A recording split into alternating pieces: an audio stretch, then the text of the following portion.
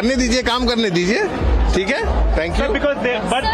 There are any groups? नहीं, हमने regulate किया है route, keeping in view the law and order scenario, और इस बात को ध्यान में रखते हुए कि जो हनुमान जयंती का जन्मोत्सव और जो जयंती है बिल्कुल सेफ, सिक्योर और हर्षोल्लास के वातावरण में ये मनाया जा सके। Thank you. सर, एक आखिरी कमेंट कर दीजिए। मैं अभी आपके साथ ज्वाइन हुआ हूँ, क्या तैयारी की गई है इसको लेकर और क्या तैयारी आप देख रहे हैं? आप एक मिनट, ठीक है ना, अभी बात करेंगे आपसे जी। तो यहाँ पर आप देखिए।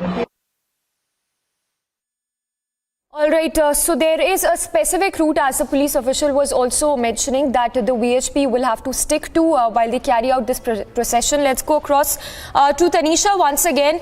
Tanisha, if you can give us those details of the specific route that the VHP workers will have to adhere to while they carry out this procession that will, we understand, continue till 6 p.m. today.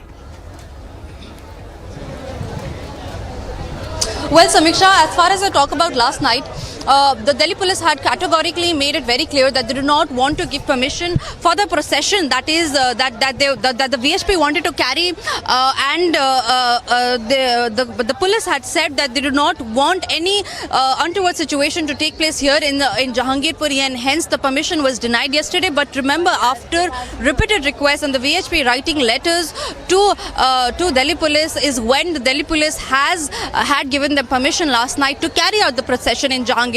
However, it was limited to certain routes, to certain areas, and not to be extended below that level. Barricades have also been put into place, Samiksha. As you can see behind me, the procession is already underway, and there are certain routes that the VHP will have to follow, that the members taking part in the yatra will have to follow and adhere to, keeping in mind the law and order situation. And hence, these are few rules that have been stated by the Delhi police, keeping in mind the sensitivity of the situation. Also, what we know is that Kapil Mishra was on his way, BJP's Kapil Mishra was on his way to attend the procession that is being carried out, as you see on your screens. However, he was stopped by DCP Silampur while on his way, and now the cops have taken him to the DCP's office, and what we are getting to know is that he was stopped because the cops wanted to ensure that the law and order is followed by, and that everybody abides by the law, and that no untoward incidents happen. Because remember,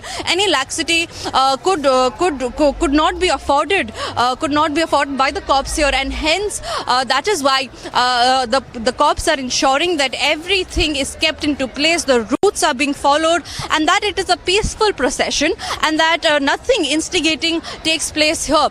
So like I was telling you, the cops have been deployed at every nook and corner.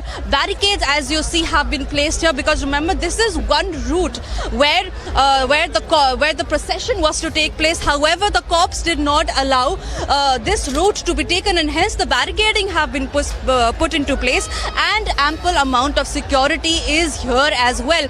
So like I was saying, there are certain routes decided yesterday that was told to the VHP Karyakartas to be followed if they wanted to take out the procession. It is being adhered to, Samiksha, as far as I can see, because the procession that we were talking about started at 2 p.m. It is Hanuman Jayanti today, and the VHP are quite enthusiastic about the procession that they are carrying out. So far, they have adhered to all the rules, all the routes and rules that were given by the Delhi police to them. Delhi police, remember, along with CRPF, RAF and paramilitary forces have been deployed here in the E block of Jahangirpuri, and all of this to ensure just one thing, that is peace.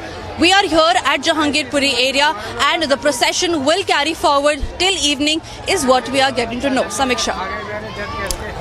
All right, Alisha, stay with us while we keep up with these visuals full frame as we speak. The visuals there on your screens right now of the VHP workers who've gathered in large numbers to stick to that, to carry out that procession. Tanisha, for our viewers, once again, if you can take us through that exact route, the details of this specific route that the VHP workers will have to adhere to while they carry out this procession till 6 p.m. as they celebrate Hanuman Jayanti today. Well, yes, Samiksha. First, I would like to show you where the procession had actually started from. That is the route from where the procession has actually started from. It has just crossed a few meters, and it is a procession that will not take any turns. Remember, that will not go inside any nook and corner of this area, because what we see here is that law and order should be abided by every citizen, even if they're carrying out procession. This was one of the routes, Samiksha, that was decided by the VHP workers that they will be taking. However, this route has been closed by the Delhi police personnel, keeping in mind the security of the situation. Barricades have been put on my left and right hand side, and these two are the areas where the procession will not carry forward from. It will only go straight, and it will end at about another 700 to 800 meters. It is a long procession, quite long procession, where we have about 500 to 700 people taking part in the procession. And following the routes. Now, where what you see on your screens are the visuals from where the procession had started.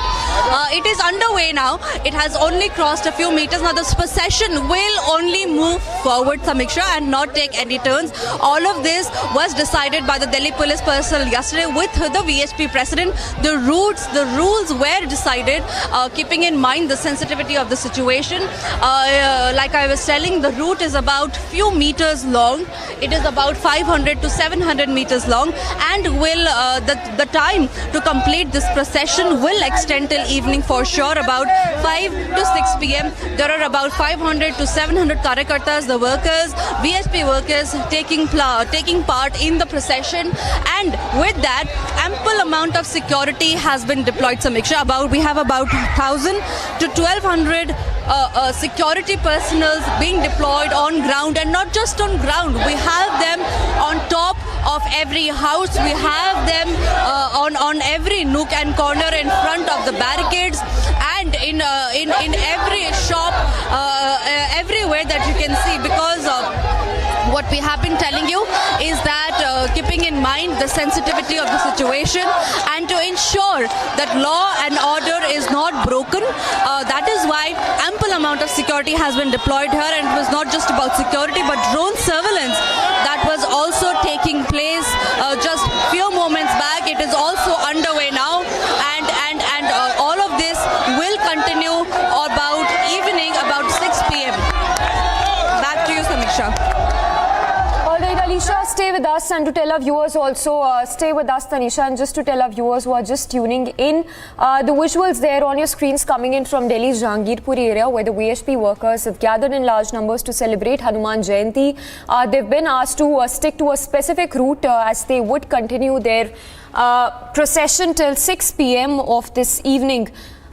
Remember, the permission, of course, has already been given, of course, as a result of which the procession is being carried out by the VHP workers. In fact, news that came in just a short while back of Kapil Mishra, who's been stopped from reaching that specific location where the procession is being carried out. Tanisha, what is exactly the reason? Why has Kapil Mishra been stopped to attend this VHP procession which is happening in Jahangirpuri?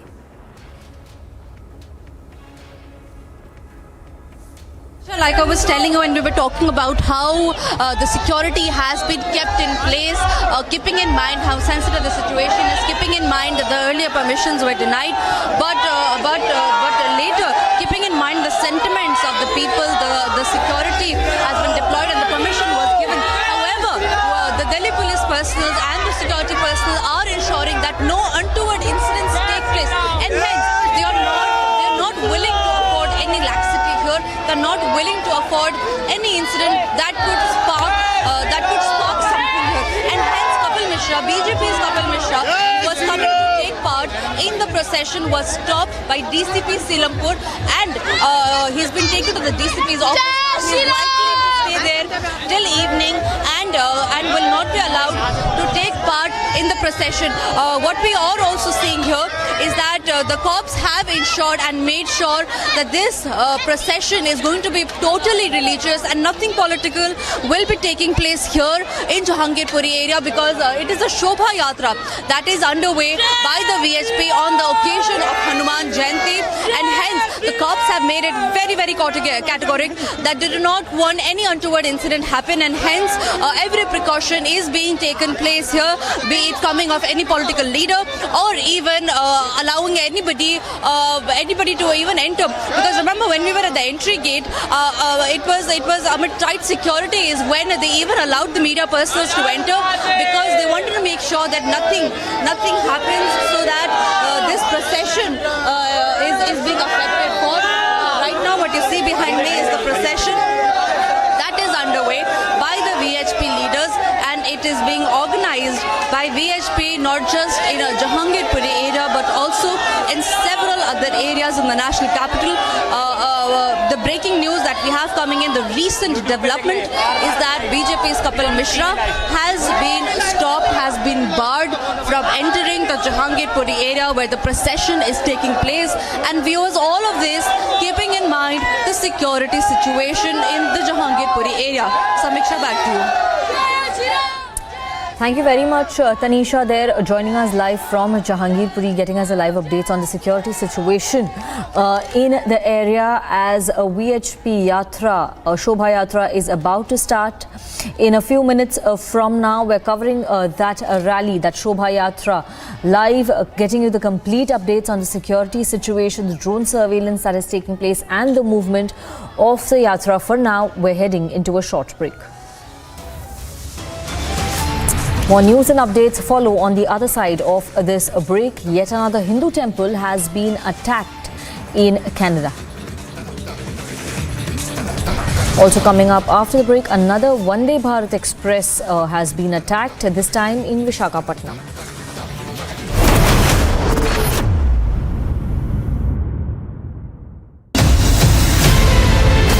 आप सभी देश के जन जन तक सही सूचनाएं पहुंचाने में अहम भूमिका निभा रहे हैं। जब नेशन फर्स्ट होता है तब हमारे संकल्प भी बड़े होते हैं और उनको सिद्ध करने के प्रयास भी व्यापक होते हैं। प्रधानमंत्री जी, हमने भी ठान लिया है, हमारा रिपब्लिक मीडिया नेटवर्क भी अपने कदम और भी तेज करेगा।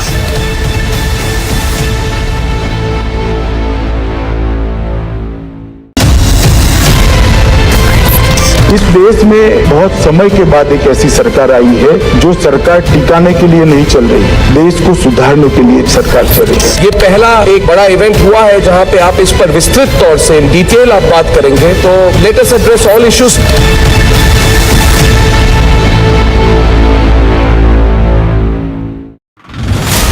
Attack in the train from Alappuzha to Kannur has been now arrested from Maharashtra's Ratnagiri. The Kerala ATS has been constantly giving out information about this particular Shahrukh Saifi to all the important ATS in the important cities. The Kerala police had taken out one cell phone which played a crucial role in nabbing this accused right now, and Shahrukh Saifi's name along with the picture drawn by a eyewitness was what helped the police to identify this person as Shahrukh Saifi.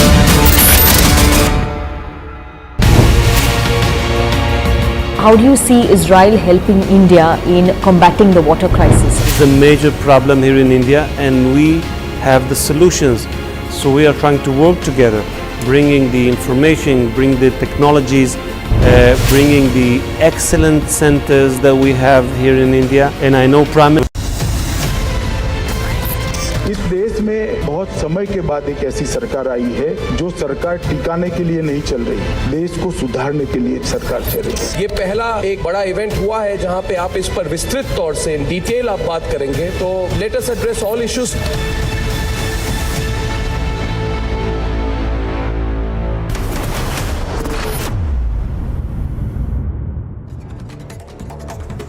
Finance Minister Nirmala Sitharaman addressed a news conference in poll-bound Karnataka and she launched an attack on Rahul Gandhi. She said that Rahul doesn't speak about projects given by various Congress governments to Adani. Opposition has no issue. And in opposition, every party wants to be the dominant party. So they pick up on issues thinking that will bring them together.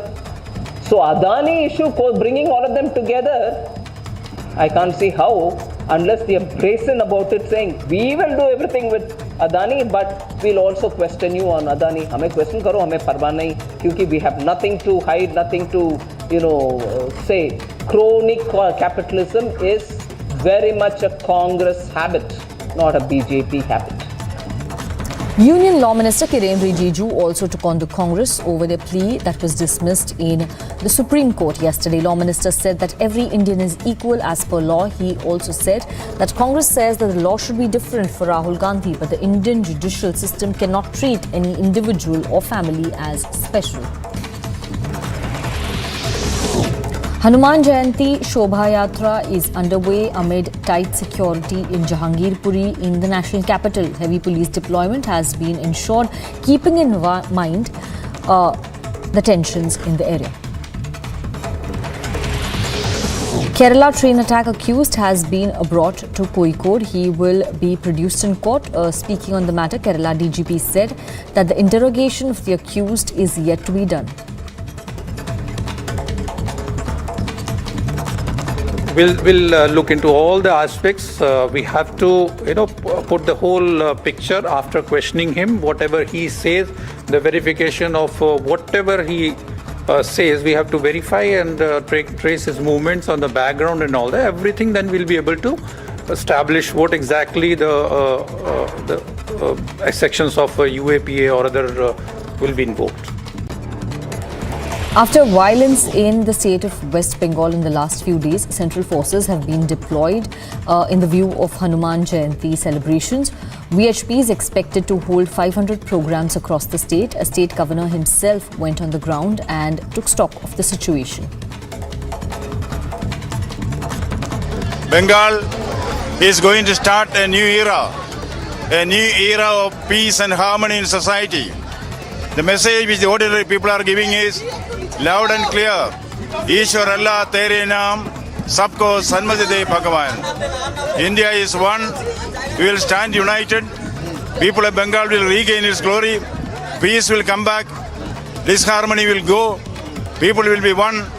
Chanda Unja Rehe Hamara. That is going to be the message which we are going to give to the world. Thank you.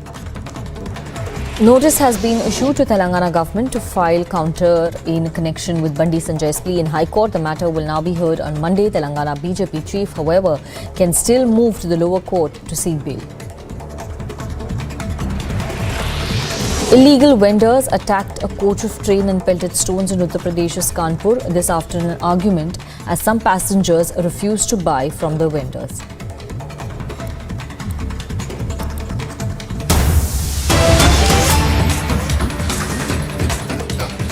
And we're getting breaking news updates that Enforcement Directorate has filed the second supplementary charge sheet against Raghav Reddy, Rajesh Joshi and Gautam Malhotra in the money laundering case revolving around the alleged excise policies scam, or as it is known as Liquorgate. The charge sheet has been filed before the court and it will be taken up for consideration on the 14th of April.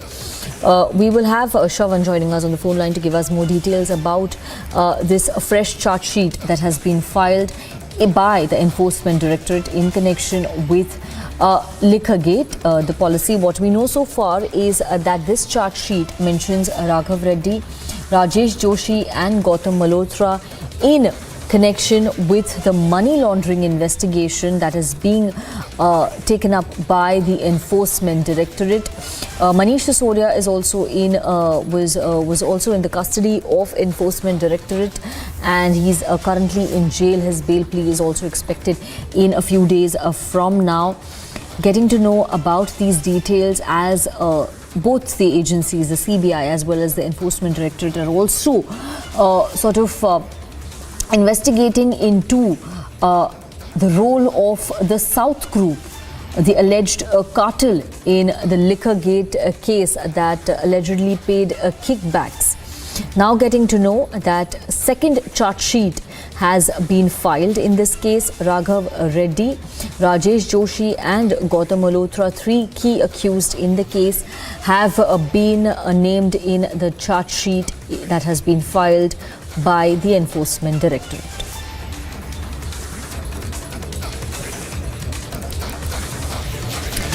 These are the latest pictures, in fact, that we're getting from the courtroom of the ED officials going into court with the charge sheet in their hands.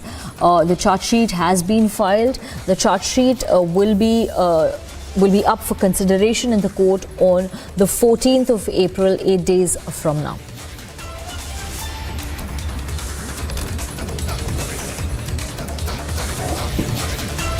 And Union Finance Minister Nirmala Sitharaman, in fact, attacked Rahul Gandhi in poll-bound Karnataka. She said, and I quote, that Rahul Gandhi is now a repeat offender with baseless allegations against the Prime Minister, saying things like we give undue favours to Adani. Here's what she said. Rahul Gandhi will not speak a word about it. And he keeps throwing allegations against the Prime Minister. I challenge him to go and cancel all these orders which were given by his own government. Congress's history of fulfilling promises is known to everybody. They never fulfill. They'll put the people into a trap saying, I'll give you this, I'll give you that, and never. Rajasthan also. So Adani issue, bringing all of them together, I can't see how, unless they are brazen about it, saying we will do everything with Adani, but we'll also question you on Adani. हमें question करो, हमें परवाह नहीं, क्योंकि we have nothing to hide, nothing to, say. Chronic capitalism is very much a Congress habit, not a BJP habit.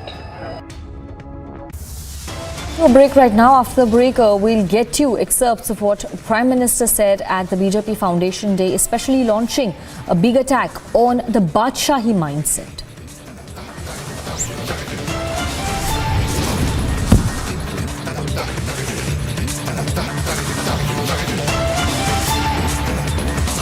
Amidst the rally.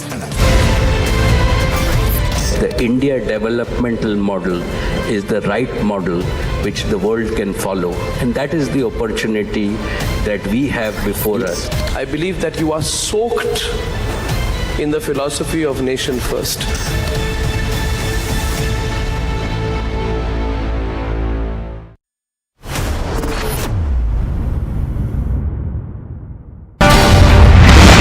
There's a mail that has been sent to you asking for help. Are you saying that there is no email? Boss, you cannot insult someone. The biggest actions of the movements include of various rank. We've killed the Prime Minister, the Chief Minister, generals of the army. These are all targeted killing.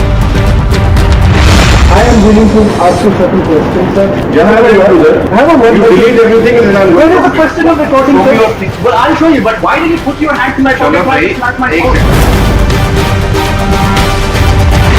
Mr. Wazir, why you arrested him? Because it was a case, I believe, that was closed by the police itself. They're trying to stop us from reporting.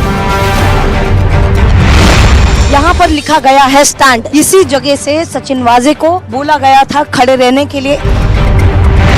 We are standing in the premise of a church right in the middle of Bucha. This is exactly what Ukraine is now calling it, a genocide that has been committed by the Russian troops.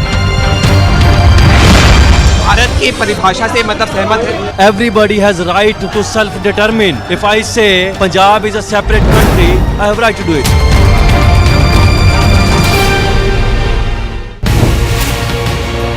When we see that the masterminds, the plotters of this attack are still unpunished, they are still roaming free, what can India and Israel do together to ensure that the plotters, the mastermind of this attack are punished? Everyone that took part of the terror attacks pays the price, a very heavy price. So we are still waiting for those who committed, those who sent, those who operated those terror attacks to be brought to justice. And indeed, we need to bring very serious pressure. fighting back economic fugitives, fantastic. But a crackdown on corruption alone is not enough to steer the economy. That is where the reforms are not just to remove those who are with several cases of corruption and disproportionate assets. This will ensure that at a local level, no officer can go about saying, hey, I've come to inspect you, without the system approving it.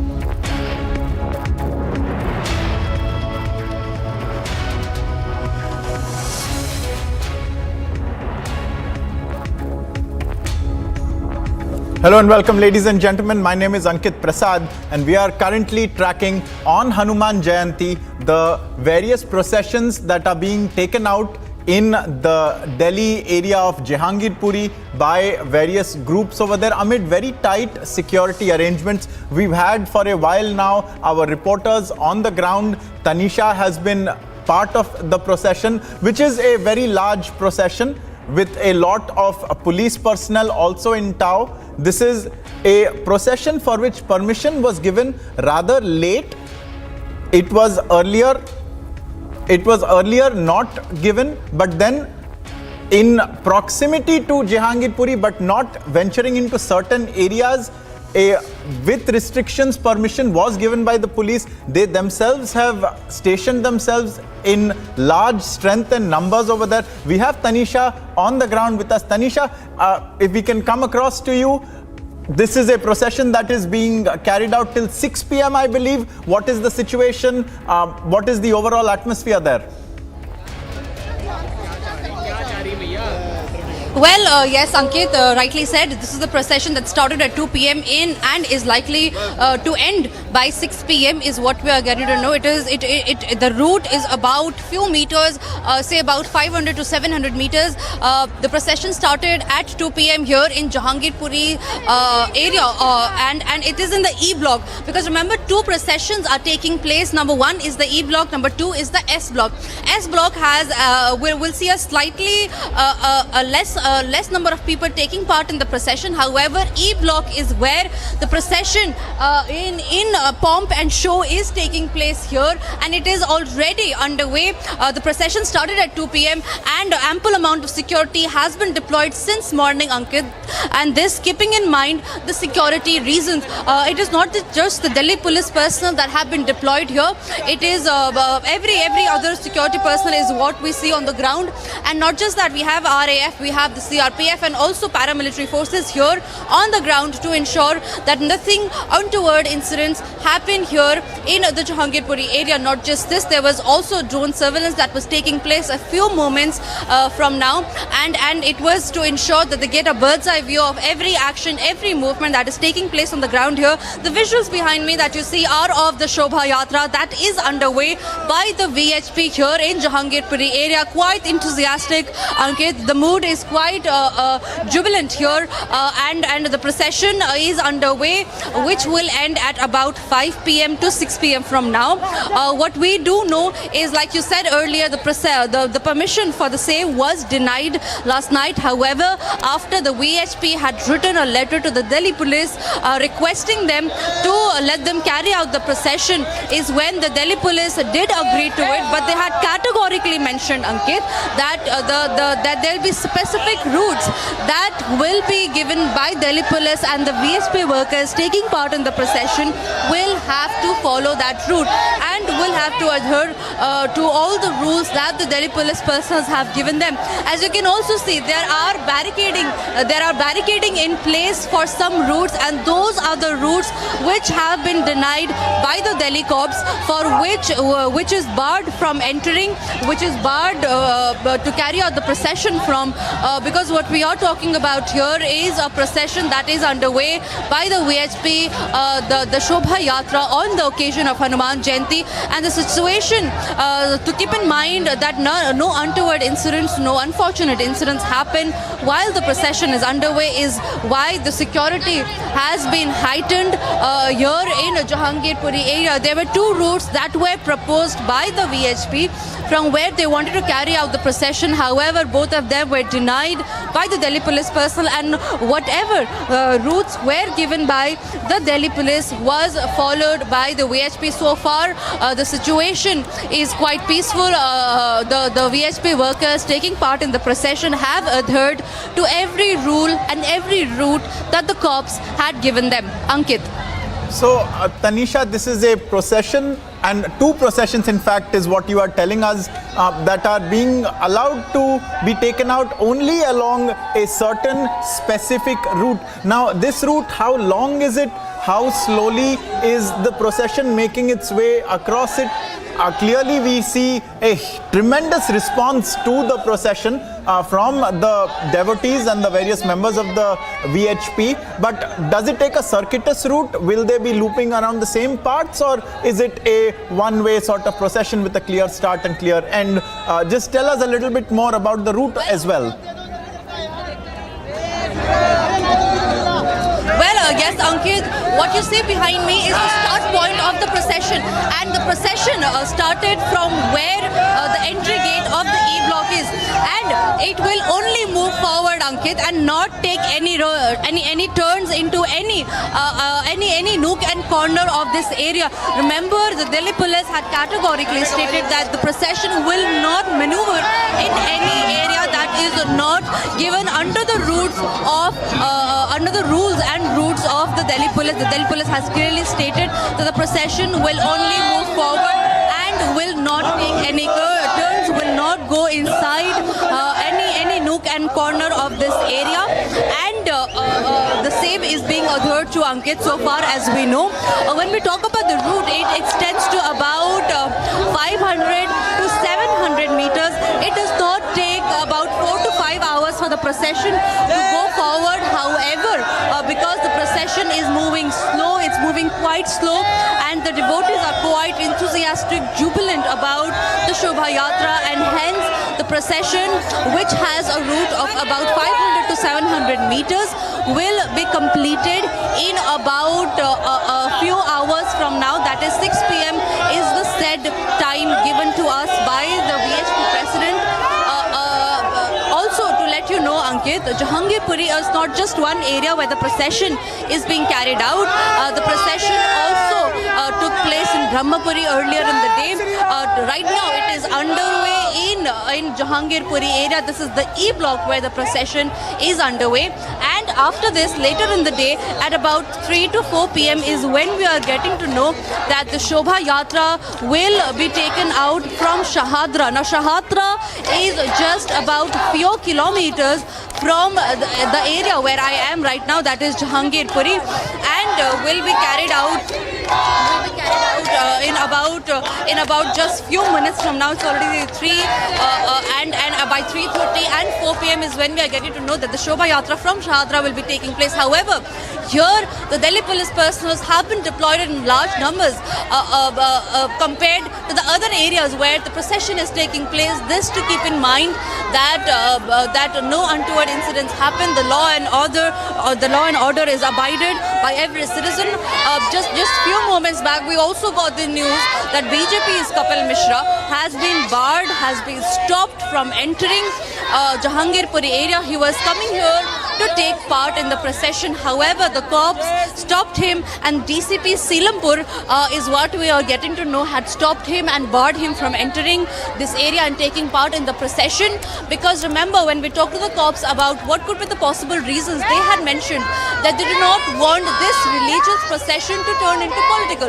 Now, that is one of the reasons why they are ensuring that no laxity is taken place. Prior permissions were given, and nothing is being beyond what the rules that they had set, and hence BJP's Kapil Mishra was not allowed to enter. He's been taken to the DCP's office, is what we know so far. And so far, the procession has been peaceful, Ankit. That's the status for now on ground. But we will keep a track of what's happening further in time as well. Ankit. Absolutely. Do stay with us, Tanisha. Even as you were reporting, there were visuals coming into our newsroom of drones being deployed by the police. Clearly, the police is not taking anything for granted. In fact, if I'm not mistaken, until yesterday, the permission for this very procession was not even given. You're also talking about a procession being held in Shadara, not far away. Tanisha, correct me if I'm wrong. I believe the VHP has planned to take out multiple processions across the country on this day. In Delhi itself, we are seeing several there. How many police personnel do you see deployed around you? Are the police personnel also going to accompany the people on this 500 meter to 700 meter long route? Well, yes, Ankit rightly said. We also saw visuals coming in from Howrah, from Mumbai, where the VHP also took out Shobha Yatra from there, because today, remember, is Hanuman Jayanti, a very auspicious occasion for every Hindu, for everybody to celebrate. And on this day, especially when members like the VHP take out a long procession, a long yatra, which they call is the Shobha Yatra. And it was not just in the national capital, but also in several other places of India. And today where I am is Jahangirpuri area. Remember, this is the area where Shobha Yatra is being carried out in large number. About 700 to 800 people are taking part in this yatra, and it is comparatively a larger yatra compared to other yatras that is happening in the national capital.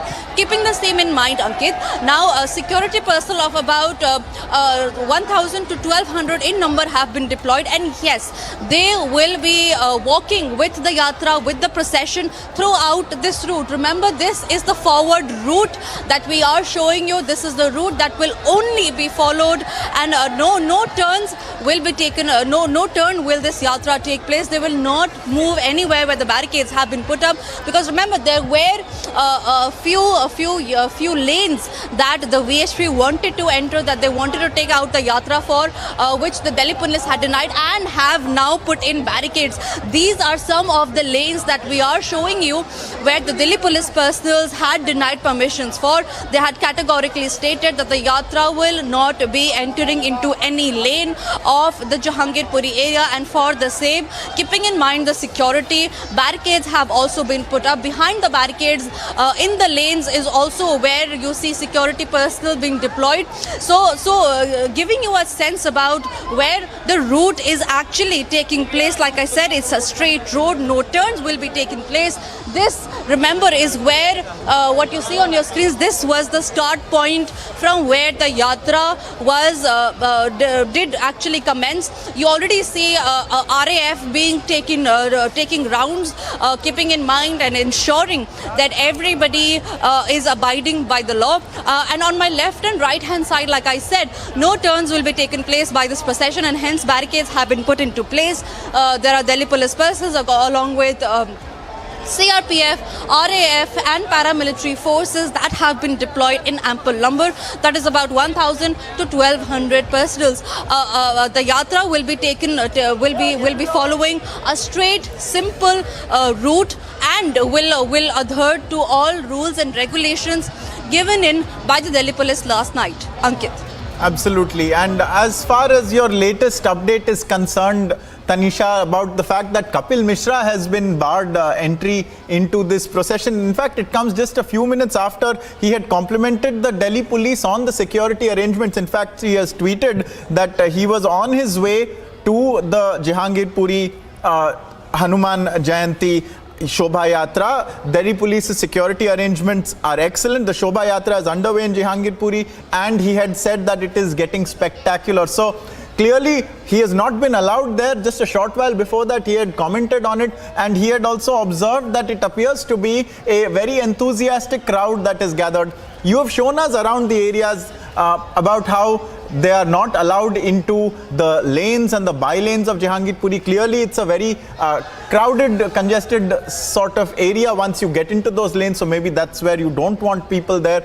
But the point sort of remains that this is a 700-meter route. You're saying the entire thing is along a main road, is it? And the police, is it maintaining like a very watchful eye? Do you see the police intermingling with the crowd? And also, Tanisha, since you've been speaking to the people on the ground, what do they have to say about being given permission to hold this? Well, Ankit, let me break this into parts now. Kapil Mishra, he was on his way. He did compliment the Delhi police on the commendable work that they have been doing, because remember, the Yatra in Jahangirpuri was to take place starting noon, about 2 p.m. But the security personnel were deployed here in Jahangirpuri since 6 a.m. So 6 a.m. is the time where when the Jahangirpuri area saw massive deployment. Now this will continue. The deployment will continue till late night, is what we're getting to know. And all of this to ensure that nobody goes beyond the law, breaks the law, and takes the law in their hand. Now, when we keep in mind the roots of this area.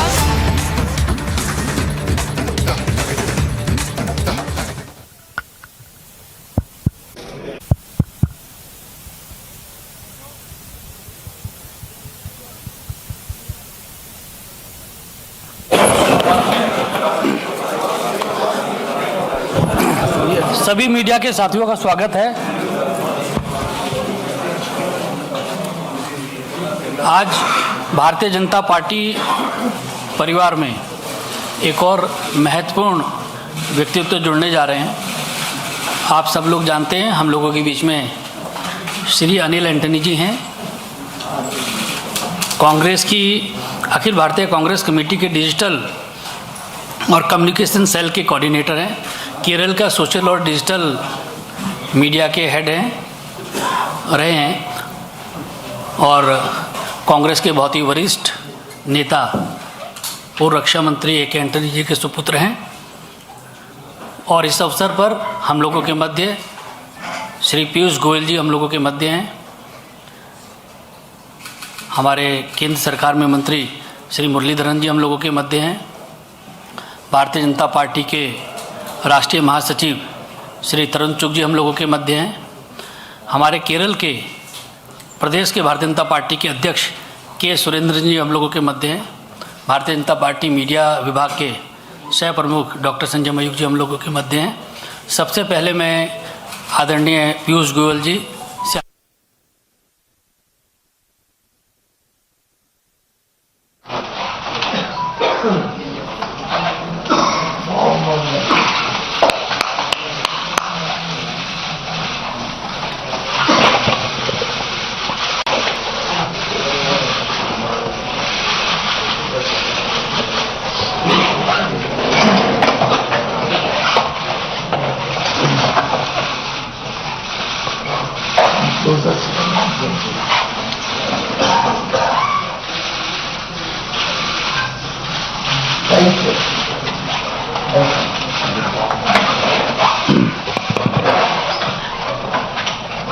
सबसे पहले मैं माननीय मुरलीधरन जी से भी आग्रह करूंगा कि Anil Antony जी का पार्टी में स्वागत करें और मीडिया के साथियों को संबोधित भी करें।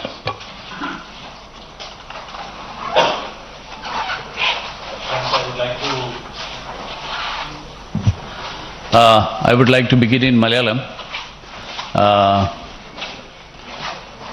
പ്രിയപ്പെട്ട മാധ്യമപ്രവർത്തകരെ, സുഹൃത്തുക്കളെ, ഇന്ന് വളരെ സന്തോഷകരമായിട്ടുള്ള ഒരു ദിവസം കൂടിയാണിന്ന്. ഭാരതീയ ജനതാ പാർട്ടിയുടെ സ്ഥാപന ദിവസമാണ് ഏപ്രിൽ 6. 1980 പാർട്ടി രൂപീകരിച്ച്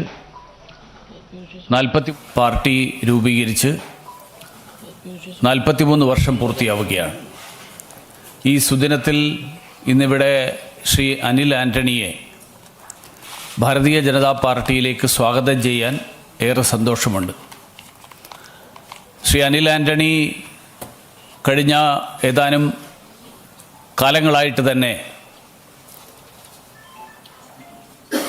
വിവിധ വിഷയങ്ങളിലുള്ള അദ്ദേഹത്തിൻ്റെ നിലപാടുകൾ, ആ നിലപാടുകളിലൂടെ രാഷ്ട്രീയ താല്പര്യങ്ങൾക്കപ്പുറത്ത് നാടിൻ്റെ താല്പര്യങ്ങൾ ഉയർത്തിപ്പിടിച്ചുകൊണ്ട് നിലപാടുകൾ എടുത്തിരുന്ന ഒരാളാണ്. കോൺഗ്രസിൽ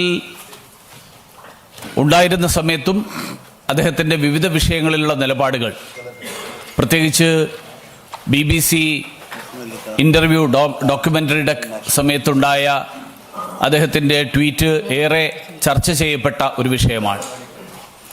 ഇന്ന് കക്ഷി രാഷ്ട്രീയത്തിന് അതിനപ്പുറത്തേക്ക് രാഷ്ട്രീയമായിട്ടുള്ള അഭിപ്രായ വ്യത്യാസങ്ങൾക്കപ്പുറത്ത് നാടിൻ്റെ താല്പര്യങ്ങൾ ഉയർത്തിപ്പിടിക്കുന്നവർ നരേന്ദ്രമോദിജിയുടെ നേതൃത്വത്തെ അംഗീകരിച്ചുകൊണ്ട് ഭാരതീയ ജനതാ പാർട്ടിയുടെ കൊടിക്കീഴിൽ വരാൻ സന്നദ്ധരാകുന്നു എന്നുള്ളതിൻ്റെ ഏറ്റവും വലിയ സൂചനയായിട്ടാണ് ഞാൻ ശ്രീ അനിൽ ആൻ്റണിയുടെ ഭാരതീയ ജനതാ പാർട്ടിയിലേക്കുള്ള പ്രവേശനത്തെ കാണുന്നത്.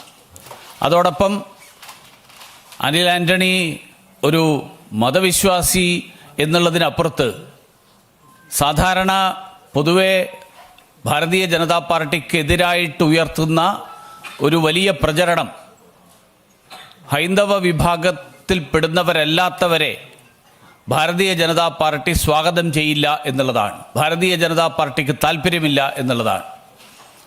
ക്രൈസ്തവ മതവിശ്വാസിയായിട്ടുള്ള ശ്രീ അനിൽ ആൻ്റണി അദ്ദേഹത്തിൻ്റെ ഭാരതീയ ജനതാ പാർട്ടിയിലേക്കുള്ള കടന്നുവരവ് ഈ തരത്തിലുള്ള പ്രചരണങ്ങൾ നടത്തുന്നവർക്ക് ഉള്ള ഒരു മറുപടി കൂടിയാണ്. തീർച്ചയായിട്ടും ഈ അവസരത്തിൽ കൂടുതൽ സംസാരിക്കാൻ ആഗ്രഹിക്കുന്നില്ല. ശ്രീ അനിൽ ആൻ്റണിയെ ഭാരതീയ ജനതാ പാർട്ടിയിലേക്ക് ഹൃദയംഗമമായി സ്വാഗതം ചെയ്യാൻ ഞാൻ ഈ അവസരത്തിൽ ആഗ്രഹിക്കുകയാണ്. मैं आदरणीय पीयूष गोयल जी से आग्रह करूंगा कि मीडिया के साथियों को संबोधित करें. Friends, at the outset, I convey my greetings to all the members, workers, office bearers who are working in the Bharatiya Janata Party under the leadership of Prime Minister Shri Narendra Modi and our National President Shri J.P. Nadda ji. This morning we were benefited immensely by the Honorable Prime Minister's guidance on the future of the Bharatiya Janata Party and the agenda before the nation as we all work collectively in the Amrit Kal to make India a developed nation. Prime Minister Narendra Modi today also stressed significantly on the series of measures that have been taken over the last 9 years without any discrimination, bina bhed-bhav ke, to make sure that good governance and the benefits of a fast-growing economy reach the last man at the bottom of the pyramid. And I say this to bring the background of Mr. Anil Anthony, senior leader of the Congress until a few hours ago, joining the Bharatiya Janata Party on this very auspicious foundation day of the BJP. He's a multifaceted personality. I was very impressed when I saw the credentials of Shri Anil Anthony ji. After graduating from the College of Engineering in Trivandrum, he pursued his master's degree from Stanford University. And I think we all know that is the envy of every engineering student to be able to get a chance to study at Stanford. Not only that, he has also completed a program at MIT Sloan on artificial intelligence and brings with him huge intellectual capabilities, which coupled with his significant contribution in the field of business, in the field of social work, and in the field of politics, makes him truly an outstanding political and social warrior who cares for Kerala, who's concerned about the future of Kerala and India, and someone who believes in India first. The fact that he raised strong objections to the BBC documentary which sought to inflame tempers and raise completely unfounded and baseless allegations against the Honorable Prime Minister Shri Narendra Modi, which were termed by Mr. Anthony as an assault on India's sovereignty and integrity, was obviously not liked by the Congress party, which at the same time was trying to use British soil to attack all democratic institutions in India. Despite his significant contribution in the social media field, in digital communications, as convener also of the digital media of the Kerala Pradesh Congress Committee, Mr. Anthony was truly insulted with the behavior meted out to him for standing up for India and for national pride. And therefore he had to leave the Congress. And I compliment him for his boldness, for his strength and courage of conviction, that on a matter of principle, he stood the ground for the nation. I've also seen his very significant contributions to furthering India's relationship with many other countries around the world. He has had a significant contribution as a young leader. He was designated a Munich Young Leader, also participated in the European Union Visitors Program, where at the European Parliament and European Commission, he was an invitee. He has been part of several youth dialogues, be it in Australia, be it in Germany, be it in Japan, where he was called a future global leader by the government of Japan. I also would like to place on record that his views resonate very well with Prime Minister Modi's vision for sustainability, and is also an active warrior against the impact of climate change. He is a net zero climate fellow at the School of Policy and Governance in 2022. With all these several facets to his personality, Mr. Anthony is a very grounded political worker and is convinced that the Bharatiya Janata Party, led by Prime Minister Shri Narendra Modi ji, is the one party which cares for India, which cares for 140 crore Indians, which is strongly an advocate of inclusive growth and sustainable growth. And believing in the leadership of Prime Minister Shri Narendra Modi ji, I would truly like to place on record our warm welcome to Shri Anil K. Anthony ji, who joined the Bharatiya Janata Party on our foundation day, in the presence of Shri J.P. Nadda, our Prabhari of Kerala, Shri Prakash Javadekar ji, and the BJP State President, Shri K. Surendran ji. Warm welcome to you, Mr. Anthony, and I wish you well in the party, and with the way the party is growing in Kerala, we have full faith and confidence that you will continue to play a very important role in the politics in Kerala, in national politics, and help the party grow in our footprints in South India. Thank you very much. धन्यवाद आदरणीय पीयूष जी। आज Anil Antony जी ने भारतीय Janata party join की है और आज के दिन भारतीय जनता पार्टी के प्रत्येक कार्यकर्ता और हमारे करोड़ों कार्यकर्ता और समर्थकों के लिए बहुत ही महत्वपूर्ण दिन है, बहुत ही पवित्र दिन है।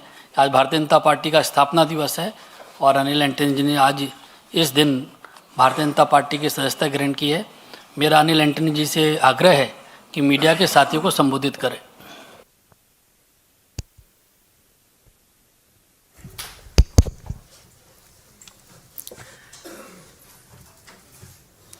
नमस्कार। ये मेरा विश्वास है कि धर्मो रक्षति रक्षिताः, धर्मो रक्षति रक्षताः। आजकल कांग्रेस के कई नेता और कार्यकर्ता मानते हैं कि उनका धर्म एक परिवार के लिए काम करना है, लेकिन मुझे लगता है कि मेरा धर्म इस राष्ट्र के लिए काम करना है।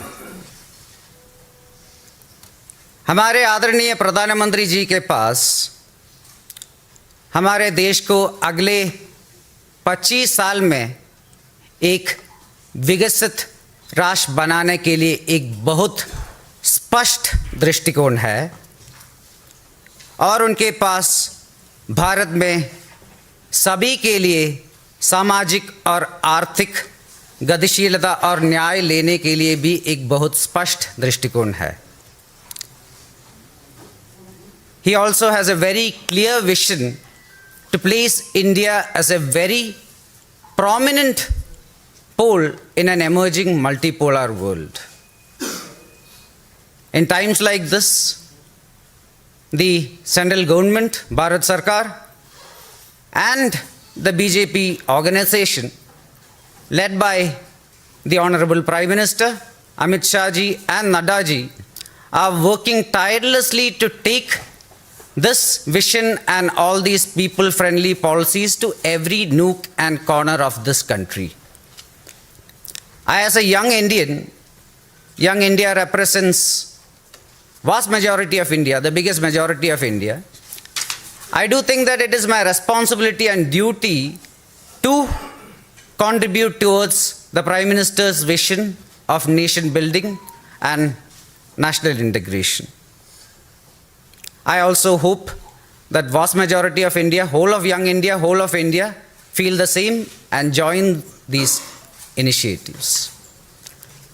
ഇന്ന് ഭാരതീയ ജനതാ പാർട്ടിയുടെ 44ാം സ്ഥാപന ദിവസത്തിൽ തന്നെ ഭാരതത്തിന് വേണ്ടി പ്രവർത്തിക്കാനും അതുപോലെ ആദരണീയനായ ശ്രീ നരേന്ദ്രമോദിജിയുടെ കാഴ്ചപ്പാടുകൾക്കും വീക്ഷണങ്ങൾക്കും അതിനുവേണ്ടി പ്രവർത്തിക്കാനും ഒരവസരം നൽകി ഇന്ന് ഈ പാർട്ടിക്ക് വേണ്ടി പ്രവർത്തിക്കാൻ എന്നെ അനുവദിച്ച ഭാരതീയ ജനതാ പാർട്ടിയുടെ നേതൃത്വത്തിനോട് നന്ദി പറയുന്നു.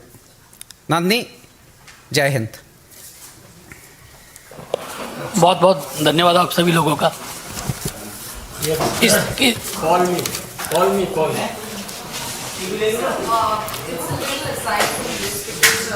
Parliament's budget session just concluded.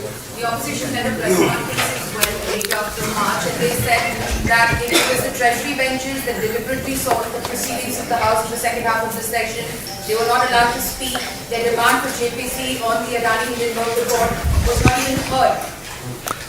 Well, I think very clearly the Congress was determined from the very start of the second half of the session not to allow the session to run.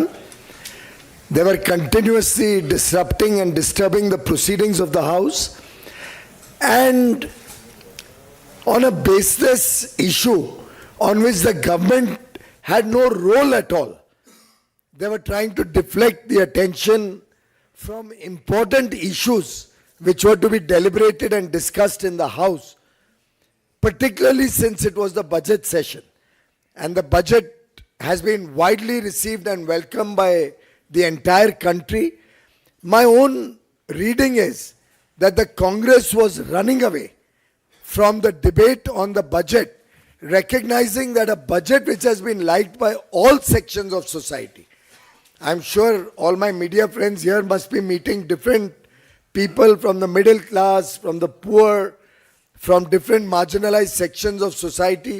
Almost universally, the Honorable Prime Minister and Honorable Finance Minister have put together a budget which was universally welcomed and appreciated. The Congress did not want the budget to be discussed. Therefore, they were raising baseless demands and not allowing the House to run. At the same time, the Parliament, all our institutions, democratic institutions like the Judiciary, Election Commission, all were attacked by senior Congress functionaries, not only in India, but also on foreign shores. And clearly we could not accept that the leader of the principal opposition party, the Congress, could not even have the magnanimity to apologize to the nation for bringing politics on foreign shores. बहुत ही दुर्भाग्यपूर्ण स्थिति रही इस सदन के दूसरे सत्र के दूसरे भाग में. मैं समझता हूं कांग्रेस ने शुरू से ही मन बना लिया था कि किसी हालत में हम ये सदन चलने नहीं देंगे.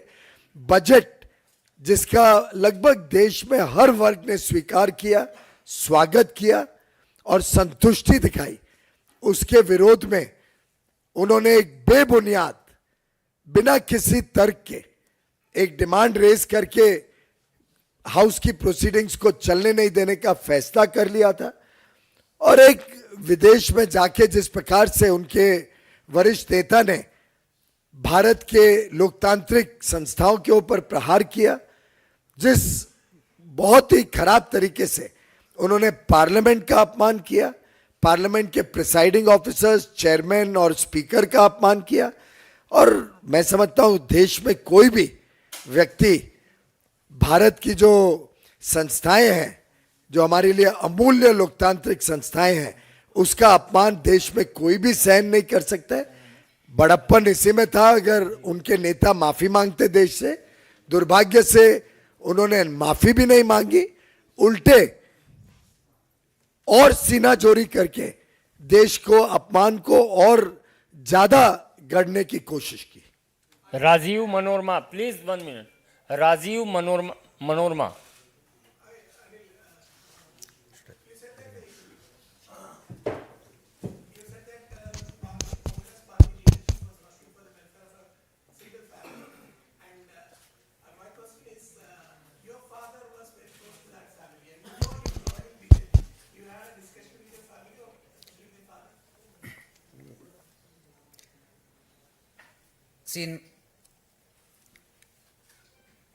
See, in my house there are 4 people.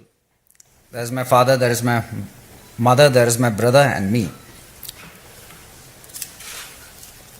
All of us are very different people. Family, he is my father, so we have a very good relationship. He is the person I love and respect the most in my life. But this is not about personalities, this is about a difference of opinion, ideas. And I strongly believe that I had taken the right step. But my respect for my father, my love for my father remains the same, it will always remain the same. There is no question of any politics in my family. Neeraj Pandey, ABP. Anil ji, Bharatiya Janata party का नारा है एक youth एक vote. तो क्या अपने booth पे आप अपने पिताजी को भी भाजपा में लाने का प्रयास करें? 10 यूथ वो भी आ सकता है क्या? अब हम प्रश्न बजट सेशन पे ले रहे हैं, तो जतिन जी यदि प्रश्न हो तो आपका जवाब आ गया था.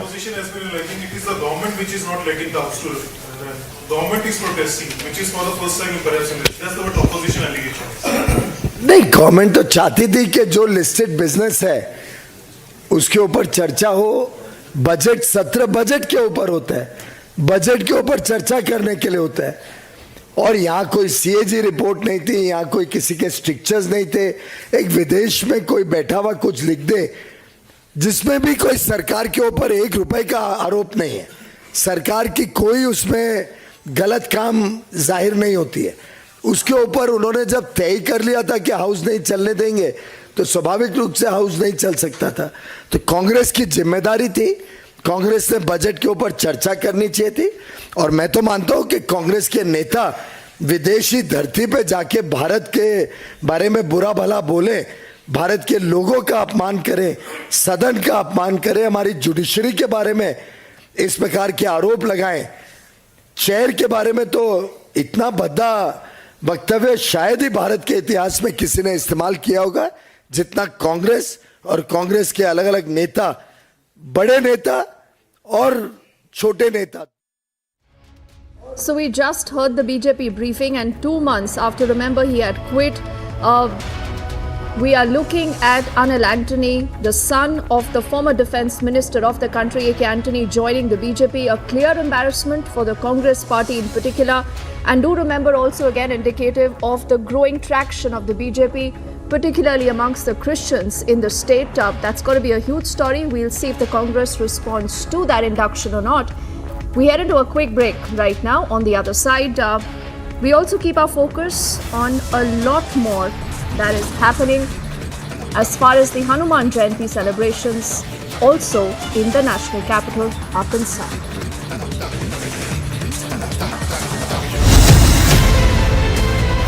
Mediation will work when there is uncertainty of winning by any one party. इसलिए जो judgment आया यही सबसे उत्तम है. This puts an end to the whole issue. Assertive 1% that wants to open the wounds again. They do not operate only by the verdict of the court.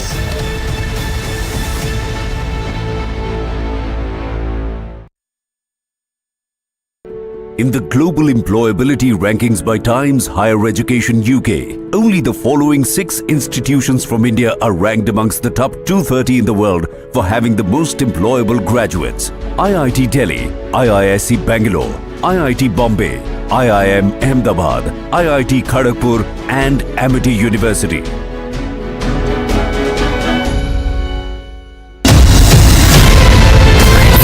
इस देश में बहुत समय के बाद एक ऐसी सरकार आई है जो सरकार टिकाने के लिए नहीं चल रही, देश को सुधारने के लिए सरकार चल रही है. ये पहला एक बड़ा इवेंट हुआ है जहां पे आप इस पर विस्तृत तौर से इन डिटेल आप बात करेंगे, तो let us address all issues.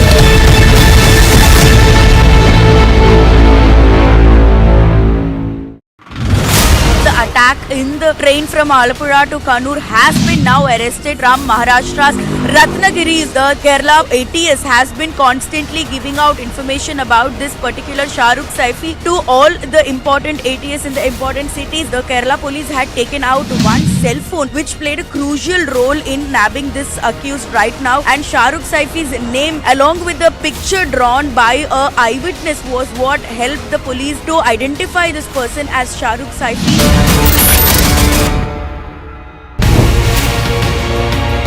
How do you see Israel helping India in combating the water crisis? It's a major problem here in India and we have the solutions.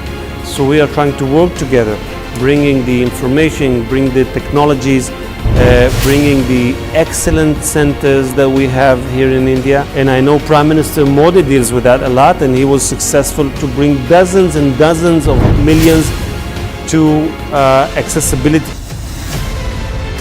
आप सभी देश के जन जन तक सही सूचनाएं पहुंचाने में अहम भूमिका निभा रहे हैं. जब नेशन फर्स्ट होता है तब हमारे संकल्प भी बड़े होते हैं और उनको सिद्ध करने के प्रयास भी व्यापक होते हैं. प्रधानमंत्री जी, हमने भी ठान लिया है हमारा रिपब्लिक मीडिया नेटवर्क भी अपने कदम और भी तेज करेगा.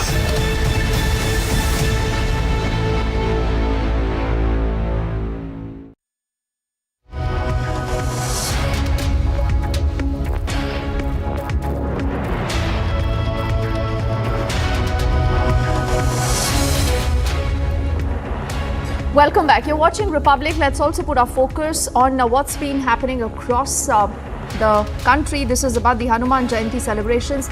We are putting our focus now on these images that you will see on your screens coming in from the Jahangirpuri area in the national capital, where after initially the police denied the permission for the Shobha Yatra, it has finally been allowed.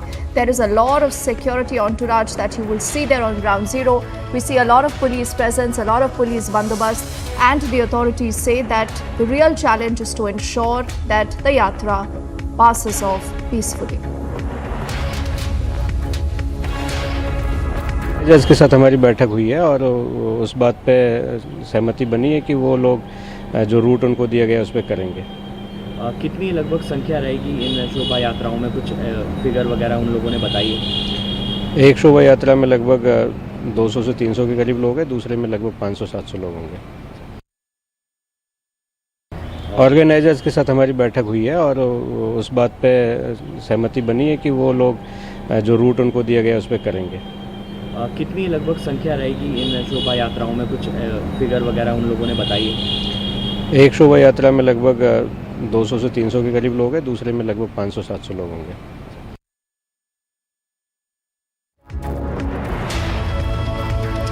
I'm told our colleague Tanisha is also joining us live, and let's go across to her. Tanisha, there has been a lot of effort by the authorities to ensure that there is peace and calm. We also do see a lot of police bandobast.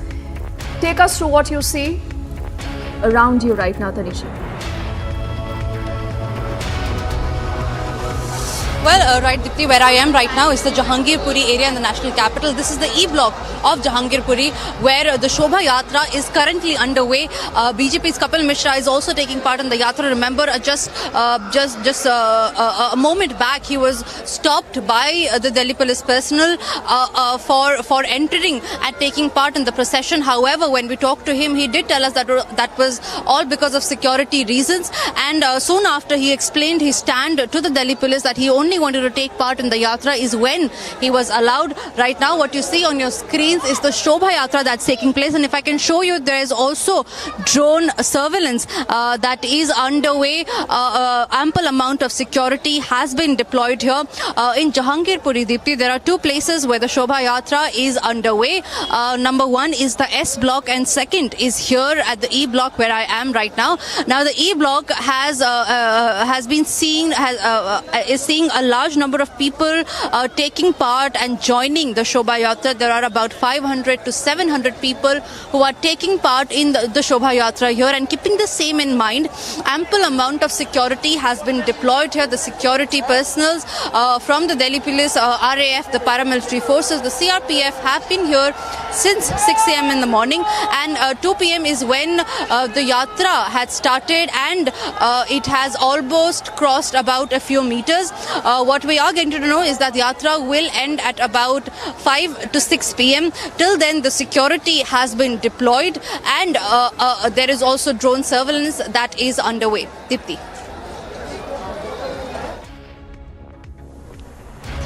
Now, Tanisha, there are some reports indicating that the Yatra possibly has been halted for the moment.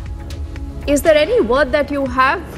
Is there a specific route the Yatra has been allotted? Do we know the distance that it's usually going to be covering?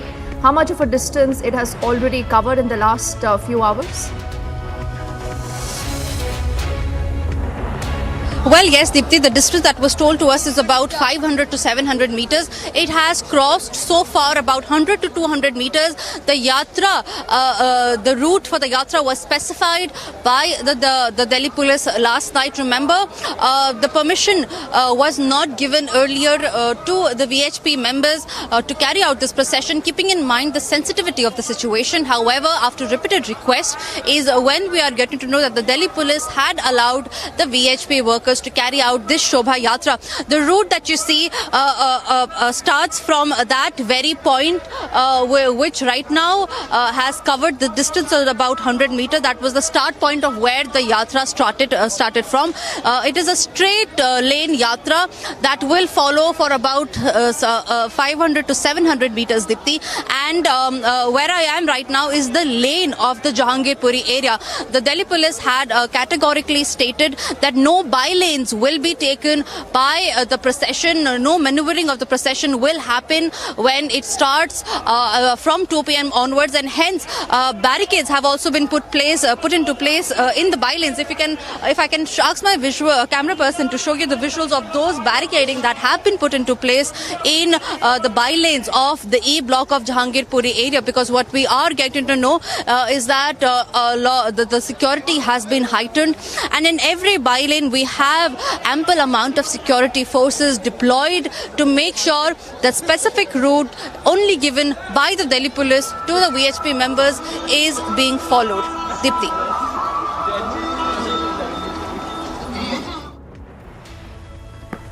And Tanisha, why don't you just move around, move your cameras a little bit up. What is the kind of reception this entire Shobha Yatra has also received? Just move around and tell us, please. Well, right, Dipti, as you can see behind me, the Shobha Yatra is underway. We have loud music that's playing around, quite jubilant atmosphere, Dipti, because the Karyakartas, they had been planning this for quite some time now, and today is a Hanuman Jayanti, a quite auspicious occasion for the Hindu community, and it is celebrated in a very extravagant manner, and hence the Shobha Yatra that you see here is quite euphoric, quite jubilant, and it is filled with enthusiasm with the VSP Karyakartas and other devotees taking part in this procession. We also heard Ram Nam chants that were taking place while the Yatra was moving forward. There are many people who have come not only from Jahangirpuri but also from areas nearby to take part in this procession, because remember, as I was telling you, this so far is the largest procession that is taking place in Jahangirpuri.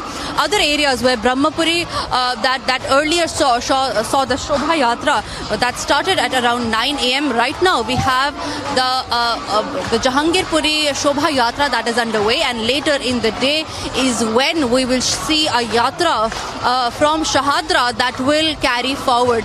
So ample amount of security also deployed, and the security personnel have been walking with the Yatra till wherever the route has been given. As you can see, there are drone surveillance that is already underway. Along with that, security personnel have been deployed at every lanes, by lanes, every nook and corner of this E-block to make sure that no untoward incidents take place here while the procession is moving forward. What we are getting to know is that the Yatra will extend to about 5 to 6 p.m. 5 to 6 p.m. is when we are given the time that this Yatra will end, and till then every security personnel present on the ground will ensure that the Yatra, the procession is carried peacefully. अनुसार लेकर चलिए, लेकिन विश्व हिंदू परिषद की तरफ से यही कहना है कि शोभा यात्रा को हम अनुशासन के साथ ही आगे लेकर जाना चाहते हैं। अब इसी में बात जो है वो कहीं ना कहीं आपको फंसी हुई नजर आ रही होगी। ये वो बैरिकेड्स है जो बैरिकेड्स यहाँ पर लगाए गए हैं। इस बैरिकेड्स के आगे जो है वो यात्रा ले जाने की परमिशन नहीं है, लेकिन इस तरफ देखिए, ये जो विश्व हिंदू परिषद के जो लोग हैं वो कहीं ना कहीं अड़े हुए हैं इसी बात पर। आइए इनसे बात करने की कोशिश करते हैं और जानते हैं कि ये यात्रा को आगे लेकर जाना चाहते हैं या नहीं जाना चाहते हैं, क्योंकि लगातार यही कह रहे हैं शुरुआती दौर से ही। देखिए, सुरेंद्र गुप्ता जी से बात करने की कोशिश करेंगे। यहाँ पर जो है यात्रा को तस्वीरें आप देख सकते हैं, लगातार जय श्री राम के नारे लग रहे हैं यहाँ पर, और विश्व हिंदू परिषद के तमाम वो कार्यकर्ता भी यहाँ मौके पर मौजूद हैं। उनका यही कहना है। अरे भाई, आपको बुला रहे हैं आगे।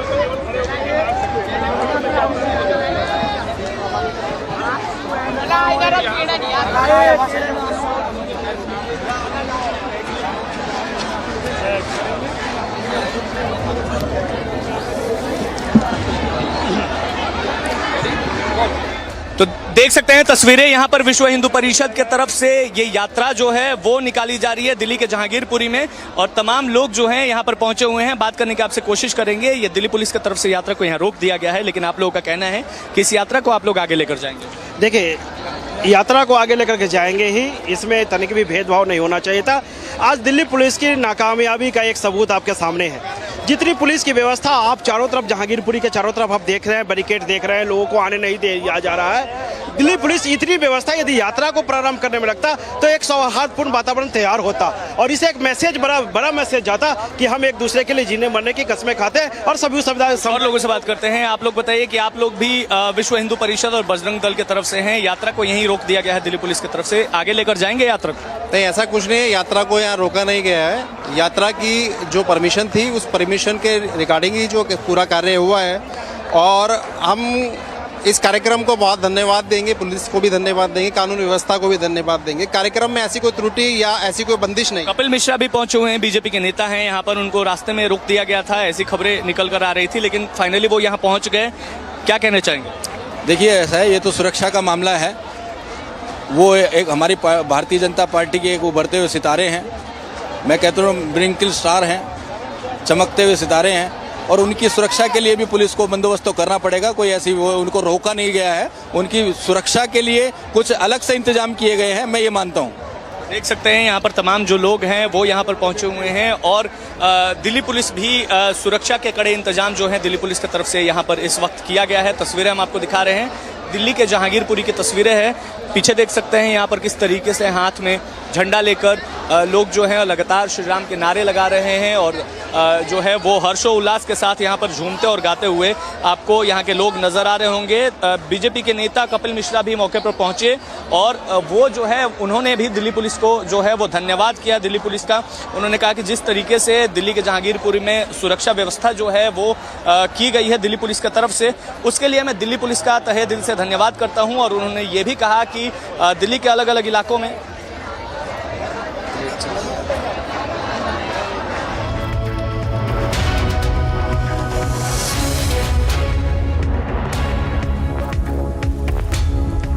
So you also heard that report right now being broadcasted by our colleague at our sister channel, that's Republic Bharat. We'll keep you ahead on all developments on that story.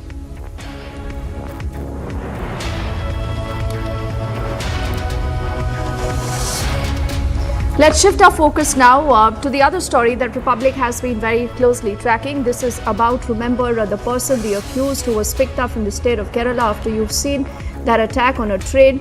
Now, the agencies believe that at this point they cannot rule out a terror angle. Also, they've been able to access a lot of his diary entries.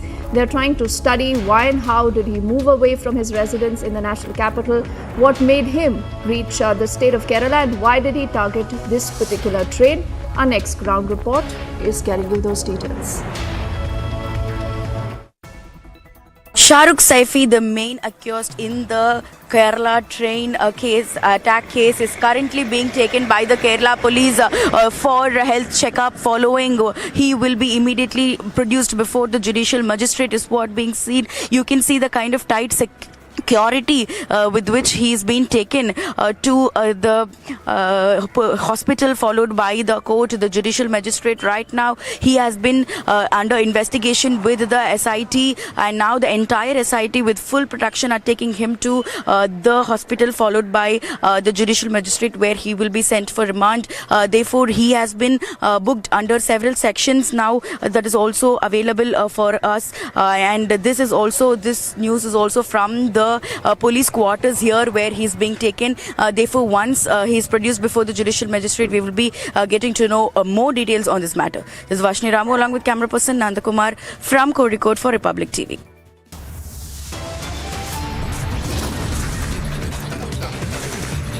We are into a break right now. On the other side, the central forces have been deployed in Bengal. The governor himself going on ground to take a stock. This is on a day when Hanuman Jayanti is being celebrated.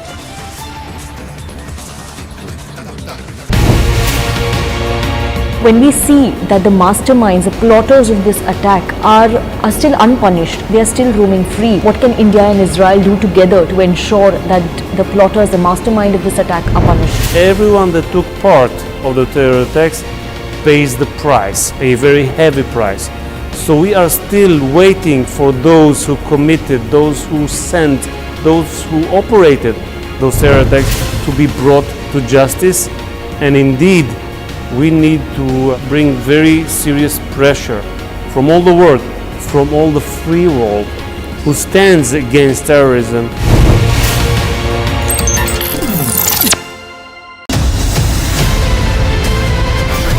The India developmental model is the right model which the world can follow, and that is the opportunity that we have before us. I believe that you are soaked in the philosophy of nation first.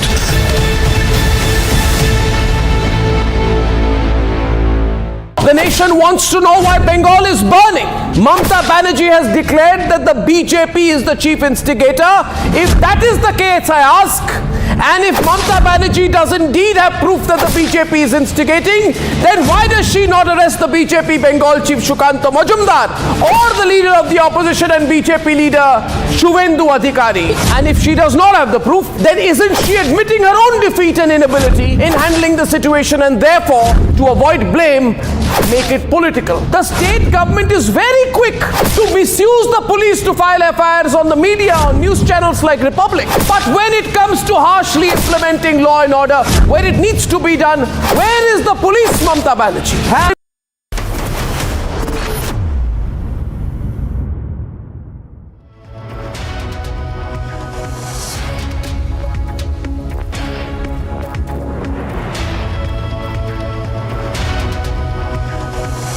All right, viewers, we are live and breaking. We're getting top updates coming in. Hanuman Jayanti Shobha Yatra is being held amid tight security in Jahangirpuri in the national capital. Heavy police deployment has been ensured, keeping in mind the violence that broke out last year. Let's go straight to Tanisha, who's joining us live from ground. Tanisha, just coming across to you. Take us through exactly what's happening. Top police officials are at the Shobha Yatra.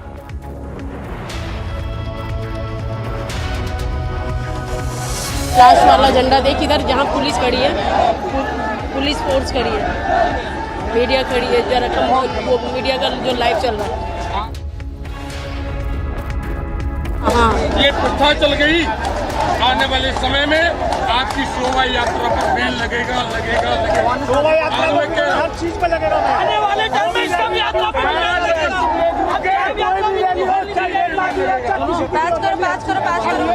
भड़काने वाली बात करते हो, कहाँ भड़काने वाली बात है आप बताओ ना।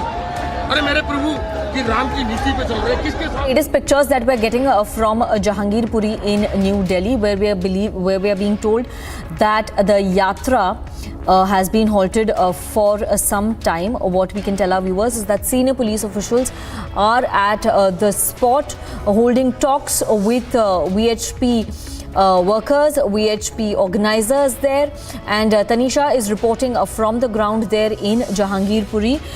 Tanisha, what is the latest ground situation? Well, Sonika, what started as a very peaceful procession now seems to have some altercation between the BHP workers and the cops. What we are seeing here is, as you can see, there are barricades, there are cops and there are RAF security personnel who are here. This is the route, this is the end area where the yatra is to end. However, the VHP workers are very adamant on moving forward. They say that it is their ancestral history that they have been taking out the yatra and moving forward. They haven't stopped at one place. However, the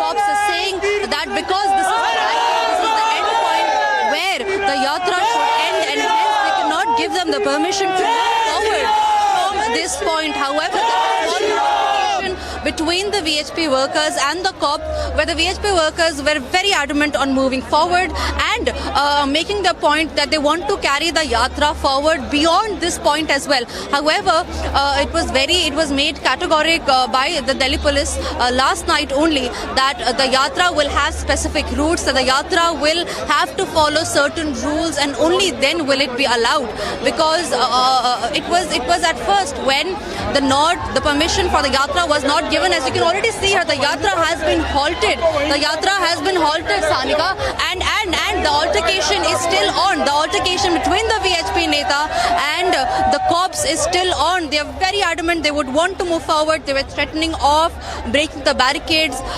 There was this VHP leader who threatened that they would move forward despite not having the nod, because what they are saying is that they want to take the procession forward and that they would not break any rules. However, remember, Sanika, what we did see from the official notification of the Delhi cops last night is that the route was already decided by the police personnel, where they had categorically mentioned that these are specific routes and these are specific rules that that everybody in the procession will have to follow. And all of this, Sanika, was kept in mind to ensure that no untoward incident will take place in the yatra. As you can see, Shri Ram slogans are being chanted here, and the Delhi police personnel will just address the workers, the procession in some moments from now, because they are very adamant that the procession will not move forward from the end point which the cops had already given out last night. Sanika. So these are the latest pictures we're getting from Jahangirpuri, where Tanisha is reporting live from the ground. Tanisha telling us that the yatra has been halted for some time for now.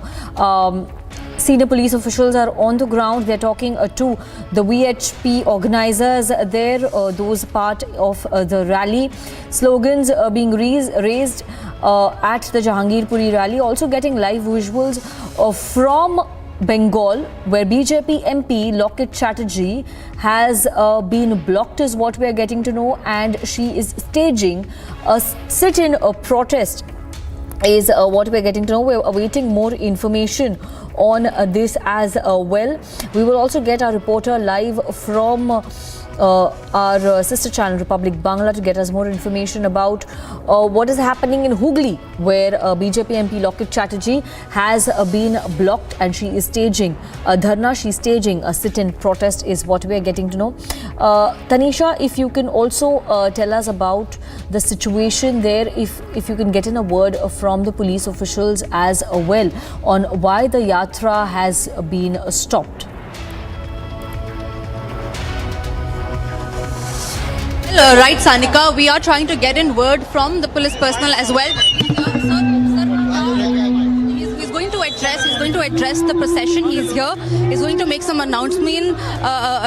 Everybody is just awaiting the announcement, because remember, the cops are very adamant on not letting the procession move forward because the decided route has ended. This was the route that was given to the procession, to the VHP workers who were trying to carry out the procession. Let's listen into what the Delhi police personnel has to say. मैं बोलूं please. जय श्री राम। मैं विभाग मंत्री राजीव, अपना झंडे वाला विभाग, अपनी यात्रा यहीं पर पूर्ण होती है और यात्रा इतनी भव्य यात्रा रही, और जो अपने समाज का जो आज ये दृश्य जो दिखाई दिया है, ये भी प्रशासन को भी और हिंदू समाज और विधर्मियों को भी ध्यान में आ गया होगा। और हम अपनी यात्रा, अपनी चालीसा हम पूरी कर चुके हैं और अपनी यात्रा हम यहीं पर समाप्त करते हैं। अपने सुरेंद्र जी, प्रांत मंत्री जी भी हैं, सभी का धन्यवाद कर रहे हैं।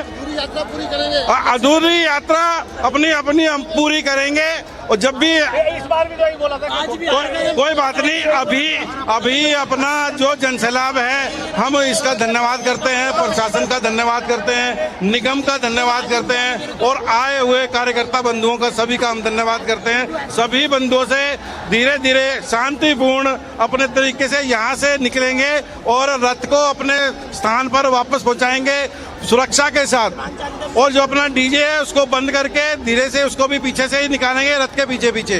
धन्यवाद। शांति के साथ अपना बना करके आगे निकलेंगे। अपने जितने भी कार्यकर्ता हैं, जो सुरक्षा वाले कार्यकर्ता हैं, सभी ध्यान देंगे, कोई कार्यकर्ता इधर उधर ना हो और सभी कार्यकर्ता ठीक ठाक से अपने घर पहुंच जाएं। धन्यवाद। बहुत बढ़िया। एक बात और Sanika, the present situation seemed to be resolved now. देते हो नहीं देते हो आप? अगली बार पूरी करेंगे जनता। नहीं भाई साहब, ये कोई भी सर देखो गलत बात है। आप किसी नेता का वर्षों होता है, आप उसको देते हो नहीं देते हो? जो मुहर्रम निकलता है वो भी कुशल चौक पे ही मिलेगा।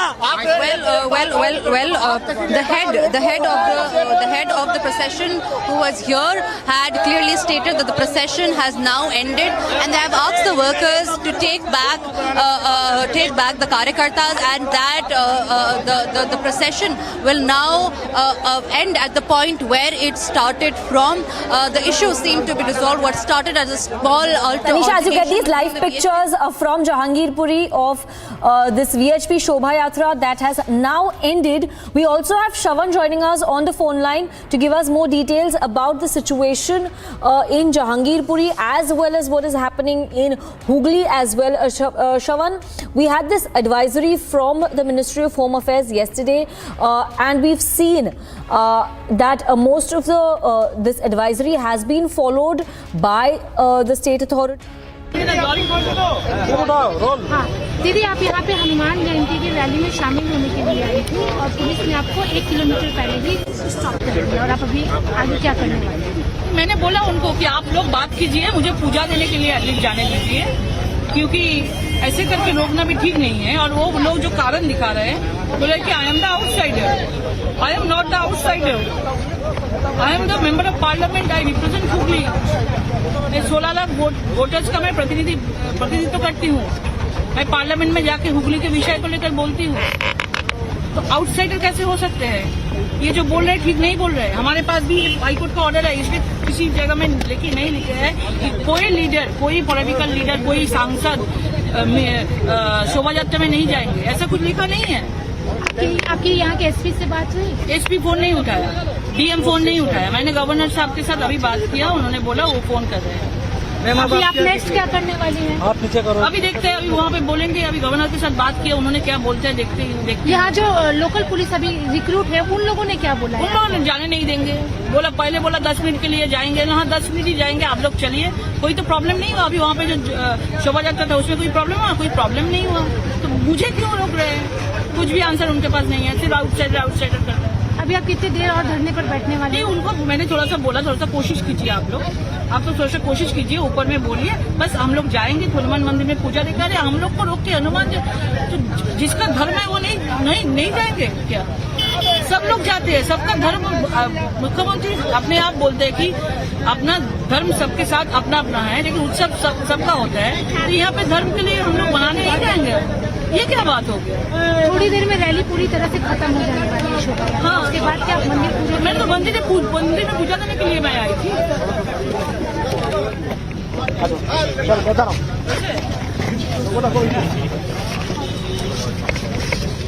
Joining us live, he is just a few meters away from where this rally has just ended in Jahangirpuri. Shravan, can you tell us about the security situation there in Jahangirpuri? Well, in fact, Sarika, remember the Delhi police has given a particular route, and this was after a considerable.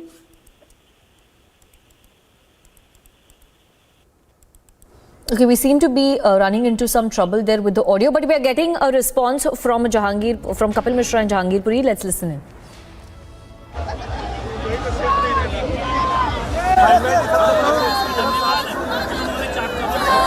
आप चौबंद सुरक्षा व्यवस्था लगाई है।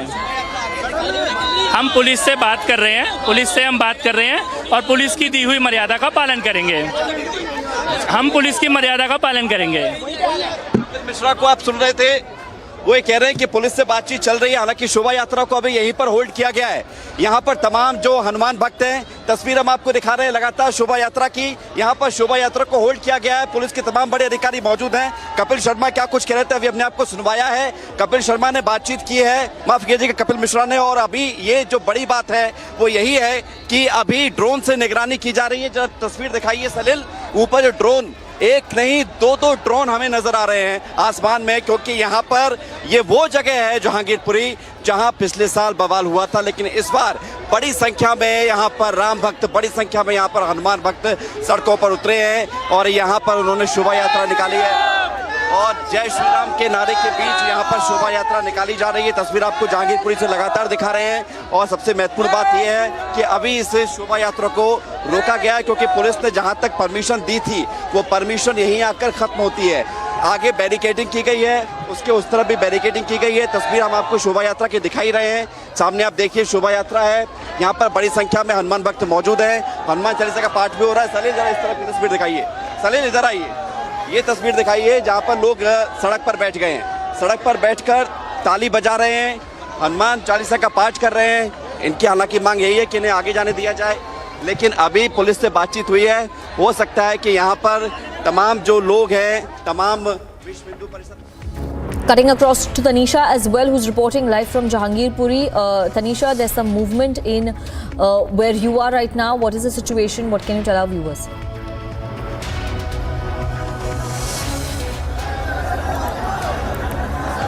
To be going peaceful right now. Like I was saying, or you just heard a few moments back that the head of this procession had already given a signal to the workers to take back the yatra. However, there were some workers in the procession who were very adamant and not willing to move back, Sanika. They were adamant on their demand that they want to take this yatra forward, that they want to move beyond where the end point is, beyond where the barricades have been put in place, and that is when the senior police inspector had brought in female police personnel and had asked them to move away the procession, the workers taking part in the procession, because remember what we are talking about here is the law and order situation which was not being abided by few of the karyakartas there, and right now we are seeing some announcements taking place where there are some people who are telling the workers to move forward despite clear instructions from the cops that the Shobha Yatra from the end point, from where the barricades have been put place, will not move forward. However, there are some karyakartas who are quite adamant about the same, who are very defiant and do not want to move back, and that is when the senior police inspector had got in more security and had asked them to take the procession back from where it started. We showed you visuals of the barricades that were put into place, which is the end point of the procession, and the procession cannot be carried forward because the route was yesterday divided. Was yesterday given out by the cops already, and the VHP workers had promised to adhere by the rules and the routes. However, today what we are seeing is the workers taking part in the procession are not adhering to the rules and the routes that were given by the Delhi police, and we see scuffle happening between the cops and the workers taking part in the procession. Sanika, altercation also took place between the cops and the workers, and we see jostling, we see pushing back of the cops, because what we are talking about here is the law and order situation that none of the citizens can take in their hand, even if they are carrying out a procession. It was made very categorical last night by the Delhi police that the procession will only be allowed only if specific routes and rules are followed. However, that was not followed by some of the VHP karyakartas who were quite adamant and who were ready to get into a scuffle with the cops just because they wanted to move forward from the point where the yatra was supposed to end. Sanika. So there we have Tanisha getting us the live updates. The yatra has ended is what the organizers had said. Now there seems to be some bit of movement and sort of minor tension there, with the police trying to disperse the gathering. This is a drone shot, a drone visual of what's happening, a top angle view of the situation there. We're also trying to get some responses of the organizers there of the rally, from the rally. Let's listen in. अभी वो बात कर रहे हैं, जो भी प्रशासन तय करेगा वो हमें बताएगा, फिर मैं आपको बताऊंगा कहाँ तक लेके जाएंगे यात्रा। हमारा जो समापन स्थल तक है वहाँ तक लेके जाएंगे। सुरेंद्र जी, क्या दीपेंद्र पाठक जी ने आपको बोला कि अभी हम आपसे बात करेंगे दोबारा रूट को आगे जाने के लिए? नहीं, रूट तो पहले से तय है भाई साहब जी। प्रशासन की अपनी कार्य प्रणाली है, वो धीरे धीरे ले जाएंगे। रूट तो पहले से तय है। तो क्या अभी आप फिर दोबारा बात करेंगे या वो आपके पास? ठीक है।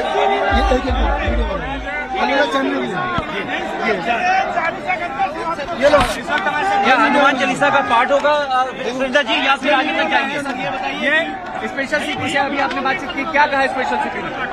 उन्होंने यही कहा कि आप यहाँ हनुमान चालीसा का पाठ करिए और यात्रा को यहीं समाप्त करिए, फिर जो आपका समापन स्थल है वहाँ भंडारा प्रसाद है उसके लिए जाइए। तो वो अभी बात कर रहे हैं, तो बताएंगे। ये तक जाने के लिए आपने परमिशन मांगा है, सुजोर यात्रा जो है ये कहाँ तक जाएगी दीपेंद्र पाठक आपको? क्या कि यहाँ आगे तक जाना है या क्या? वो तो बता चुके हैं, अपने ट्विटर हैंडल पे बता चुके हैं, परमिशन उन्होंने दी है हमें। गुप्ता जी यात्रा अभी क्या है? अभी वो बताएंगे। गुप्ता जी यात्रा कहाँ तक जाएगी? आप लोग की यात्रा कहाँ तक जाएगी? अभी एक बार यहाँ हनुमान चालीसा का पाठ करेंगे, इसलिए प्रशासन उसके हिसाब से हम यात्रा को आगे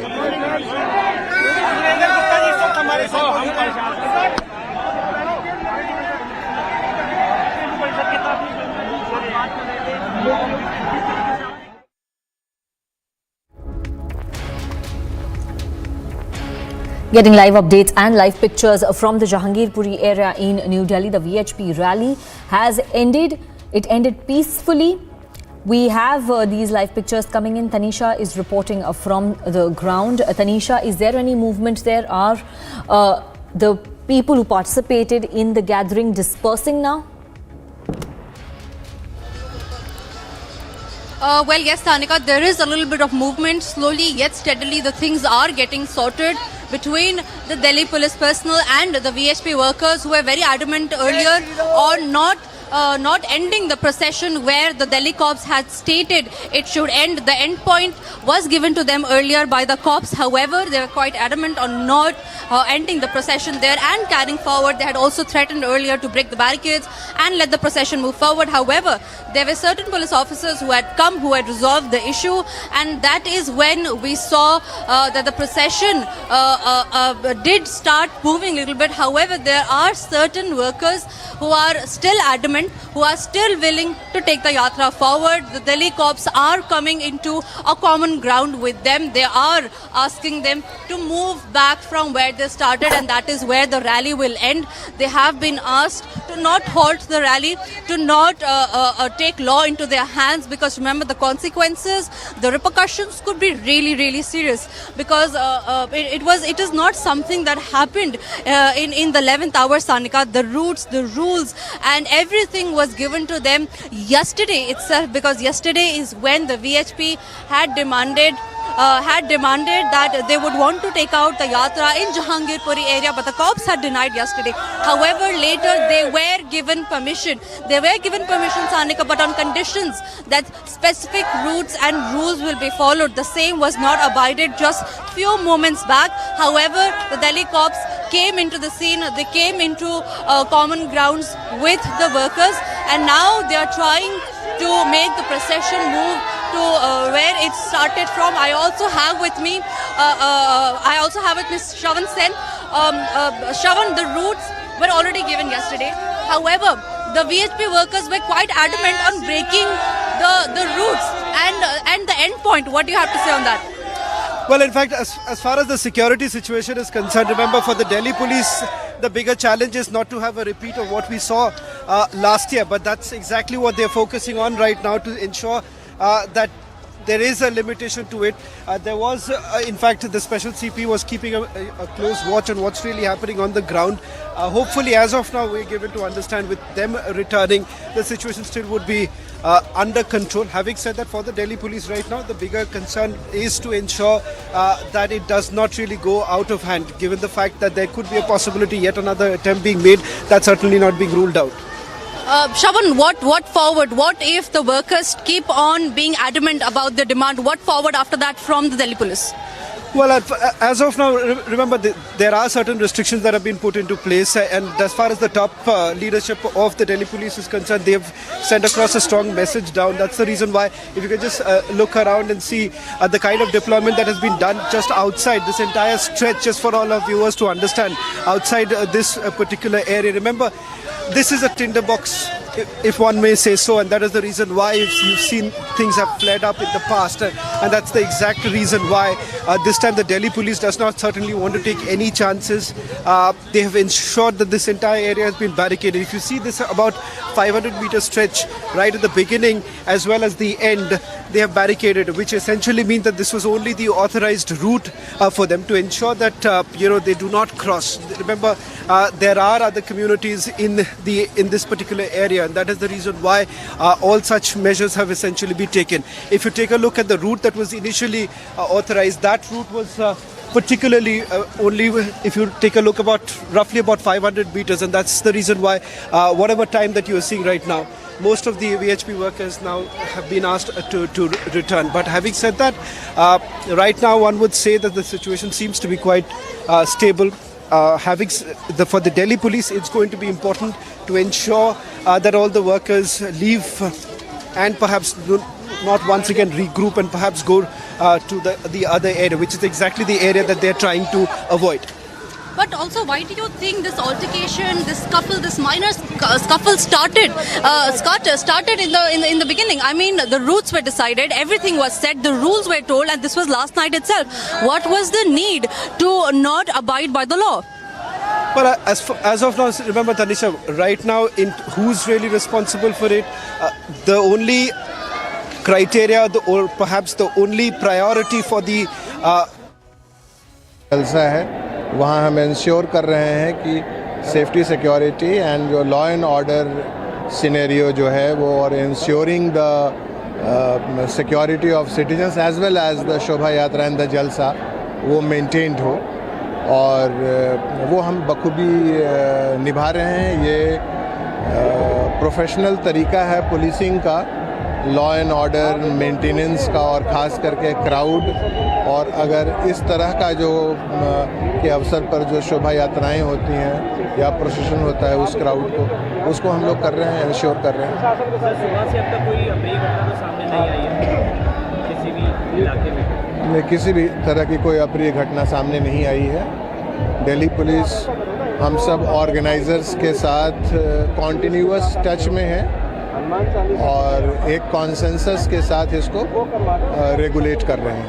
सर, ये जो ऑर्गेनाइजर्स हैं इनकी तकलीफ उस बात को लेकर है कि ये इनको कुछ पर्टिकुलर रूट दिया गया, रेगुलराइज किया गया इस बार, तो इनको पूरा नहीं निकालने दिया जा रहा है। ये कह रहे हैं कि परमिशन नहीं दी गई, हालांकि आप लोगों की तरफ से कहा जा रहा है कि परमिशन दी गई। देखिए, वो ऑर्गेनाइजर्स का बहुत सारा धड़ा होता है, लेकिन जो मेन ऑर्गेनाइजर जिनके साथ पुलिस की बातचीत हुई है उनके साथ मिलकर एक बेहतर एटमॉस्फेयर में इसको हम रेगुलेट कर रहे हैं, और साथ ही साथ एरिया की भी सिक्योरिटी और सिटीजन्स की सेफ्टी सिक्योरिटी और कानून व्यवस्था किसी भी तरह से जरा भी ना बिगड़े, इसका ध्यान में रखते हुए डिप्लॉयमेंट और पुलिस का प्रेजेंस और पुलिसिंग है। इसके अलावा टेक्नोलॉजी का किस तरह से इस्तेमाल किया जा रहा है? हम देख पा रहे हैं कि ड्रोन कैमरों के जरिए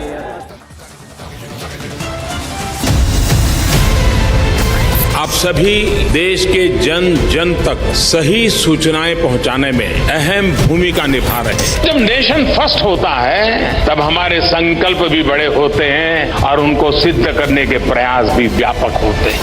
प्रधानमंत्री जी, हमने भी ठान लिया है हमारा रिपब्लिक मीडिया नेटवर्क भी अपने कदम और भी तेज करेगा।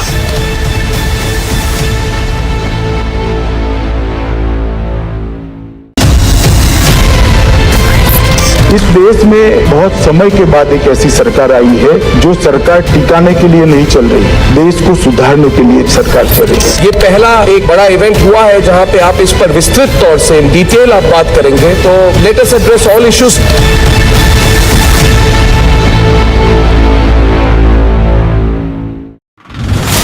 Attack in the train from Alappuzha to Kannur has been now arrested from Maharashtra's Ratnagiri. The Kerala ATS has been constantly giving out information about this particular Shahrukh Saifi to all the important ATS in the important cities. The Kerala police had taken out one cell phone which played a crucial role in nabbing this accused right now, and Shahrukh Saifi's name along with the picture drawn by a eyewitness was what helped the police to identify this person as Shahrukh Saifi.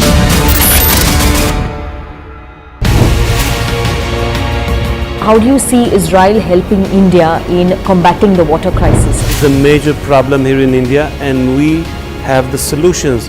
So we are trying to work together, bringing the information, bring the technologies, bringing the excellent centers that we have here in India. And I know Prime Minister Modi deals with that a lot, and he was successful to bring dozens and dozens of millions to accessibility to water. And this is a great success. And I would like us to work more closely on that.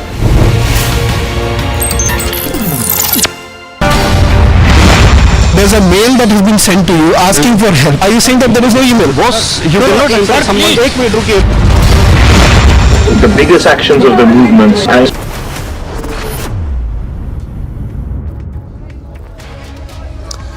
Hello, welcome. You're watching a special broadcast from Jahangirpuri in the national capital, where the Hanuman Jayanti, the Shobha Yatra, was underway. In fact, a short while back, there was a minor tension here in Jahangirpuri, given the fact that the VHP workers who were basically on this particular route wanted to cross over to the other side. Remember, there is an entire barricading that has essentially been done. I'll just ask my video journalist to give you a sense of this area. What you see right now, this was basically the starting point, which has also been barricaded. You have a larger security setup here. Security apparatus being put into place from the paramilitary to also the Rapid Action Force, and of course with the Delhi Police manning this entire area. Now, this was basically the starting point from where the yatra actually began and was supposed to end on the other side, because that's where the minor scuffle essentially took place. But the situation certainly under control at this point in time. As of now, the Delhi Police holding their ground, making it very clear that they are not going to essentially allow anyone perhaps to move from areas which have not been authorized. What has essentially been done by the Delhi Police right now, this was the authorized route. This area, yes, it appears to be the tinderbox, given the fact that we've seen a history of violence, at least if you see what has essentially happened last year. But adequate measures have essentially been taken by the Delhi Police to ensure that the things certainly do not go out of control. We've seen the security being put in place right now. In fact, if I have to give you a sense of this entire area, which is basically for the national capital on the western side, where you've essentially seen this entire neighborhood, if you can see, completely chock-a-block with a lot of workers coming here, VHP workers who are here, and they've essentially made the point that they have the right to basically celebrate their festival. And the fact of the matter is that the Delhi Police also holding ground, saying that the law and order situation cannot be taken into their hands. And somewhere down the line, we have seen that those who have participated in the yatra, they have respected what was basically the authorized route. So far, the situation certainly, Sarika, is under control. But for the next few hours, it's still going to be a challenging task to ensure that nothing really goes out of hand. And that's the reason why you still have the Delhi Police as well as the Rapid Action Force still being here. They are likely to be deployed for the next couple of hours. In fact, even today is what we're given till about late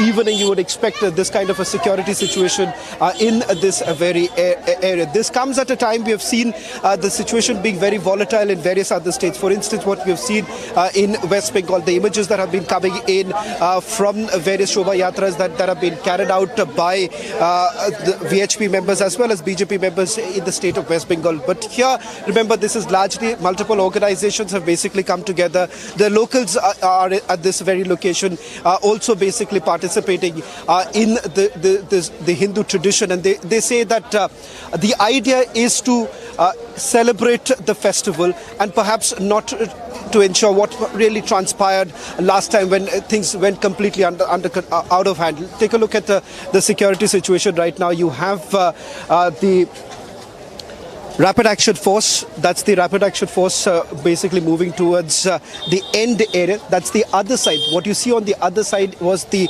end point for this yatra, and from there we have essentially seen the workers coming back. You still have the officers here manning this entire route. Clearly there was a minor scuffle, but that scuffle seems to have they've essentially taken care of it. We'll try and go across to the special CP also and get you a sense of what's really happening right now. In fact, in a short while from now, we'll try and go across to the Delhi Police and get you a sense of what's the situation on ground and how long would the security setup would continue. We'll get you all the latest details. That's important, keeping in mind that the fear largely remains whether at all the situation would go out of control, because there was a minor scuffle that essentially took place.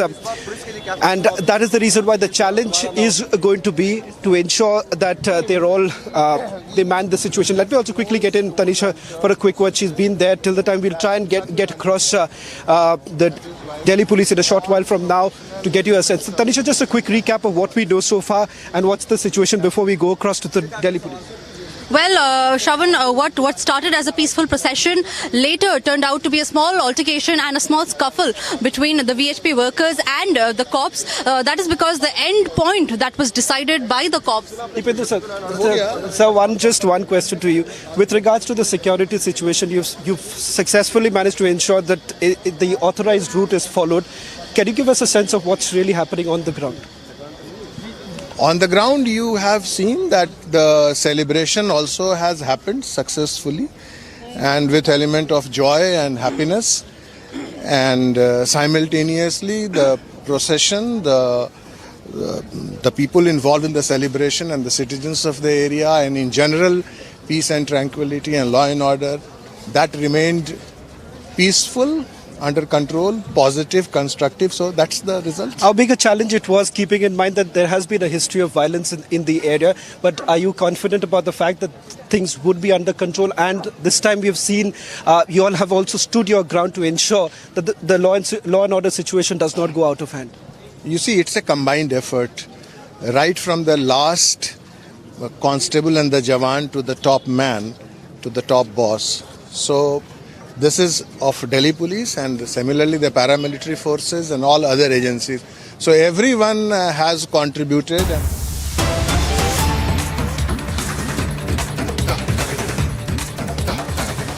All right, viewers, getting some breaking news coming in right now. Some updates coming in.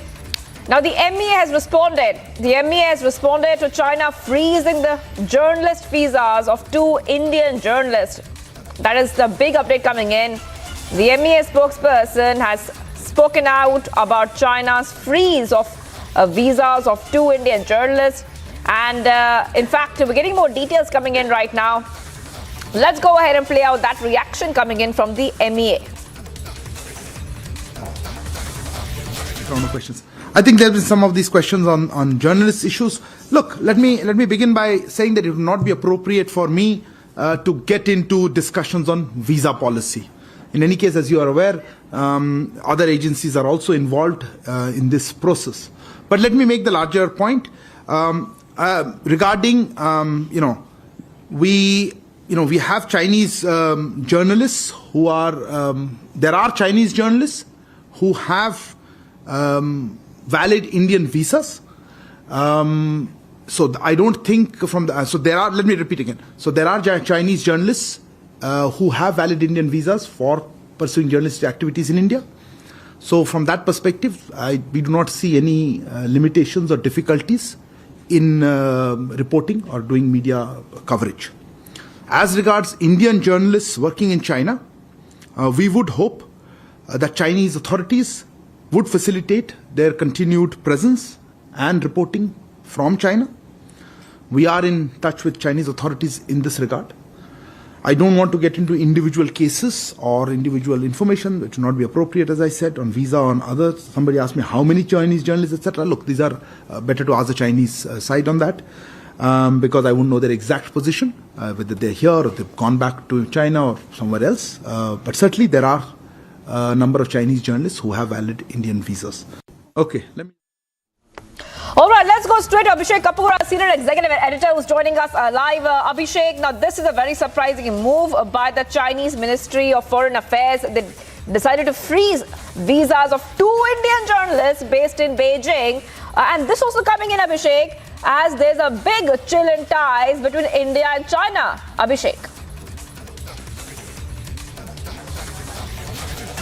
Well, obviously, Shivangi, there is a big chill and a chill of the kind which is a little unsettling, because the Chinese continue to provoke and they think that this would go unresponded, which obviously it is not for the last few years, and that's something perhaps which has riled the Chinese Communist state, and that's why these kind of absolutely uncontrolled reactions by way of withholding visas, for example, But then the Minister of External Affairs in this briefing just underscored a principle which constitutes the bedrock of diplomacy, which is reciprocity. So obviously, without going into specific individual cases, the MEA spokesperson Arindam Bagchi just said that we are in touch with the Chinese insofar as the visa issue is concerned. Remember, a number of Chinese journalists, he did not again specify exactly how many, continue to work in India, and their work is not hampered. And the same is expected from the Chinese authorities when it comes to the work of Indian journalists back there in Beijing. So I think the MEA, despite the provocations that have happened over the last couple of days, beginning with the naming of some places in Arunachal Pradesh, and then subsequently a Chinese Foreign Ministry spokesperson actually claiming that Arunachal Pradesh remains a part of China. The MEA giving a very measured response to the journalist visa issue in the backdrop of the ongoing standoff, of course, between India and China. Remember, a question was asked of Mr. Bagchi as to how this affects normalization of ties.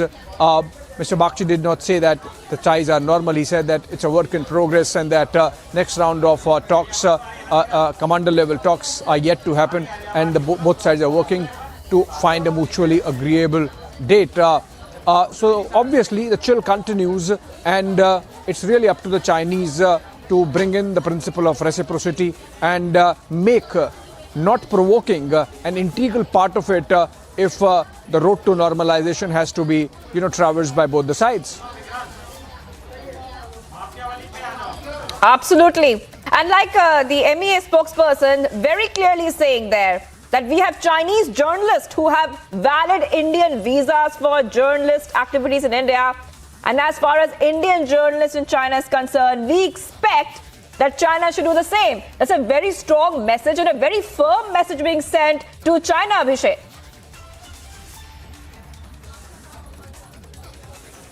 Oh, well, absolutely. Firmness is something which is perhaps the Chinese are not really liking over the last few years post-Doklam. So be it immediately repulsing the Chinese attempt at taking a geographical feature in Tawang in the latest episode, or Galwan, or before that Doklam, and the mirror deployments that have happened post-Galwan in Ladakh, even as the standoff continues. And Chinese thought that maybe we would give in, we have not.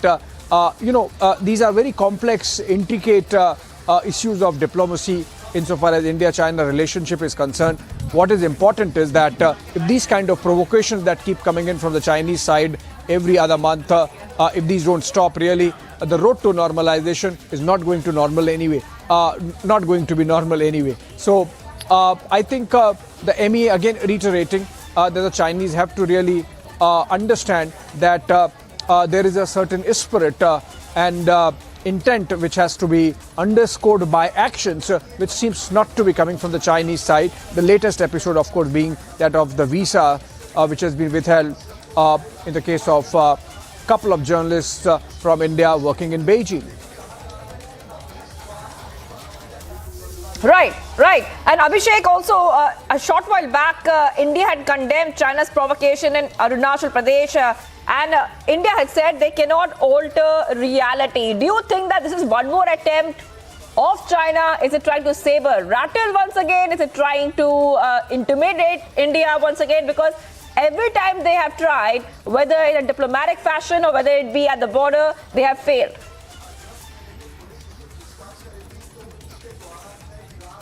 It goes beyond intimidation, Shivangi. They obviously know that India is not going to be intimidated or cowed down, but still they work on a certain strategy which includes first, carrying out cartographic aggression, changing names, showing different maps, and then not letting the border issue be settled, keep having, long web of talks, and then keep moving goalposts, and then change patrolling patterns, then try to capture some geographical features, indulge in salami slicing. So it's part of a larger Chinese game plan. But remember, I would draw attention of our viewers to another question which was asked of the MEA spokesperson and his response to it.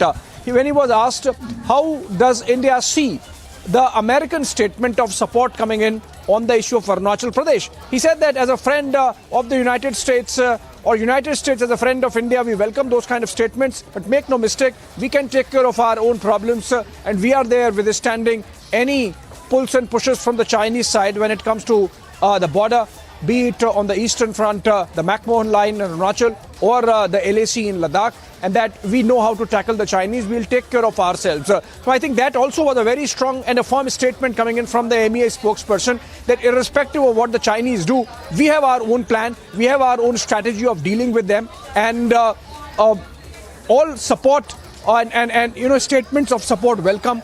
But then we know how to deal with the Chinese. We'll do it in our own way. Oh, absolutely. Abhishek Kapoor, our senior executive editor, getting us the top details right now. So India has given a very firm message to China after China has frozen the visas of 2 Indian journalists. Let's move ahead, viewers, to the other stories we're tracking here on Republic TV. Fire engulfed several houses in Patna's Shastri Nagar after a cylinder blast. Multiple fire tenders were sent to the spot, even as several houses were already turned to ashes. SDRF team also rushed to the spot to assist in the dousing operations. Here's more.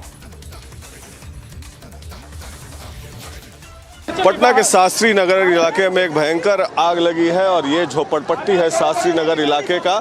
ये देखिए, ये झुग्गी झोपड़ी में रहने वाले लोग, इनको पुलिस जो है खींचकर निकाल रही है। पूरा इलाका जो है ये आग लग गया इसमें पूरे इलाके में, और यहाँ पर ये देखिए पूरा आग ही आग है और झोपड़पट्टी का इलाका है ये।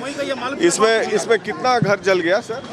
अभी हम लोग आग बुझाने पर ध्यान रहे हैं। फिर भी कितना मैम आ गए हम लगभग यहाँ पर जितना है हम लोगों ने देख ली, आप तो देख ही रहे हैं सामने में। ठीक है, हाँ, आग लगा। अब ये सिलेंडर फटने के कारण जैसा लोग बता रहे हैं, अभी हम लोग कुछ नहीं बता पाएंगे। हम लोग आग बुझाने में सिलेंडर फटने से हुआ है, हम इसके विषय में सारा जानकारी है। सिलेंडर फटने से हुआ है, यहाँ लापरवाही किया गया है, लापरवाही से सिलेंडर फटा हुआ है। जी जी जी, ये सारा इसमें कम से कम 500 घर है।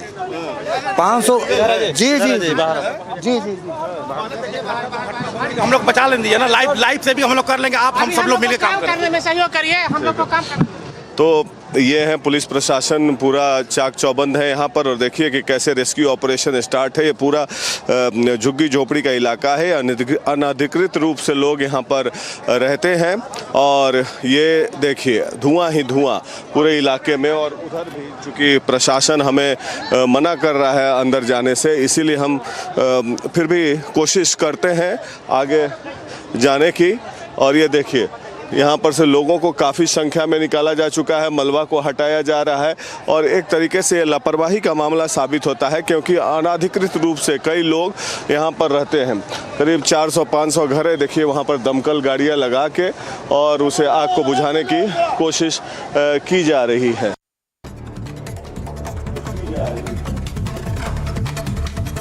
Viewers, top updates right now. Finance Minister Nirmala Sitharaman addressed a news conference in poll-bound Karnataka, launching an attack on Rahul Gandhi. Sitharaman said that Rahul does not speak about projects given by various Congress governments to Adani, but only speaks about PM Modi and Adani.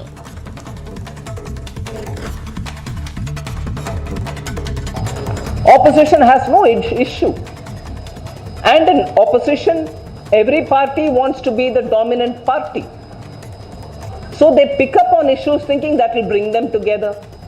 So Adani issue, bringing all of them together, I can't see how, unless they are brazen about it, saying we will do everything with Adani, but we'll also question you on Adani. हमें question करो, हमें परवाह नहीं, क्योंकि we have nothing to hide, nothing to, say. Chronic capitalism is very much a Congress habit, not a BJP habit. Union Law Minister Kiren Rijiju also took on Congress over their plea that was dismissed in top court yesterday. Law Minister said that every Indian is equal as per law. He said that the Congress says that the law should be different for Rahul Gandhi, but the Indian judicial system cannot treat any individual or family as special. Hanuman Jayanti Shobha Yatra was held amid tight security in Jahangirpuri in the national capital. Heavy police deployment has been ensured, keeping in mind the violence that broke out last year.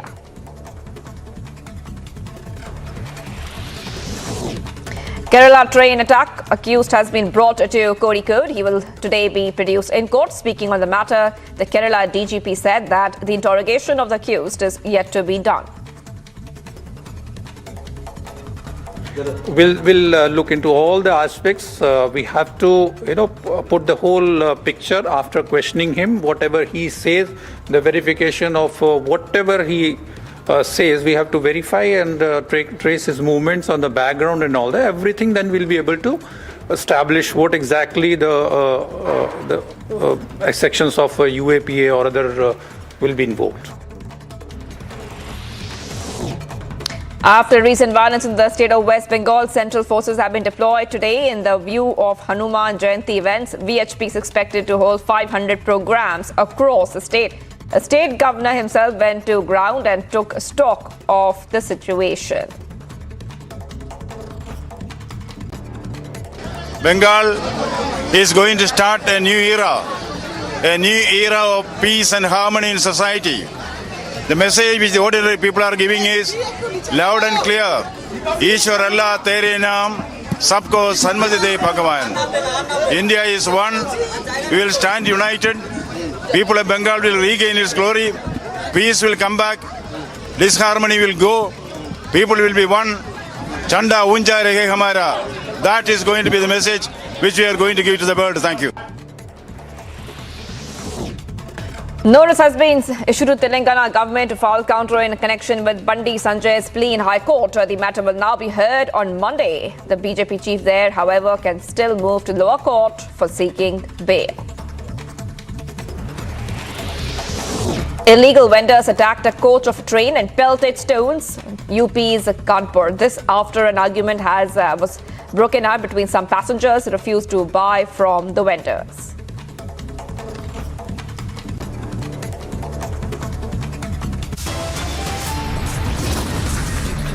Viewers, much more coming up on the other side. We're live in breaking here. Kerala train attack accused brought to Kozhikode. Cops recover accused notes. Terror angle under the probe now. And Anil Anthony, the son of Congress leader and former Union Minister A.K. Anthony, joins the BJP today.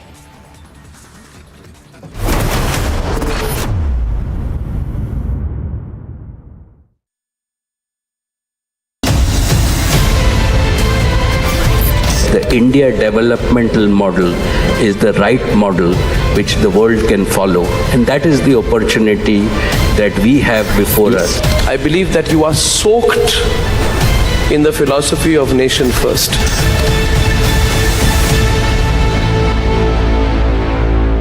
The nation wants to know why Bengal is burning.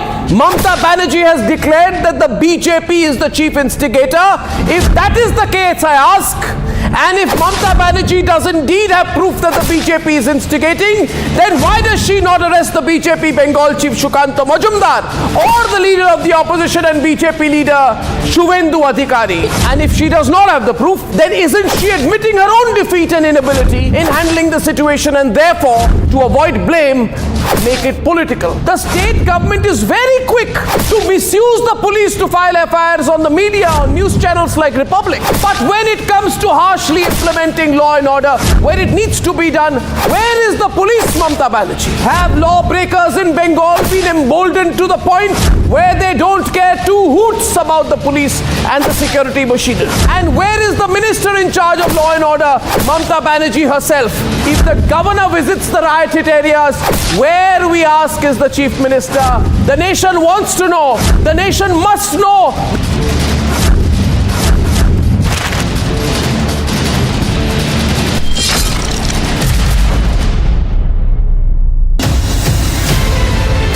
आप सभी देश के जन जन तक सही सूचना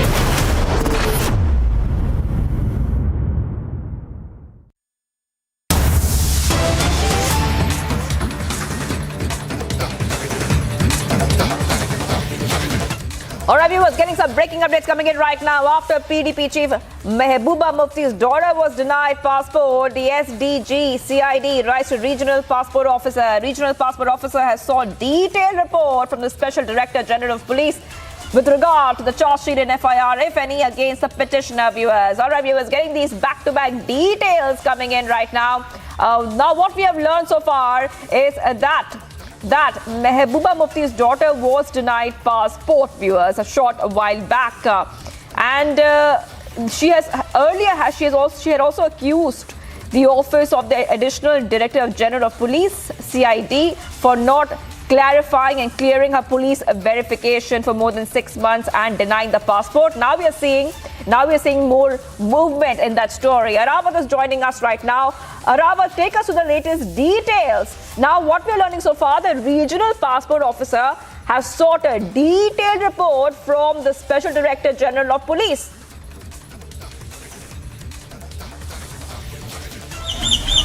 Yeah, absolutely. Sometime before, regional passport officer have denied the passport of Iltija Mehbooba, daughter of Mehbooba Mufti, sometime before. I will tell you, if we will talk about some past, there have been some statements by the Iltija Mufti. She was speaking against India, against the country, and in favor of Pakistan. She have made such statements. That's why the passport of Iltija Mufti have been denied once again. Yeah, Samiksha. Right. Okay. All right, thank you so much, Arab, for getting us all the details. So, Mehbooba Mufti's daughter was denied the passport, and the big movement in that story. So, the regional passport officer has sought a detailed report from the Special Director General of Police with regard to the charge sheet and FIR against the petitioner. We'll wait for more details to come in on that story. Let's move ahead to the other story, the other big story which we saw early in the morning.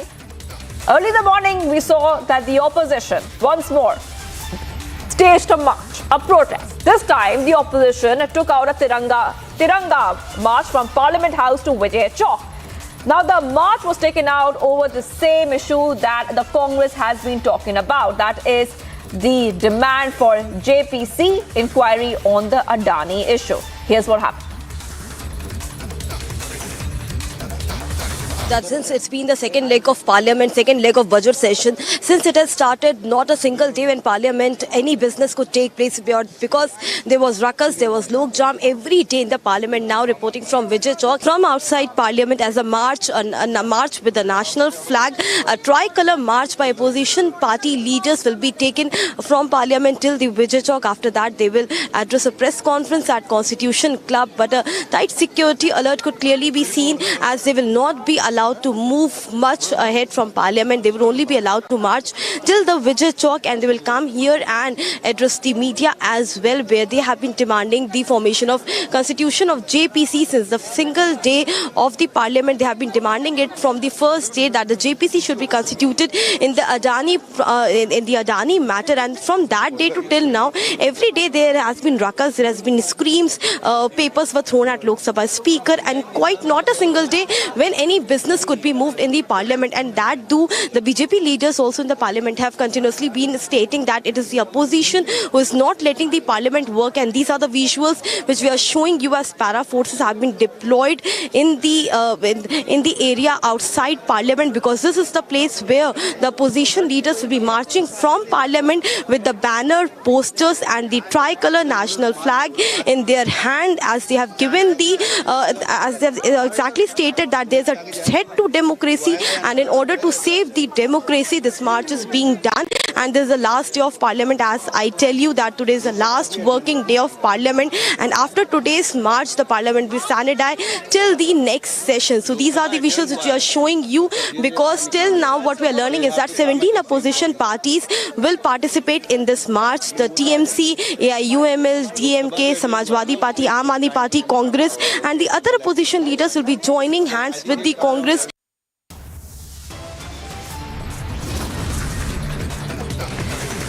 Viewers, much more coming up on the other side. Shobha Yatra held in Jahangirpuri, police and drone surveillance on spot. And Kerala train attack accused brought to Kozhikode. The cops recover the accused notes. Terror angle is under probe.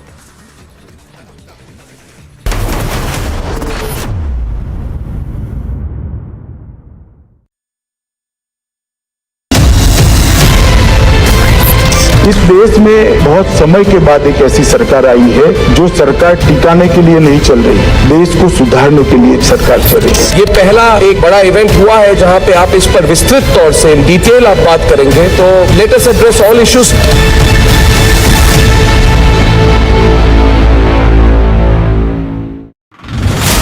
Attack in the train from Alappuzha to Kannur has been now arrested from Maharashtra's Ratnagiri. The Kerala ATS has been constantly giving out information about this particular Shahrukh Saifi to all the important ATS in the important cities. The Kerala police had taken out one cell phone which played a crucial role in nabbing this accused right now, and Shahrukh Saifi's name along with the picture drawn by a eyewitness was what helped the police to identify this person as Shahrukh Saifi.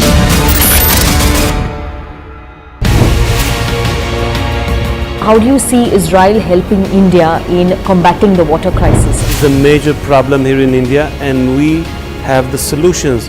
So we are trying to work together, bringing the information, bring the technologies, bringing the excellent centers that we have here in India. And I know Prime Minister Modi deals with that a lot, and he was successful to bring dozens and dozens of millions to accessibility to water. And this is a great success. And I would like us to work more closely on that.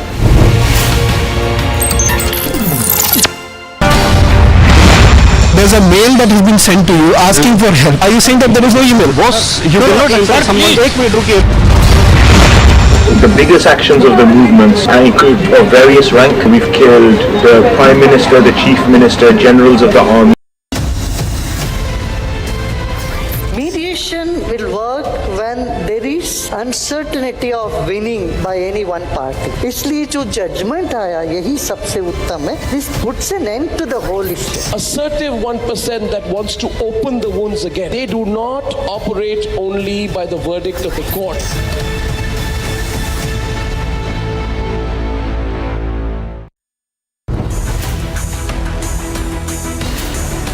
How is Hindu pride a threat? Why create paranoia over Hindu pride?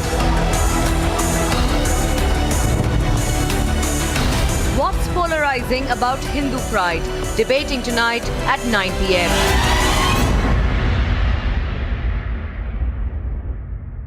في جامعة الهندية وهي تتحدى غوغاء الوثنيين المشركين الهنود بتكبيرها وعزتها واحترامها. Hindustan के अंदर हिंदुस्तान की को तोड़ना चाहते हैं, इसकी नफरत फैलाना चाहते हैं, तो हिंदुस्तान का मुसलमान इतना बेवकूफ नहीं है.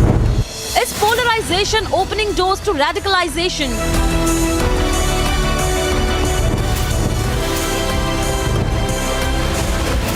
Arnab debates at 10 p.m.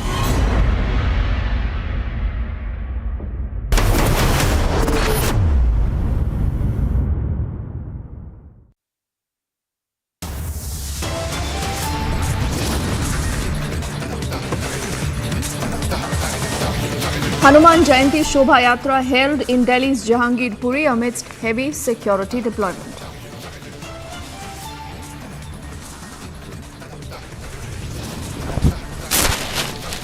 The BJP MP Locket Chatterjee is stopped by cops in Hooghly. She hits back at the TMC government.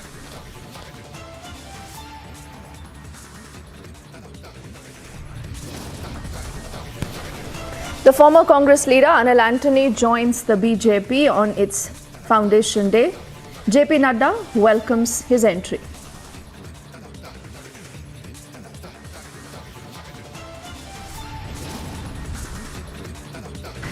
There is huge politics after the Padma Awardee says he did not get an award under the UPA but received his due under Prime Minister Modi.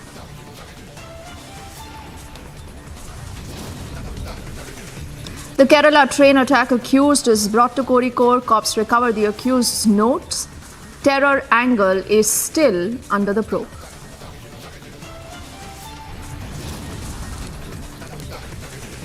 And the French President Emmanuel Macron is in China, expected to raise the Ukraine issue with Xi Jinping.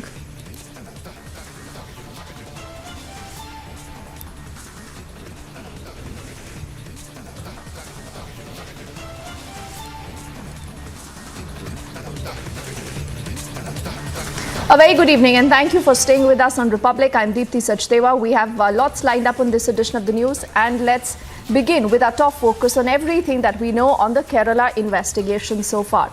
Remember, it was the 2nd of April where we got you news of how a train in Kerala where you had 3 passengers who were attacked and you had one of them even losing their lives. Now, in a big lead in the entire attack probe, what you see on your screens now is a handwritten note that has been recovered from the crime scene yesterday.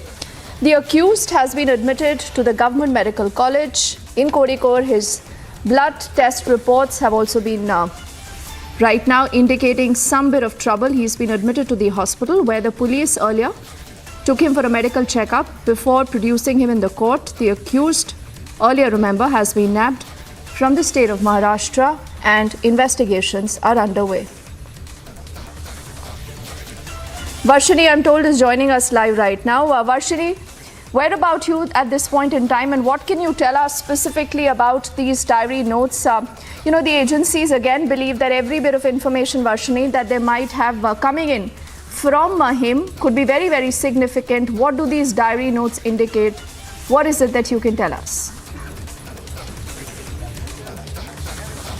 Well, Deepthi, if you see this notes that were accessed by Republic shows the handwritten things of Shahrukh Saifi. Particularly, these things speak about his mind, and we can very clearly understand that this person was, writing down every single thing that was happening in his life, including the time of the time he wakes up, whatever he eats, how much he spends in a day. And since we also know that for a fact that he was a carpenter, he's written a lot of stuff about his work, carpentry, and he's repetitively made sure he writes about the term goal. He repetitively writes goals to be achieved, goals, and he also writes in several pages, let's do it. So therefore, these, the handwritten notes that have been accessed give us a sense of understanding where we get to know that he wanted to do something. The urge of his was very, very clear, Deepthi. And apart from that, if you see right now, the latest update, the information that we are picking up from the ground is that he has been admitted in the Government Medical College Hospital in Kozhikode, and this is because of the blood test results, which has some certain complications, is what the hospital sources tell to us. But at the same time, we also understand that the media have been waiting to get a proper and an official lead from the police themselves, but do not speak up. They are hesitating to give out any information. And today he was supposed to be produced before the magistrate, the judicial magistrate, but rather this kind of an information has come out stating that he has been admitted in the hospital because the 24-hour window that the police had to bring him to the magistrate has passed. So is this bringing out a lot of questions in the minds of the people as to whether there is some kind of a cover-up or a hide-up is happening or not, is what is the rumors are starting to spread now. And the people of the people in the state, the people particularly in the district, are extremely worried. And in fact, the victims, after listening to every other announcement from the police, they are also super upset that still they are not able to get a proper response from the police. Therefore, the Kerala police is trying to hide all the information from leaking or from getting out, and they are trying their best, but still we are able to get out some details from very, very verified sources. And as of now, we pick up that he is admitted to the hospital. It is official, stating some blood related complaints. So once the hospital gives a clear sign, only then he will be able to be produced in the court, and the next course of action will happen only after that, Deepthi. Okay, Varshini, why don't you stay with us, because I think there are some important leads that you're sharing with us. Also, in fact, agencies, they're underscoring that a lot of what has been written on his notes possibly could be some kind of a code language, and they're wanting to decode that. We have more reactions, in fact, coming in. The Kerala DGP has also spoken to Republic a little earlier, and he now is telling us more about where the investigation stands and whether at all he believes that there could be a larger game at play here. Team of doctors is examining him from all the angles. We haven't started questioning him. Once he is medically examined and the doctors confirm that, then we'll start questioning him and interrogating him. So briefly, we would have asked him that whether he had accepted this crime or not. What has he said? No, I can't say right now. Unless we complete the interrogation, then only I'll be able to tell you.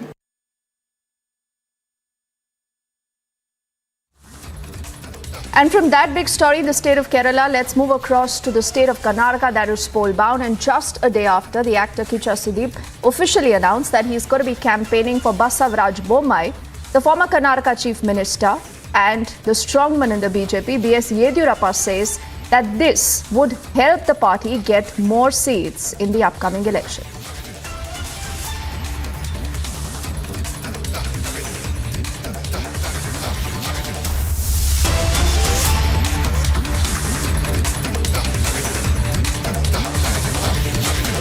I mean, he's going on and campaigning for. He's going to support us. That will be helpful to us to win the more seats. Sir, the Congress is targeting Mr. Sudeep as well as the BJP. What do you have to say regarding? Pardon? The Congress is targeting Mr. Sudeep as well as the BJP because he's going on and campaigning for you. What do you? I don't want to comment about Congress party. Thank you, sir.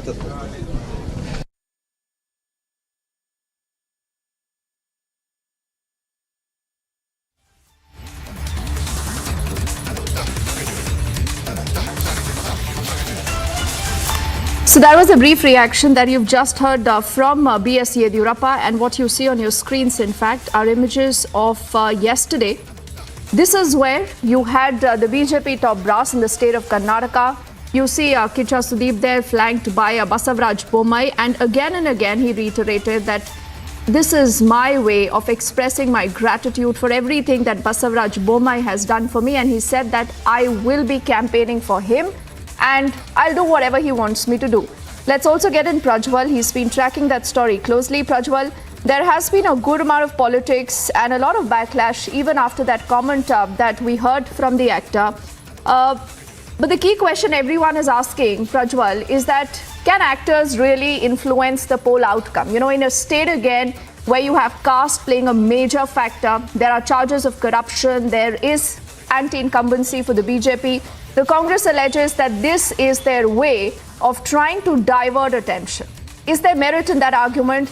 And when you have the actor saying, Prajwal, that's the second question I want to ask you, that he is campaigning only for Basavaraj Bommai and he is not wanting to join the party, how does this really pan out? B.S. Yediyurappa says that this is going to be helping the party in the elections anyways. Now, Deepthi, first and foremost, speaking about your first question, whether actors can go ahead and influence elections in Karnataka, at least 2019 Lok Sabha elections is the best example because we saw two renowned actors in the form of Darshan and Yash, who also campaigned for a fellow actor, Sumalata, and made sure that they ensured her victory as well. Each of these actors carried out around 20 to 25 rallies in the Mandya region too. But this is in particular to one case. But, you know, an actor becoming a politician or how it has gone. So far, there has been only one example of Ambrish, who's gone on to become a union minister. He was also the former housing minister in Karnataka as well previously too. But apart from that, we have seen that there might be a considerable amount of vote swing, but will it go ahead and impact the entire phase of the elections? Those chances are definitely remotely bleak here, Deepthi. So this might be, there might be success only in certain cases, but not when it comes to the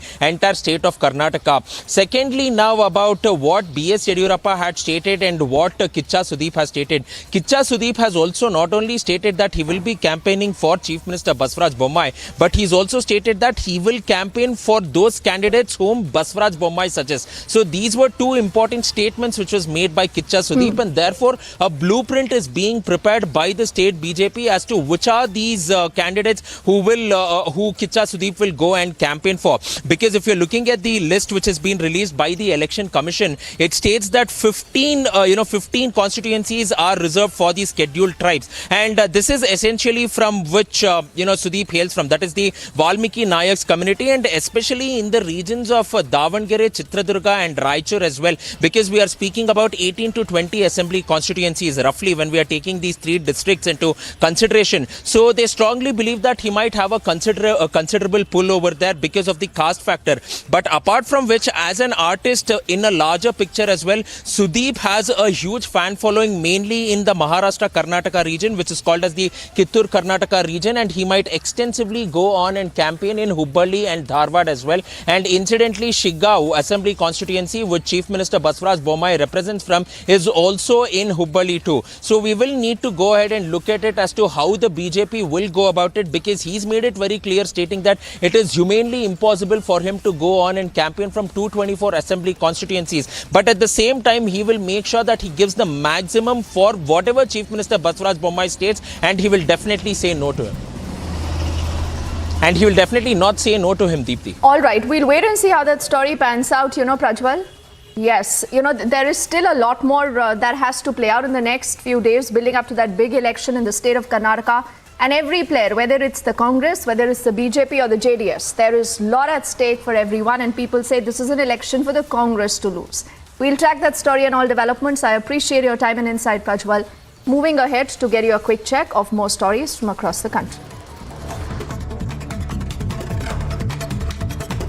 The son of the former defense minister and the former Congress leader has now joined the BJP in a major jolt to the party. Anil Anthony had quit the Congress about 2 months ago. Union Minister Piyush Goyal and the BJP National President JP Nadda welcomed Anil Anthony as he joined the BJP.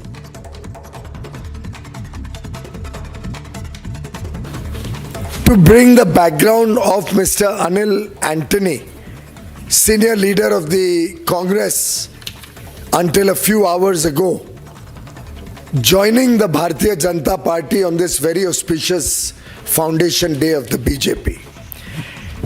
He's a multifaceted personality. The RBI governor has announced the GDP projections at 6.5%. The RBI has also announced the decision of keeping the repo rate unchanged at 6.5%. The RBI governor emphasized that the monetary policy aims at a non-disruptive normalization from the pandemic-era stimulus measures, and also expressed confidence of bringing down inflation further. The banking and non-banking financial service sectors in India remain healthy, and financial markets have evolved in an orderly manner. Economic activity remains resilient, and real GDP growth is expected to have been 7% in 22-23. After an alarm over the rising COVID cases, as India has reported a highest daily COVID-19 case slot in over 6 months, with 5,000 plus cases in the last 24 hours. Taking note of the same, the Union Health Minister has called a meeting of all the state health ministers this Friday. The Karnataka Chief Minister Basavaraj Bommai leaves for Delhi tomorrow. He is expected to be accompanied by the top state BJP leaders, including B.S. Yediyurappa and Nalin Kumar Katil, Shobha Yatra and Prahlad Joshi. His party is expected to take a decision on the candidates that will be fielded for the upcoming Karnataka elections.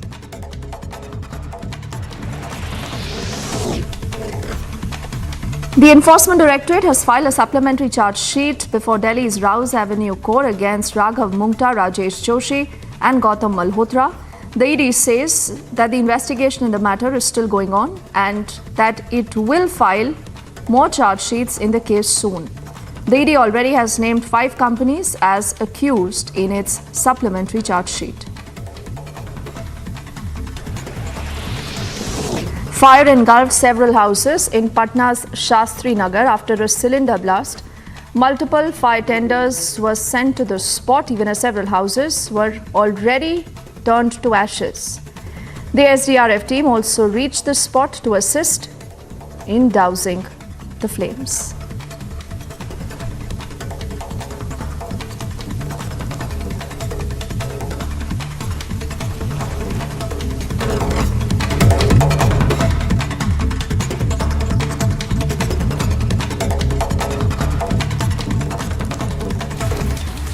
And now let's shift our focus to the Hanuman Jayanti celebrations that are being reported from across the country. And the Hanuman Jayanti Shobha Yatra was held amidst a lot of security in the Jahangirpuri area in the national capital. Heavy police deployment also ensured, keeping in mind the violence that broke out about last year. Now, although there was a brief argument that did break out, but the Yatra largely remained peaceful this time around. The police there has been on the ground. There have been several platoons of the police force trying to ensure that everything remains calm. Also, reaction coming in from the top cop, who's telling us more of the arrangements in place.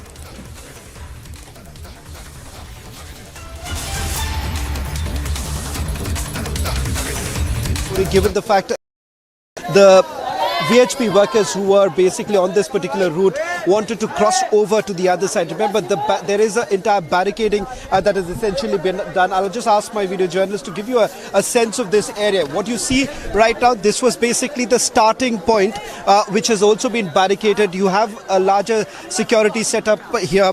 Security apparatus being put into place from the paramilitary to also the Rapid Action Force, and of course with the Delhi police manning this entire area. Now, this was basically the starting point from where the Yatra actually began and was supposed to end on the other side, because that's where the minor scuffle essentially took place. But the situation certainly under control at this point in time. As of now, the Delhi police holding their ground, making it very clear that they are not going to essentially allow anyone perhaps to move from areas which have not been authorized. What has essentially been done by the Delhi police right now, this was the authorized route. This area, yes, it appears to be the tinderbox, given the fact that we've seen a history of violence, at least if you see what has essentially happened last year. But adequate measures have essentially been taken by the Delhi police to ensure that the things certainly do not go out of control. We've seen the security being put in place right now. In fact, if I have to give you a sense of this entire area, which is basically for the national capital on the western side, where you've essentially seen this entire neighborhood, if you can see, completely chock-a-block with a lot of workers coming here, VHP workers who are here, and they've essentially made the point that they have the right to basically celebrate their festival. And the fact of the matter is that the Delhi police also holding ground, saying that the law and order situation cannot be taken into their hands. And somewhere down the line, we have seen that those who have participated in the Yatra, they have respected what was basically the authorized route. So far, the situation certainly, Sarika, is under control. But for the next few hours, it's still going to be a challenging task to ensure that nothing really goes out of hand, and that's the reason why you still have the Delhi police as well as the Rapid Action Force still being here. They are likely to be deployed for the next couple of hours. In fact, even today is what we are given till about late evening. You would expect this kind of a security situation in this very area. This comes at a time we have seen the situation being very volatile in various other states. For instance, what we have seen in West Bengal, the images that have been coming in from various Shobha Yatras that have been carried out by the VHP members as well as BJP members in the state of West Bengal. But here, remember, this is largely multiple organizations have basically come together. The locals are at this very location also basically participating in the Hindu tradition, and they say that the idea is to celebrate the festival and perhaps not to ensure what really transpired last time when things went completely out of hand. Take a look at the security situation right now. You have the Rapid Action Force, that's the Rapid Action Force basically moving towards the end area. That's the other side. What you see on the other side was the end point for this Yatra, and from there we have essentially seen the workers coming back. You still have the officers here manning this entire route.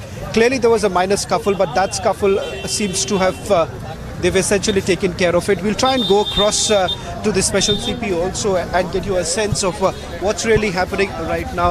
In fact, in a short while from now, we'll try and go across to the Delhi police and get you a sense of what's the situation on ground. And how long would the security setup would continue? We'll get you all the latest details. That's important, keeping in mind that the fear largely remains whether at all the situation would go out of control, because there was a minor scuffle that essentially took place. And that is the reason why the challenge is going to be to ensure that they man the situation. Let me also quickly get in Tanisha for a quick word. She's been there till the time. We'll try and get across the Delhi police in a short while from now. All right, from the national capital, let's shift our focus also to a lot of action that's being reported from West Bengal. Remember, we've seen the Hanuman Jayanti celebrations even in Bengal, but again, we've seen a showdown here between the BJP and the ruling police there. Now, what really happened is that the BJP MP, Locket Chatterjee, was wanting to offer her prayers at a Hanuman temple in Bansberia. This is again in the Hooghly constituency that belongs to her, but she was stopped. The police said that she has no permission to do the same. And this is where she alleged that without any notice, without any warning, she's not been allowed by the district administration to offer her prayers. We also spoke to her a little while earlier.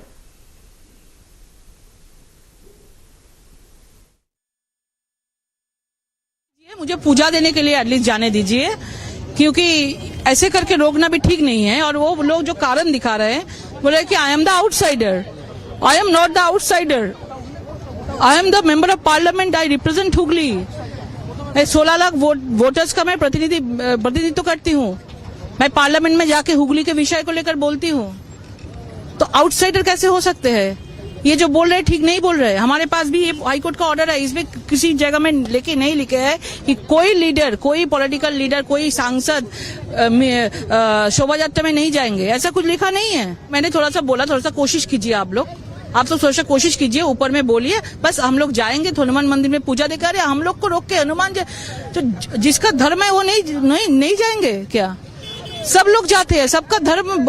मुख्यमंत्री अपने आप बोलते हैं कि अपना धर्म सबके साथ अपना अपना है, लेकिन उत्सव सबका होता है, तो यहाँ पे धर्म के लिए हम लोग बनाने नहीं जाएंगे। ये क्या बात हो गया? So you just heard those allegations by Locket Chatterjee. We'll have to wait and see what the police has to say about this. But I'm told Tanaya also joining us live, and she joins us from Hooghly. Tanaya, why don't you tell us of what really happened? Now, is this just a political showdown that we've seen in the last many days? Who's trying to provoke?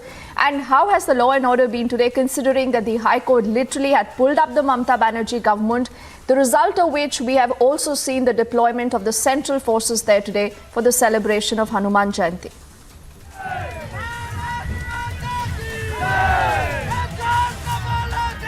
बिल्कुल, actually यही वो rally है जिस rally में लॉकेट चटर्जी थोड़ी देर पहले आए थे और उनका यहाँ पर इनविटेशन था। यहाँ के लोकल जो एमपी है, बीजेपी एमपी लॉकेट चटर्जी वो है, तो इसीलिए उनका इनविटेशन था। लेकिन पुलिस, यहाँ का जो स्टेट पुलिस है, स्टेट पुलिस उनको रुक दिया थोड़े पीछे, जहाँ पर मेन रास्ता था बांसबेरिया का, वहीं पे रुक दिया और बोले कि वो आउटसाइडर है या फिर बहिरागत, जो अभियोग लॉकेट चटर्जी ने किए थे। और उसके बाद जो गवर्नर है, गवर्नर के पास भी उनका फोन गया था कि बहिरागत तो कह के उनको यहाँ पे नहीं आने दिया। पर ये जो रैली का अभी विजुअल मेरे वीडियो जर्नलिस्ट राजशेखर दिखा रहा है कि यहाँ पर बहुत सारे लोग आए, बहुत महिलाएं हैं और बहुत पुरुष लोग हैं और बहुत सारे पुलिस है। जैसे कि दिखाई दे रहा है पहले से यहाँ पर स्टेट पुलिस जैसे है, वैसे ही सिविक वॉलंटियर जो यहाँ के सिविक वॉलंटियर है और उसके आसपास जो लोग दिखाई दे रहा है, बहुत सारे यहाँ के लोग ही जो स्लोगनिंग कर रहा है। और मैं थोड़ा सा उनके साथ ही बात करना चाहूँगी। यहाँ पर आपका जो ये हनुमान जयंती का पूजा हो रहा है, यहाँ पर लॉकेट चटर्जी को आने वाले थे, लेकिन हमारे यहाँ पर जो लॉकेट चटर्जी सुकांत मजुमदार को आने वाले थे, बड़े बड़ा मोड़ से सबको घिर कर अटका लगा। मेरे प्रोग्राम में भी आने का उसका उत्साह था, लेकिन उसको आने नहीं दिया। इसका हम घोर निंदा करते हैं इस प्रशासन पर, इस सरकार पर। हम एक धर्मीय अनुष्ठान के लिए, हम हिंदू है, सब हिंदू एक करने के लिए प्रोग्राम करता है। इस प्रोग्राम में हम सांसद को नहीं आने दिया, इसका हम घोर विरोध करते हैं। जय श्री राम। स्टेट पुलिस बोल रहे थे कि वो आउटसाइडर है, इसीलिए उनको यहाँ पर आने नहीं दिए। वो हमारा एमपी है, इस मोहल्ले का एमपी है, वो इस मोहल्ले का प्रोग्राम चल रहा है, उसका गुस्सा तो घुस नहीं दे, ये कहाँ का ये है न्याय है, ये कहाँ का नियम है? एक जनता सबने वोट देकर उसको चुनाव में खड़ा किया, जीताया, उसके बाद हमारे पास आने नहीं दे रहा है। क्यों भाई? हमारा सुख दुख के लिए एमपी है। এমপি আউটসাইড কি করে হতে পারে? এমপি তো এখানকার সংসদ, এখানে জিতে উনি সংসদ হয়েছে, এমপি আউটসাইড কি করে হতে পারে? পুলিশ প্রশাসন কালকে থেকে এই র্যালিটাকে যাতে না হোক তার জন্য যত সম্ভব ওরা জোরপূর্বক চেষ্টা করেছিল।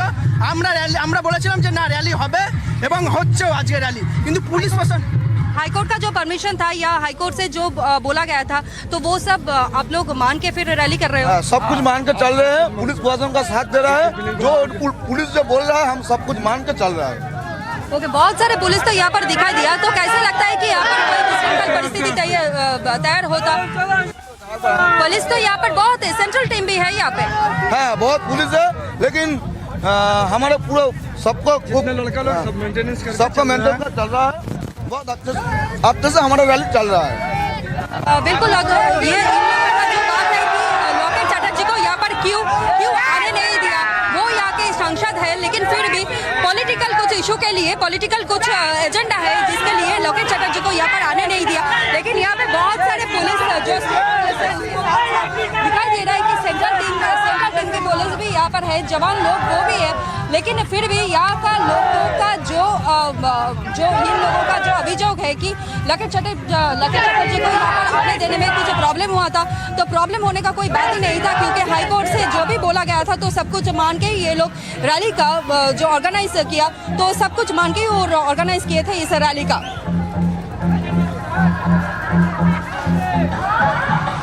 अब तनाया, आप इन सब से बात कर रही हैं, इनका क्या कहना है in spite of the fact कि वहां पर सेंट्रल फोर्सेस को भेजा गया है? आज सिचुएशन कैसी रही है?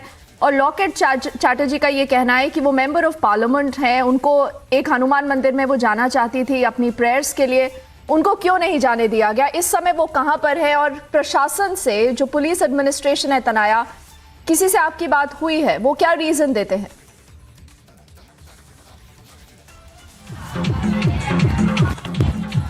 देखिए, लॉकेट चैटर्जी से भी हमें बात हुआ था जब वो यहाँ पर धरना में बैठी थी, तो लॉकेट चैटर्जी कह रहे थे कि यहाँ पर सेंट्रल टीम है, यहाँ पर स्टेट गवर्नमेंट के पुलिस ऐसे भी वॉलंटियर है, इतने सारे पुलिस यहाँ पर मौजूद है, उसके बावजूद भी उनको जाने नहीं दे रहे थे। लेकिन इसका पीछे जो वो बोल रहे थे कि कुछ पॉलिटिकल एजेंडा थे जिसके लिए उनको जाने नहीं दिया। लेकिन हिंदुओं का ये जो उत्सव है, उस उत्सव में उनको इन्विटेशन दिए थे, फिर भी जाने नहीं दिया उनको। और इस बारे में वो जो गवर्नर है सीवी आनंद वो उसके पास जाएंगे ऐसे बोल रहे थे, और जाने के बाद उनसे बात होगा कि यहाँ पर इतना सारा पुलिस थे, सेंट्रल फोर्स थे, फिर भी उन्हें जाने क्यों नहीं दिया। और यहाँ के जो लोग हैं वो लोग भी बोल रहे थे कि लॉकेट चैटर्जी आए थे, यहाँ का सांसद है, लेकिन फिर भी उनको रोक दिया गया, उनको यहाँ पर आने नहीं दिया। ये अच्छी तरह से नहीं दिख रहा है। और जो स्टेट गवर्नमेंट है, वो स्टेट गवर्नमेंट के बारे में भी यहाँ के लोग बोल रहे थे कि स्टेट गवर्नमेंट जो बहुत सारे पुलिस यहाँ पे दिए थे, उसके बावजूद क्यों नहीं लॉकेट चैटर्जी को यहाँ पर आने दिया, क्यों नहीं आने दिया कि यहाँ के जो संसद है, यहाँ के जो जनप्रतिनिधि है, उनको नहीं आने दिया। इसका कारण क्या है? इसका कारण खुलसा होना चाहिए, यही बोल रहे थे ये लोग। और भी बहुत सारे लोग यहाँ पे, बहुत सारे रैली में जो लोग आए हैं, बहुत सारे लोग हैं, मैं थोड़ा सा उनसे भी बात करना चाहूँगी। उनका जो भावना है, और लॉकेट चैटर्जी को यहाँ पर नहीं आने दिया, क्यों नहीं आने दिया, आपसे थोड़ा बात करना था। हेलो, आपसे थोड़ा बात करना था। लॉकेट चैटर्जी को यहाँ पे आने नहीं दिया, रुक दिया थोड़ी देर आगे, ये बात तो आप अच्छी तरह से ले रहे हो। लॉकेट चैटर्जी को यहाँ पर आने नहीं दिया, आपके सांसद है वो थोड़ी देर पहले उनको रोक दिया था, मालूम नहीं। यहाँ पे जो बहुत सारे लोग हैं उनसे भी कह रहे थे कि ये जो किया था वो अच्छी तरह से नहीं दिख रहे थे। ये बात तो साफ यहाँ का जो ऑर्गेनाइजर है वो भी बोल रहे थे, और साइड बाई साइड यहाँ के जो लोग रैली में जितने सारे लोग आए थे वो सब लोग बोल रहे थे।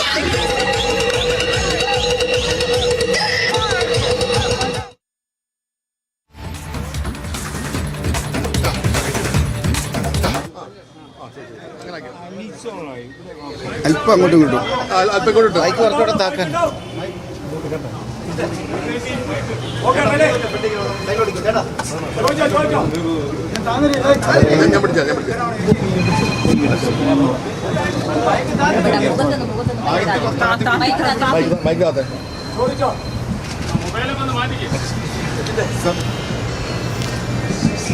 BJPയിൽ ചേരാനുള്ള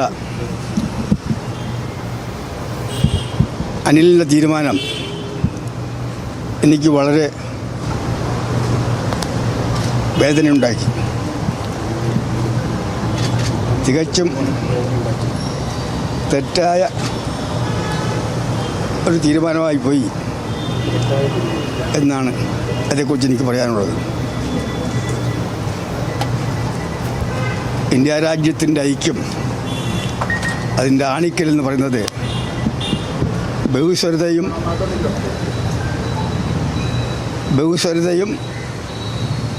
മതേതരത്വവുമാണ്.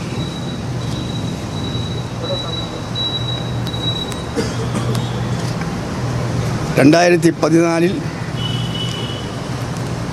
നരേന്ദ്രമോദി സർക്കാർ അധികാരമേറ്റതിന് ശേഷം ആസൂത്രിതമായി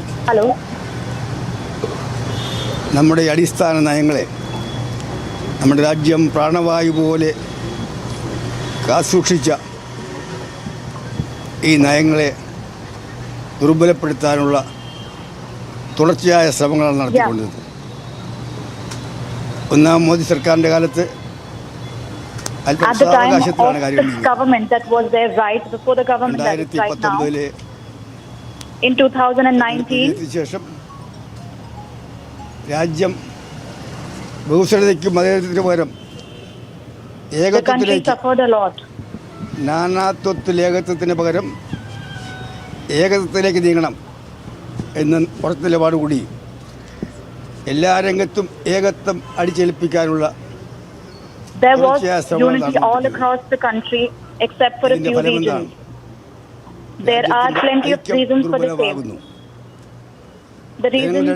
ഐക്യം can be many, however the country's unity is going down. സമുദായ സൗഹാർദ്ദം കൂടുതൽ ശിഥിലമാകുന്നു. The problem is becoming serious as time goes on. എന്നെ സംബന്ധിച്ചിടത്തോളം with regards to അവസാന ശ്വാസമുള്ളതുവരെ BJPയുടെയും RSSന്റെയും ഈ തെറ്റായ വിനാശകരമായ നയങ്ങൾക്കെതിരെ ഞാൻ ശബ്ദമുയർത്തും. that is affecting the country. I will not യാതൊരു സംശയവും എനിക്കില്ല. anything that comes സ്വാതന്ത്ര്യ സമരകാലം മുതൽ ജാതിയോ മതമോ ഭാഷയോ പ്രദേശമോ on the basis of caste, religion, വർണ്ണമോ വർഗമോ നോക്കാതെ എല്ലാ ഇന്ത്യക്കാരെയും without any discrimination, ഒരുപോലെ കണ്ട ഒരു കുടുംബമാണ് everyone must be treated equally. ഇന്നും ഇന്ത്യൻ ഭരണഘടനയുടെ അടിസ്ഥാന മൂല്യങ്ങൾ സംരക്ഷിക്കാൻ വേണ്ടി വേട്ടയാടുകൾക്കിടയിലും നിർഭയമായി വിട്ടുവീഴ്ചയില്ലാതെ ആ കുടുംബാംഗങ്ങൾ. ഒരു കാലഘട്ടത്തിൽ എന്നോടൊപ്പം വളർന്ന തലമുറയെ ഏറ്റവും പ്രോത്സാഹിപ്പിച്ചത് ഇന്ദിരാഗാന്ധിയാണ്. ഒരു ഘട്ടത്തിൽ ഇന്ദിരാഗാന്ധിയുമായി അകന്നുപോയി. വീണ്ടും ഇന്ദിരാഗാന്ധിയുമായി യോജിച്ച് ഇന്ദിരാഗാന്ധിയുടെ നേതൃത്വം അംഗീകരിച്ചുകൊണ്ട് കോൺഗ്രസിൽ തിരിച്ചു വന്നതിന് ശേഷം എനിക്ക് ഇന്ദിരാഗാന്ധിയോടും ആ കുടുംബത്തോടും മുമ്പുണ്ടായതിനേക്കാൾ കൂടുതൽ ആദരവും ബഹുമാനവും സ്നേഹവും ഉണ്ടായിട്ടുണ്ട്. മാത്രമല്ല, ഇന്ത്യൻ ഭരണഘടനയുടെ അടിസ്ഥാന മൂല്യം സംരക്ഷിക്കാൻ വേണ്ടി വിട്ടുവീഴ്ചയില്ലാതെ പോരാടുന്നതിന്റെ മുൻപന്തിയിലുള്ളത് ആ കുടുംബമാണ്. അതുകൊണ്ട് തന്നെ എന്റെ കൂടെ എല്ലാ കാലത്തും ആ കുടുംബത്തോടൊപ്പമായിരിക്കും. എന്നെ സംബന്ധിച്ചിടത്തോളം എന്റെ ജീവിതത്തിന്റെ, രാഷ്ട്രീയ ജീവിതത്തിന് മാത്രമല്ല, എന്റെ ജീവിതത്തിന്റെ അവസാന നാളുകളിലേക്കാണ് ഞാൻ കടന്നു പോകുന്നത്. എനിക്ക് വയസ്സ് 82ആയി. എത്ര നാൾ ജീവിക്കുമെന്ന് എനിക്കറിയില്ല.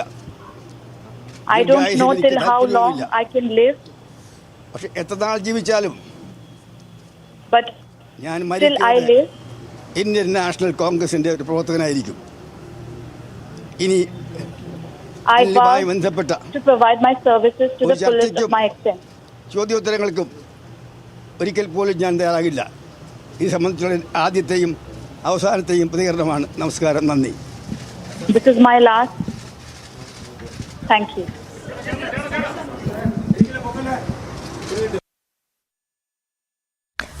All right, viewers, AK Anthony peaking there, just after his son joined the BJP. So it was a massive jaunt for the Indian National Congress ahead of the 2024 Lok Sabha elections. A short while back, we saw the Congress leader and former Defence Minister AK Anthony's son Anil Anthony had joined the BJP in New Delhi. So we're getting these reactions coming in where we saw that AK Anthony has reacted just right now. The first reaction coming in of AK Anthony.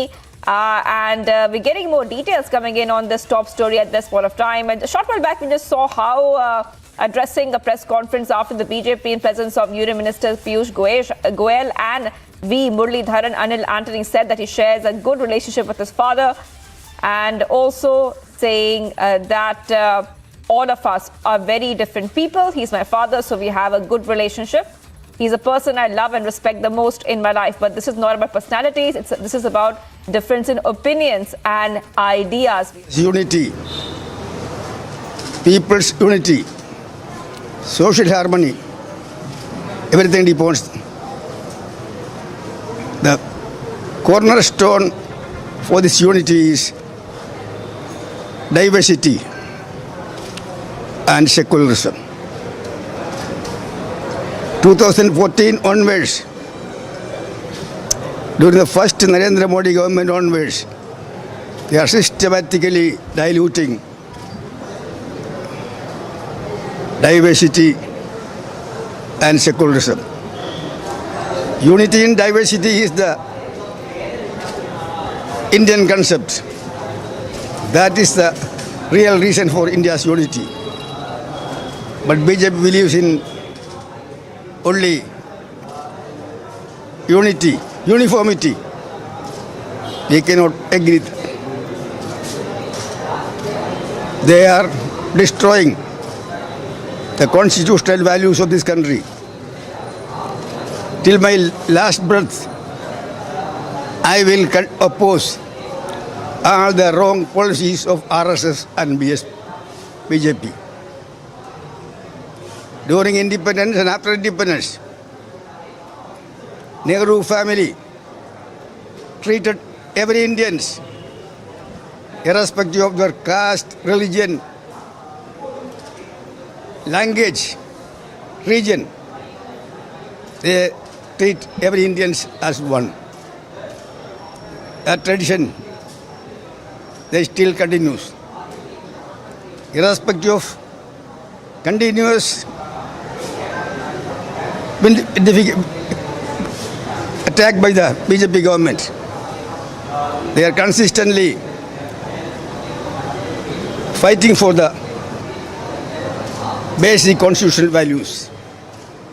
That is why consistently I am accepting the leadership.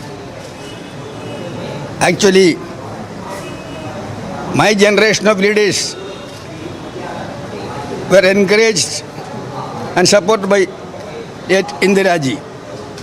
But even then, once we left Indira Ji. But after rejoining her party, my respect to Indira Ji has gone up like anything. That time onwards, I am consistently with that family. That family represents all the constitutional values, and that family treat every Indians as one. So I will continue to remain accept that leadership of that family. I can tell you only one thing. I am now 82. I don't know how long I will be here. But one thing I can tell, I will die as a Congress worker, is all.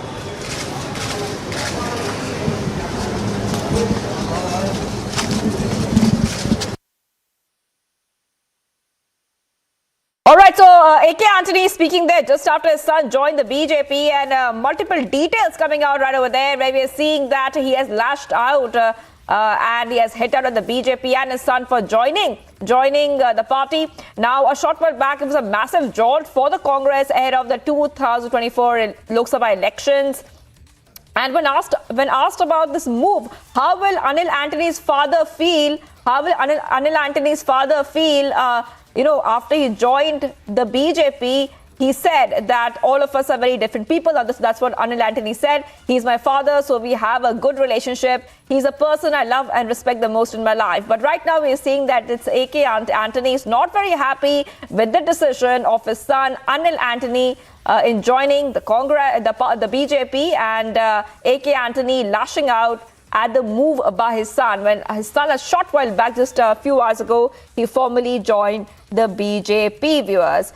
So viewers, earlier Anil, he used to head the Kerala Pradesh Congress Committee's digital media cell. He slammed the Congress leadership for working for a particular family and stressed that he would work for the people at that press conference. Let's once again play out that reaction of A.K. Anthony.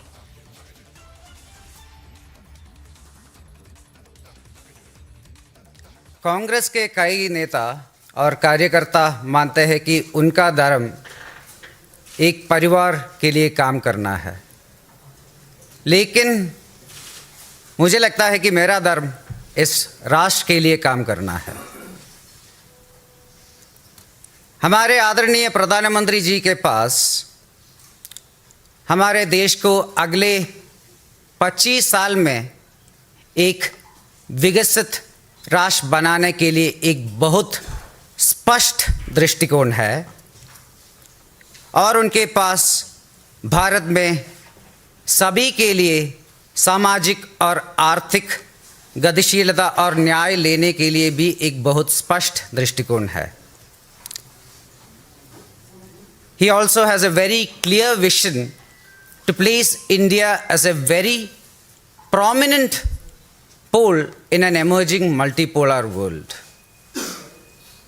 In times like this, the central government, Bharat Sarkar, and the BJP organization, led by the Honorable Prime Minister, Amit Shah ji and Nadda ji, are working tirelessly to take this vision and all these people-friendly policies to every nook and corner of this country. I, as a young India represents vast majority of India, the biggest majority of India. I do think that it is my responsibility and duty to contribute towards the Prime Minister's vision of nation building and national integration. I also hope that vast majority of India, whole of young India, whole of India, feel the same and join these initiatives. To bring the background of Mr. Anil Anthony, senior leader of the Congress until a few hours ago, joining the Bharatiya Janata Party on this very auspicious foundation day of the BJP. He's a multifaceted personality. I was very impressed when I saw the credentials of Shri Anil Anthony ji. After graduating from the College of Engineering in Trivandrum, he pursued his master's degree from Stanford University. And I think we all know that is the envy of every engineering student, to be able to get a chance to study at Stanford. Not only that, he has also completed a program at MIT Sloan on artificial intelligence and brings with him huge intellectual capabilities, which, coupled with his significant contribution in the field of business, in the field of social work, and in the field of politics, makes him truly an outstanding political and social warrior who cares for Kerala, who's concerned about the future of Kerala and India, and someone who believes in India first. The fact that he raised strong objections to the BBC documentary which sought to inflame tempers and raise completely unfounded and baseless allegations against the Honorable Prime Minister Shri Narendra Modi, which were termed by Mr. Anthony as an assault on India's sovereignty and integrity, was obviously not liked by the Congress party, which at the same time was trying to use British soil to attack all democratic institutions in India. Despite his significant contribution in the social media field, in digital communications, as convener also of the digital media of the Kerala Pradesh Congress Committee, Mr. Anthony was truly insulted with the behavior meted out to him for standing up for India and for national. Viewers, much more coming up on the other side. Politics after Padma Awardee says did not get award under the UPA but received his due under Modi government. And French President Emmanuel Macron in Xi'an expected to raise Ukraine issue with Xi Jinping.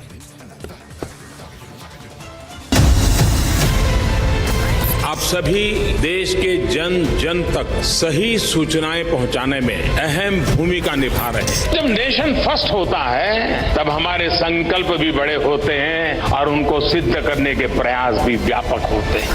प्रधानमंत्री जी, हमने भी ठान लिया है हमारा Republic media network भी अपने कदम और भी तेज करेगा।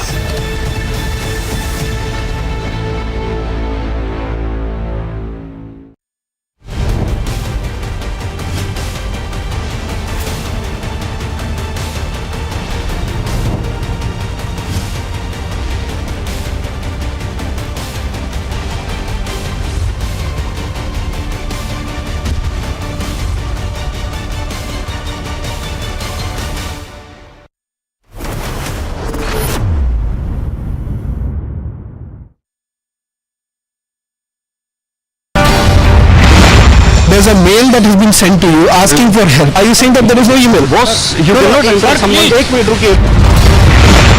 The biggest actions of the movements include of various rank. We've killed the Prime Minister, the Chief Minister, generals of the army. These are all targeted killing. I am willing to ask you certain questions, sir. I have a word. You delete everything and then I'll go. Where is the question of recording, sir? Well, I'll show you, but why did you put your hand in my pocket? Why did you slap my phone? Mr. Wazir, why were you arrested? Because it was a case, I believe, that was closed by the police itself. They're trying to stop us from reporting. यहाँ पर लिखा गया है stand. इसी जगह से सचिन वाजे को बोला गया था खड़े रहने के लिए। We are standing in the premise of a church right in the middle of Bucha. This is exactly what Ukraine is now calling a genocide that has been committed by the Russian troops. Bharat की परिभाषा से मतलब सहमत है। Everybody has right to self-determine. If I say Punjab is a separate country, I have right to do it.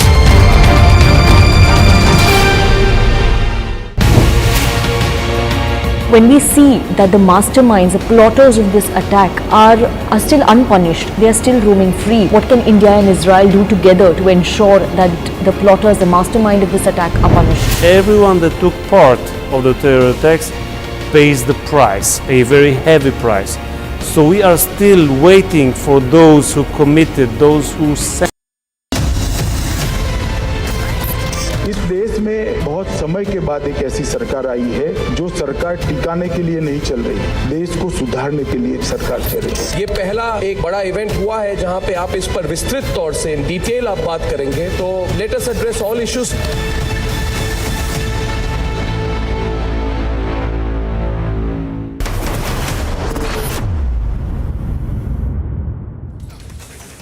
Viewers, we're live and breaking this Thursday evening.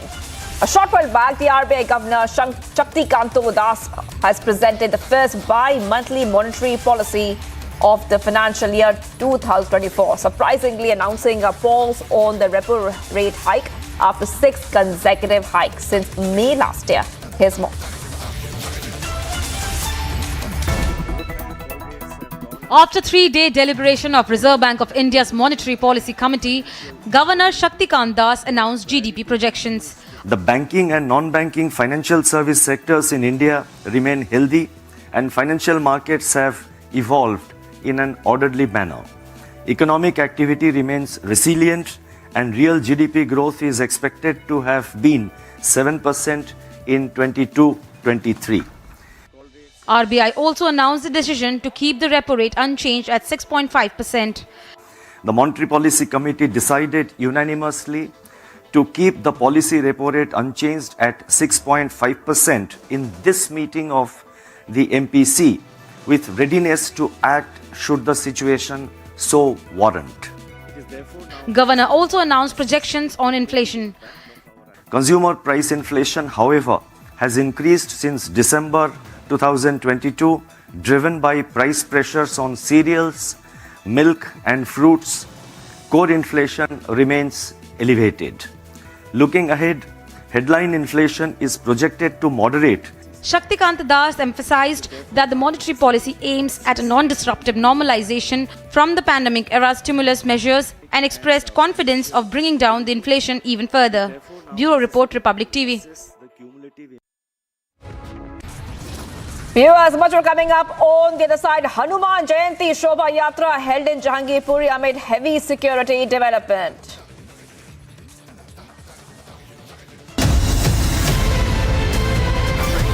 The India developmental model is the right model which the world can follow, and that is the opportunity that we have before us. I believe that you are soaked in the philosophy of nation first.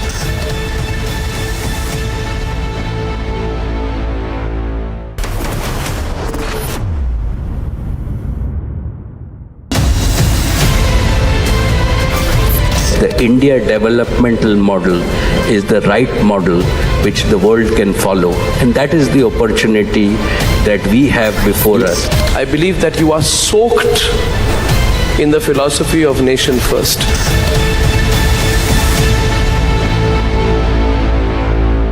The nation wants to know why Bengal is burning. Mamata Banerjee has declared that the BJP is the chief instigator. If that is the case, I ask, and if Mamata Banerjee does indeed have proof that the BJP is instigating, then why does she not arrest the BJP Bengal chief Shukanta Majumdar or the leader of the opposition and BJP leader Shuvendu Adhikari? And if she does not have the proof, then isn't she admitting her own defeat and inability in handling the situation, and therefore, to avoid blame, make it political? The state government is very quick to misuse the police to file FIRs on the media, on news channels like Republic. But when it comes to harshly implementing law and order, where it needs to be done, where is the police, Mamata Banerjee? Have lawbreakers in Bengal been emboldened to the point where they don't care two hoots about the police and the security machinery? And where is the minister in charge of law and order, Mamata Banerjee herself? If the governor visits the riot hit areas, where, we ask, is the chief minister? The nation wants to know. The nation must know.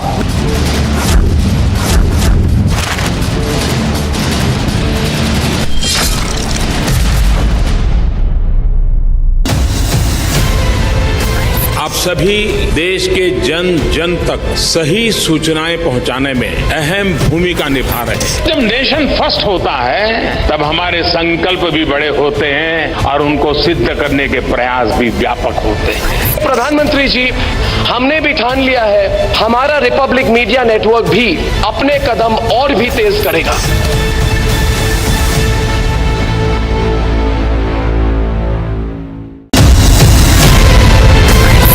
इस देश में बहुत समय के बाद एक ऐसी सरकार आई है जो सरकार टिकाने के लिए नहीं चल रही, देश को सुधारने के लिए सरकार चल रही है। ये पहला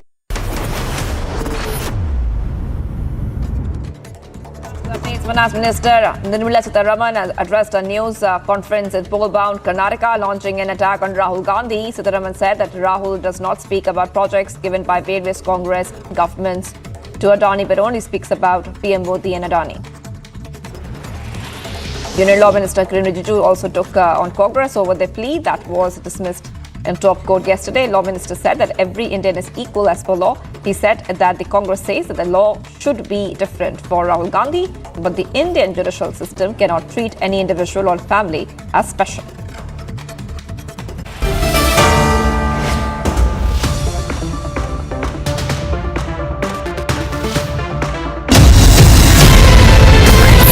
इस देश में बहुत समय के बाद एक ऐसी सरकार आई है जो सरकार टिकाने के लिए नहीं चल रही, देश को सुधारने के लिए सरकार चल रही है। ये पहला एक बड़ा इवेंट हुआ है जहां पे आप इस पर विस्तृत तौर से इन डिटेल आप बात करेंगे, तो let us address all issues.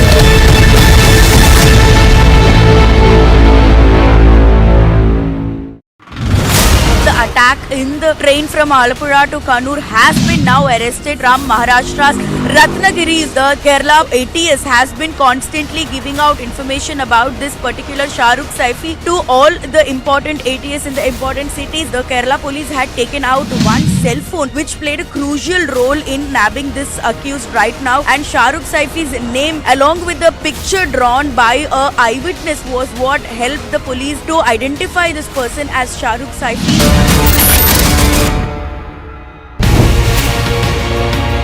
How do you see Israel helping India in combating the water crisis? It's a major problem here in India and we have the solutions. So we are trying to work together, bringing the information, bring the technologies, bringing the excellent centers that we have here in India. And I know Prime Minister Modi deals with that a lot, and he was successful to bring dozens and dozens of millions to accessibility to water, and this is a great success, and I would like us to work more closely on that. Dragging back economic fugitives, fantastic. But a crackdown on corruption alone is not enough to steer the economy. That is where the reforms are not just to remove those who are with several cases of corruption and disproportionate assets. This will ensure that at a local level, no officer can go about saying, hey, I've come to inspect you, without the system approving it.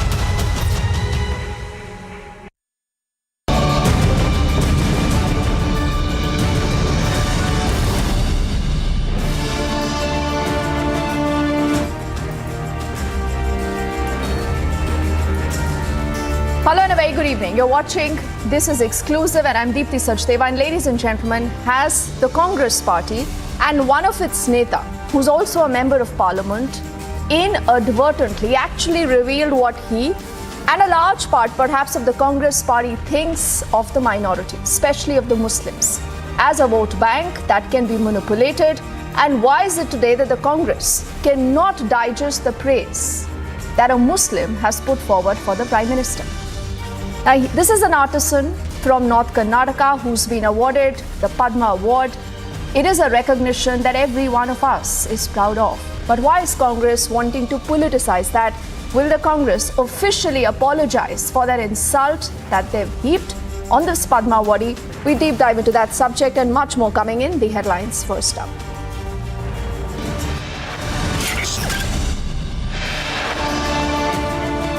Hanuman Jayanti Shobha Yatra held in Jahangirpuri in Delhi amidst heavy security deployment.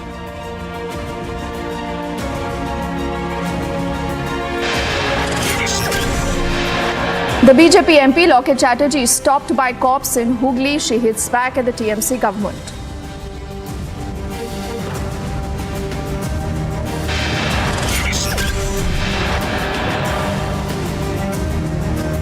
Former Congress leader Anil Anthony now joins the BJP on the party's foundation day. JP Nadda welcomes his entry.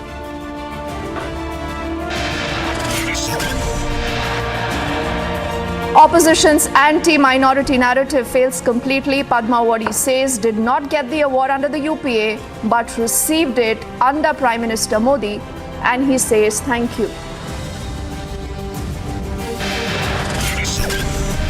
The Kerala train attack accused is brought to Kozhikode. Cops recover the accused's notes. Terror angle right now is still under the probe.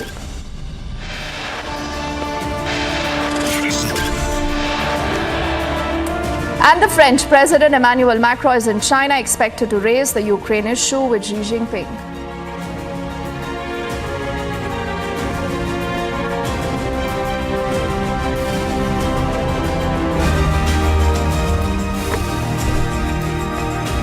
So, ladies and gentlemen, his name is Rashid Ahmed Qadri.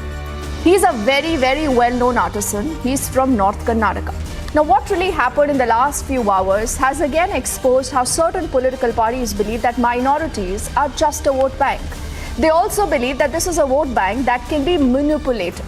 The reason why we've heard some absolutely bizarre and shameful comments that have come in from a Congress member of Parliament, his name is Pramod Tiwari, who says that this Padma Awardee was tutored to put out the entire reply that he did when he was meeting with the Prime Minister.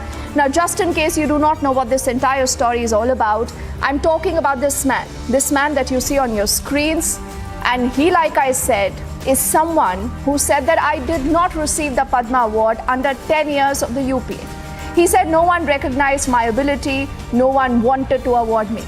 And when the Modi government came in, he said that I had absolutely no hope. I had given up all hope. I was not even expecting this.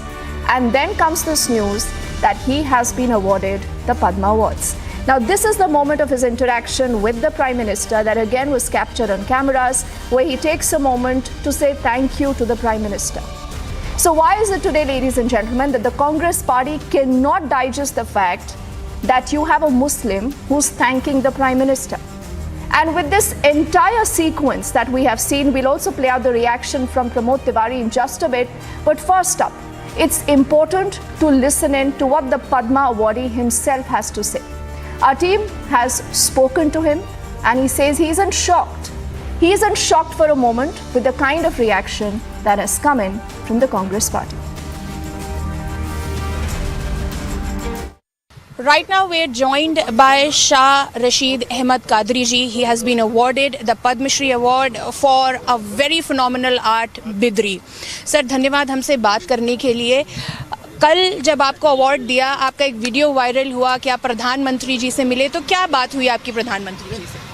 प्रधानमंत्री award देने के बाद हमसे आके मिले तो मेरे दिल में जो बात थी उनके सामने मैं बयान कर दिया. मैं उनसे कहा कि कांग्रेस के पीरियड में मैं 5 साल तक मैं अप्लाई करते रहा, मेरे को ये अवार्ड नहीं मिला. उसके बाद बीजेपी की आपकी गवर्नमेंट आने के बाद इसको अप्लाई करना छोड़ दिया, क्योंकि बीजेपी मुसलमानों से नफरत करती है, मुसलमानों के खिलाफ में रहती है. तो ये सोच के मैं अप्लाई करना छोड़ दिया. लेकिन आप मेरे को पद्मश्री अवार्ड के लिए चुन के मेरी सोच को, मेरे गलत को साबित कर दिए. ये करने के बाद मोदी जी ये सुन के बहुत खा लगा के खिलखिला के हंसे वो जी. तो अगर हम बात करें तो कितनी बार आपने कांग्रेस की काल में कोशिश की, अपना एप्लीकेशन भेजा, क्या क्या दिक्कतें आई आपको और क्या कोई जवाब आता था उस तरफ से? दिखाते तो कुछ भी नहीं. मेरा काम था हर साल प्रोफाइल भेजता था और जवाब खत्ते नहीं, कोई कभी भी नहीं दिया, कोई भी नहीं दिया जवाब मेरे को. तो आप बार बार उनको अप्रोच करते थे लेकिन कभी उधर से जवाब नहीं आया? जवाब नहीं आया. तो किस तरीके से अब जब आपका नाम अनाउंस हुआ तो आपको कैसा महसूस हुआ और आपके काम में कितनी बढ़ोतरी हुई? नहीं, ये अवार्ड 25 जनवरी को अनाउंस होने के बाद मैं एकदम इमोशनल होकर सारा दिन में आंसू बहाते रहा, रात में सो नहीं सका. और ये मेरे को अवार्ड अनाउंस होने के बाद मेरे बेंगलोर में जो हमारा कॉरपोरेशन है, वो कॉरपोरेशन के मैनेजर बोले कि आपको अवार्ड अनाउंस होने के बाद 20 लाख का स्टॉक जो था वो एक वीक में ख़त्म हो गया बोल के बोले वो। इसी तरीके से बीदर में भी शोरूम है, उनके पास भी सामान पूरा ख़त्म हो गया। ये अवार्ड की वजह से बिजली वर्ग को बहुत मदद मिली। जी, मेरा बस आखिरी सवाल आपसे कि प्रमोद तिवारी कांग्रेस के नेता हैं, वो आपके अवार्ड के आसपास जो आपने अपनी दिल की बात बोली उसको एक सियासी रंग देने की कोशिश कर रहे हैं, कह रहे हैं कि सिखाया पढ़ाया गया पहले से। ऐसे नेताओं को क्या कहेंगे? वो प्रमोद तिवारी नहीं है, प्रमोद झूठाला है वो, इसलिए ऐसी बात कर रहा वो।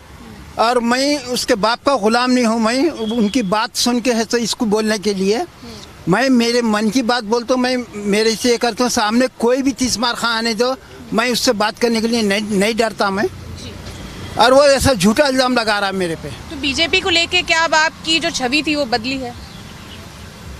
अब फिलहाल तो बदली भी है, आगे क्या होता मालूम नहीं। जी, धन्यवाद हमसे बात।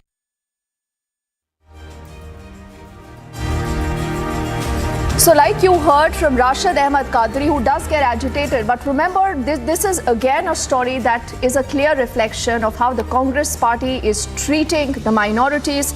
It raises a lot of questions on how the Congress particularly regards the minorities. Does it believe that this is just a quote-unquote vote bank? And also a vote bank, ladies and gentlemen, that can be manipulated. And if that is the case, this is extremely tragic.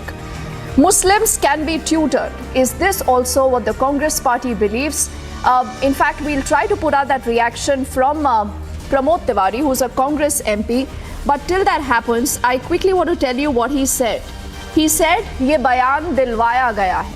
He said the BJP has ensured that this election season, this kind of a comment is made by a Padma Awardee. And he also says, इसके पीछे BJP का पूरा प्रायोजन है. That means that this is sponsored. And this is what you have a Congress member of Parliament, Pramod Tiwari, saying on cameras. So, Muslims for the Congress, is that just a vote bank that can be manipulated? How exactly otherwise can you interpret this comment that has been made by the Congress party? It's important we also get you more reactions earlier in the day. In fact, the Finance Minister Nirmala Sitharaman has also responded to that charge, and she does say that for the longest time, there have been allegations that have been put in by the opposition that this is a government guilty of appeasement, but she says that this is a government that believes truly in Sabka Vikas, and that is the government's retort to Pramod Tiwari of the Congress party. And I want to get in Mr. Shyam Prasad Meka, who represents the Congress. He is joining us on the phone line right now. Mr. Meka, sir, good evening. But why should Pramod Tiwari be allowed to make a comment as senseless, as bizarre as this? And how can the Congress party be okay with this? Pramod Tiwari says, ये बयान दिलवाया गया है, इसको प्रायोजित किया गया है. And he's talking, Mr. Meka, about Rashid Ahmed Qadri, who's a very well-known artisan from northern Karnataka. Is that the official Congress position? See, I don't think this statement from Mr. Pramod Tiwari is the official Congress position or anything. You need to answer for his statement. He might have his own reason. But why do you think it's an official Congress position? If Congress officially makes an allegation, it backs it up with a lot of data and facts. Meka, till now has not ensured that Pramod Tiwari apologizes, nor has the Congress party released an official statement condemning that comment. Because, Mr. Meka, I mean, let's be very honest. What this comment again proves, and it reveals, is how the Congress party treats the Muslims, the minorities, as a quote-unquote vote bank. And he also believes that this is a vote bank that can be tutored. It can be manipulated. Listen, 100 congressmen like me makes 100 statements each day. Right? Congress party will speak about... No, he's not anyone, sir. He's a member of parliament. So before you make that comment, he's a member of parliament. He's a member of parliament, sir. Why are you defending him? You must say what he said is absolutely wrong and he must apologize. Will you be willing to say that? So unless I see his statement on my own, I wouldn't be doing it. I'm based on source, that is you. So what I'm saying is I wouldn't make that statement. Okay? If he made that statement, he should be answerable. Let us see what will happen. No, why do you believe then that Rashid Ahmed Qadri, who's a Padma Awardee, he wasn't given, this award, this recognition under the UPA government? Now, I'm not sure if you watched that video or not, Mr. Mecca, but this is a video that has gone viral. People have been tweeting this video, people have been talking about this video, and people say, Mr. Mecca, that this is the clearest answer to the BJP's pitch and the BJP's policy of Sabka Saath, Sabka Vikas. Why don't you respond to that quickly? We also have Mr. S. Prakash of the BJP, but Mr. Prakash, good evening. Before I come to you, I want Mr. Mecca to respond to that charge. This proves BJP is for Sabka Saath, Sabka Vikas, Mr. Mecca. Will you appreciate that? I'm happy for Mr. Rashid to get the award. And there's nothing to do politics around it. If the BJP government is depending on their prime slogan, Sabka Saath, Sabka Vikas, it is depending on one Padma Award, then that speaks a lot about what they are doing.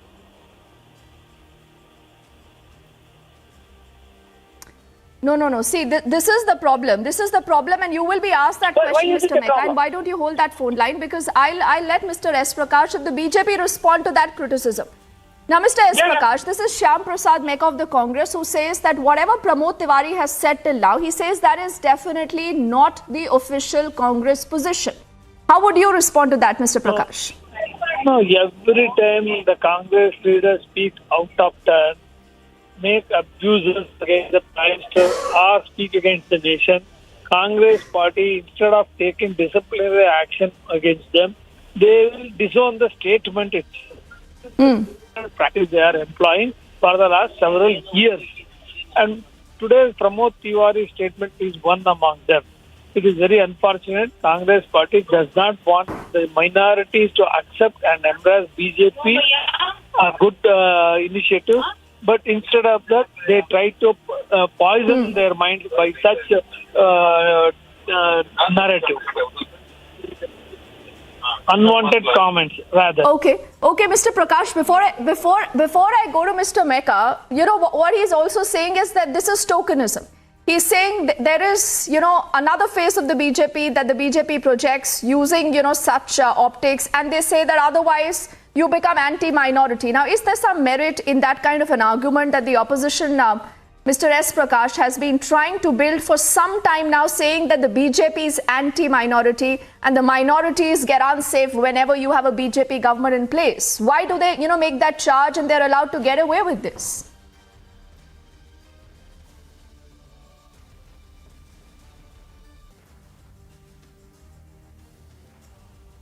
Mr. Prakash?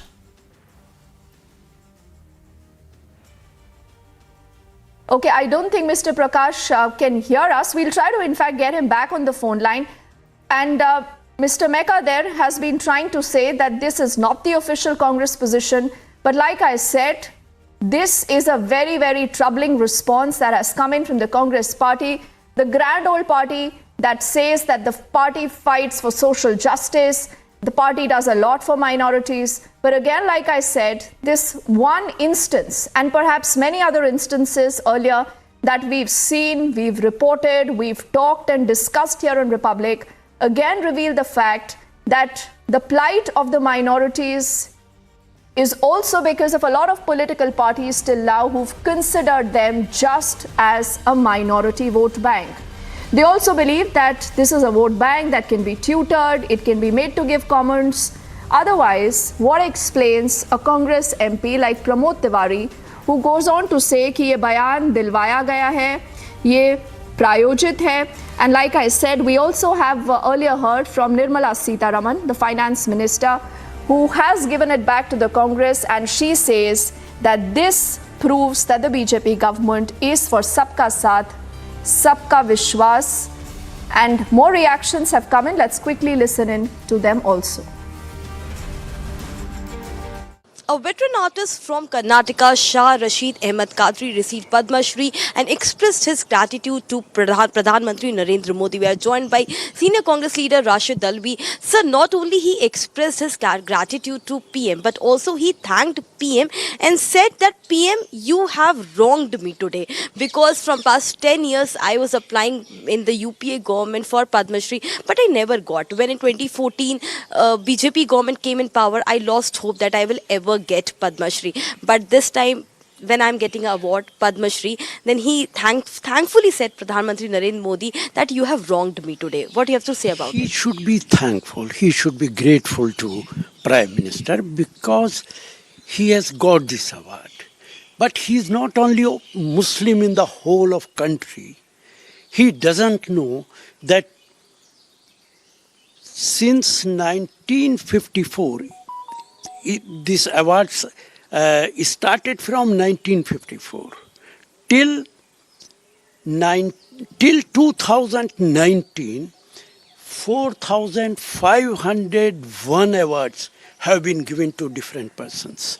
Out of them, 323 Muslims have got this award.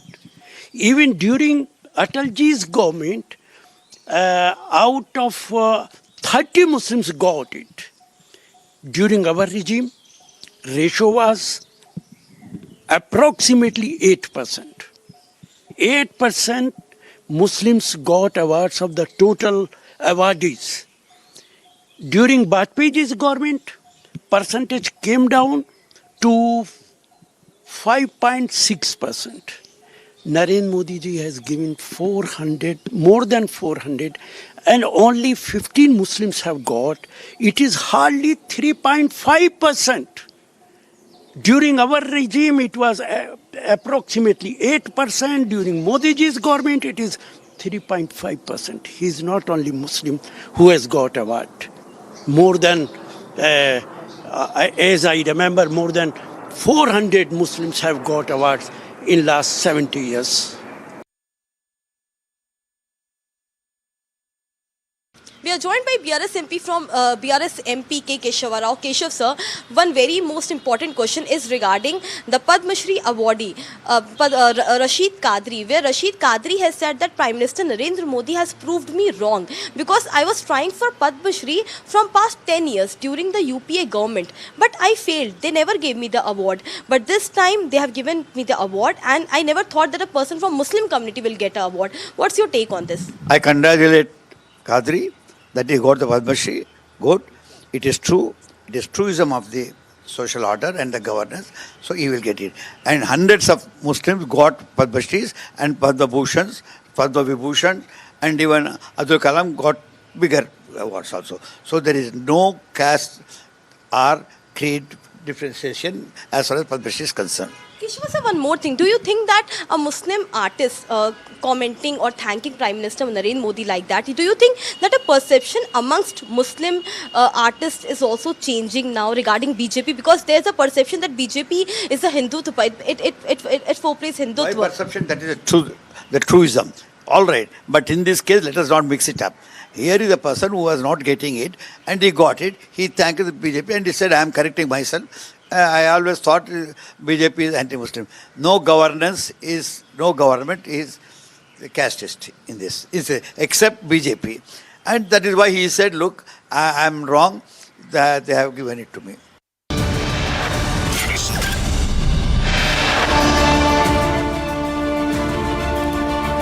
It's time for us to head into a quick break right now, but on the other side, there is more embarrassment for the Congress party as the former defense minister's son, Anil Anthony, now has joined the BJP. A.K. Anthony has responded. He says he is paid.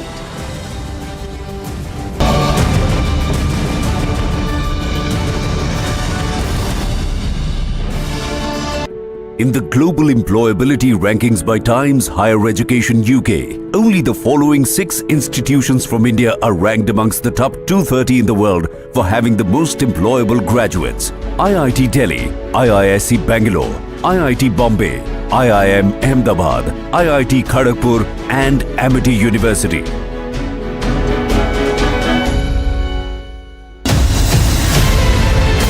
आप सभी देश के जन जन तक सही सूचनाएं पहुंचाने में अहम भूमिका निभा रहे हैं। जब नेशन फर्स्ट होता है तब हमारे संकल्प भी बड़े होते हैं और उनको सिद्ध करने के प्रयास भी व्यापक होते हैं। प्रधानमंत्री जी, हमने भी ठान लिया है, हमारा रिपब्लिक मीडिया नेटवर्क भी अपने कदम और भी तेज करेगा।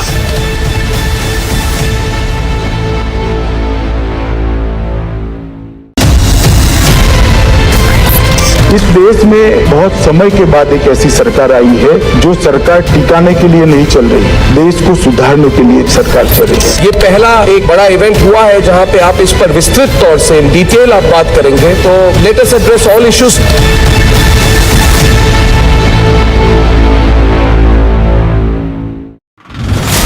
Attack in the train from Alappuzha to Kannur has been now arrested from Maharashtra's Ratnagiri. The Kerala ATS has been constantly giving out information about this particular Shahrukh Saifi to all the important ATS in the important cities. The Kerala police had taken out one cell phone which played a crucial role in nabbing this accused right now, and Shahrukh Saifi's name along with the picture drawn by a eyewitness was what helped the police to identify this person as Shahrukh Saifi.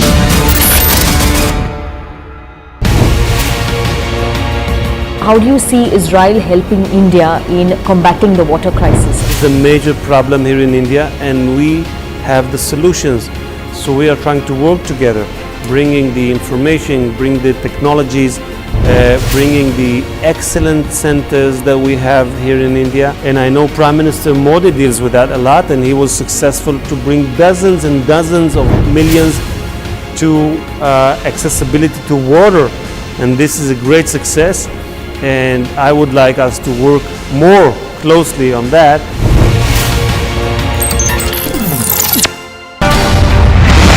There's a mail that has been sent to you asking for help.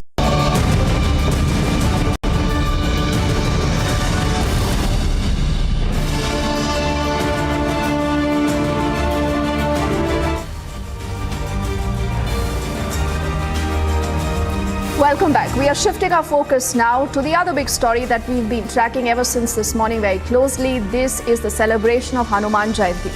Throughout the country, you've seen peaceful celebrations, and thank God for that. In fact, in Bengal, it has also again largely been very peaceful, but there has been some bit of showdown between the BJP and the ruling Trinamool. This is when you wanted, in fact, the member of parliament from Hooghly, this is Locket Chatterjee, wanted to go ahead and put out her prayers in a Hanuman temple there. She was stopped, and this is where she said that this is something again that is not acceptable. And what you see on your screens are images right now for Shobha Yatra that is underway in Howrah also. Bhaskar is joining us live.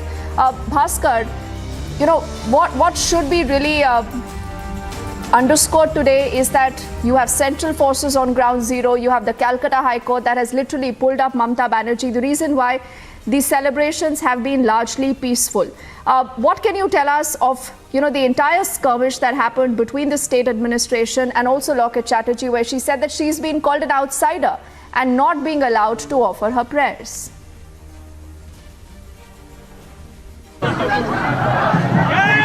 Yes, of course, and all we can see now, leader of opposition Shubhendu Adhikari is joining a procession here in Howrah, Shalkia, and also all we can hear that the chants and the procession is going under the guideline of Calcutta High Court, and there are a few number of people, and also without any DJ or any sound system. And leader of opposition Shubhendu Adhikari joined this rally a few minutes back, and what we are showing exclusively on Republic that Shubhendu Adhikari is working with the procession, and he will offer his prayers to Hanumanji. And also there's a lot of controversy, a lot of political stress has erupted between the Trinamool Congress and the BJP. Also BJP leaders were barred from joining a procession in Hooghly today. Locket Chatterjee, MP Locket Chatterjee, she was banned to join a procession in Hooghly. But now Shubhendu Adhikari, the leader of opposition, he is joining a procession of Hanuman Jayanti here in Howrah, Shalkia. Dipti.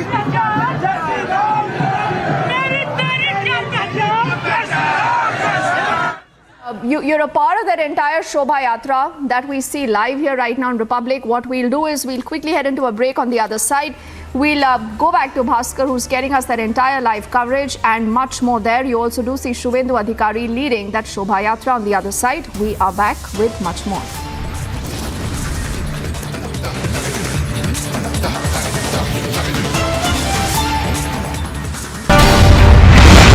There's a mail that has been sent to you asking for help. Are you saying that there is no email? Boss, you cannot enter someone. Take me,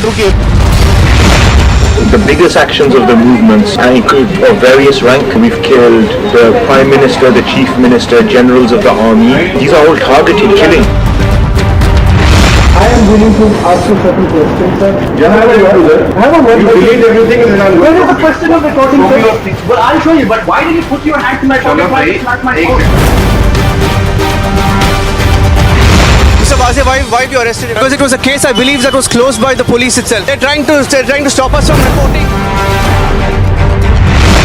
यहाँ पर लिखा गया है stand. इसी जगह से सचिन वाजे को बोला गया था खड़े रहने के लिए। We are standing in the premise of a church right in the middle of Bucha. This is exactly what Ukraine is now calling a genocide that has been committed by the Russian troops. Bharat की परिभाषा से मतलब सहमत है। Everybody has right to self-determine. If I say Punjab is a separate country, I have right to do it.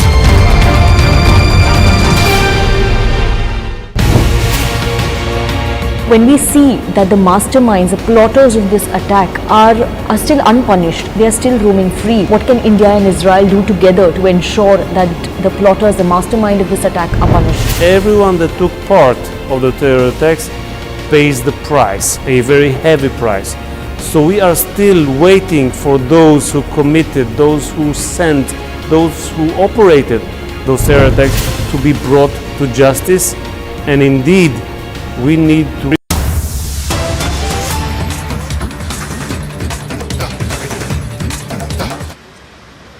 the interest of the nation nor of the people is not their primary interest.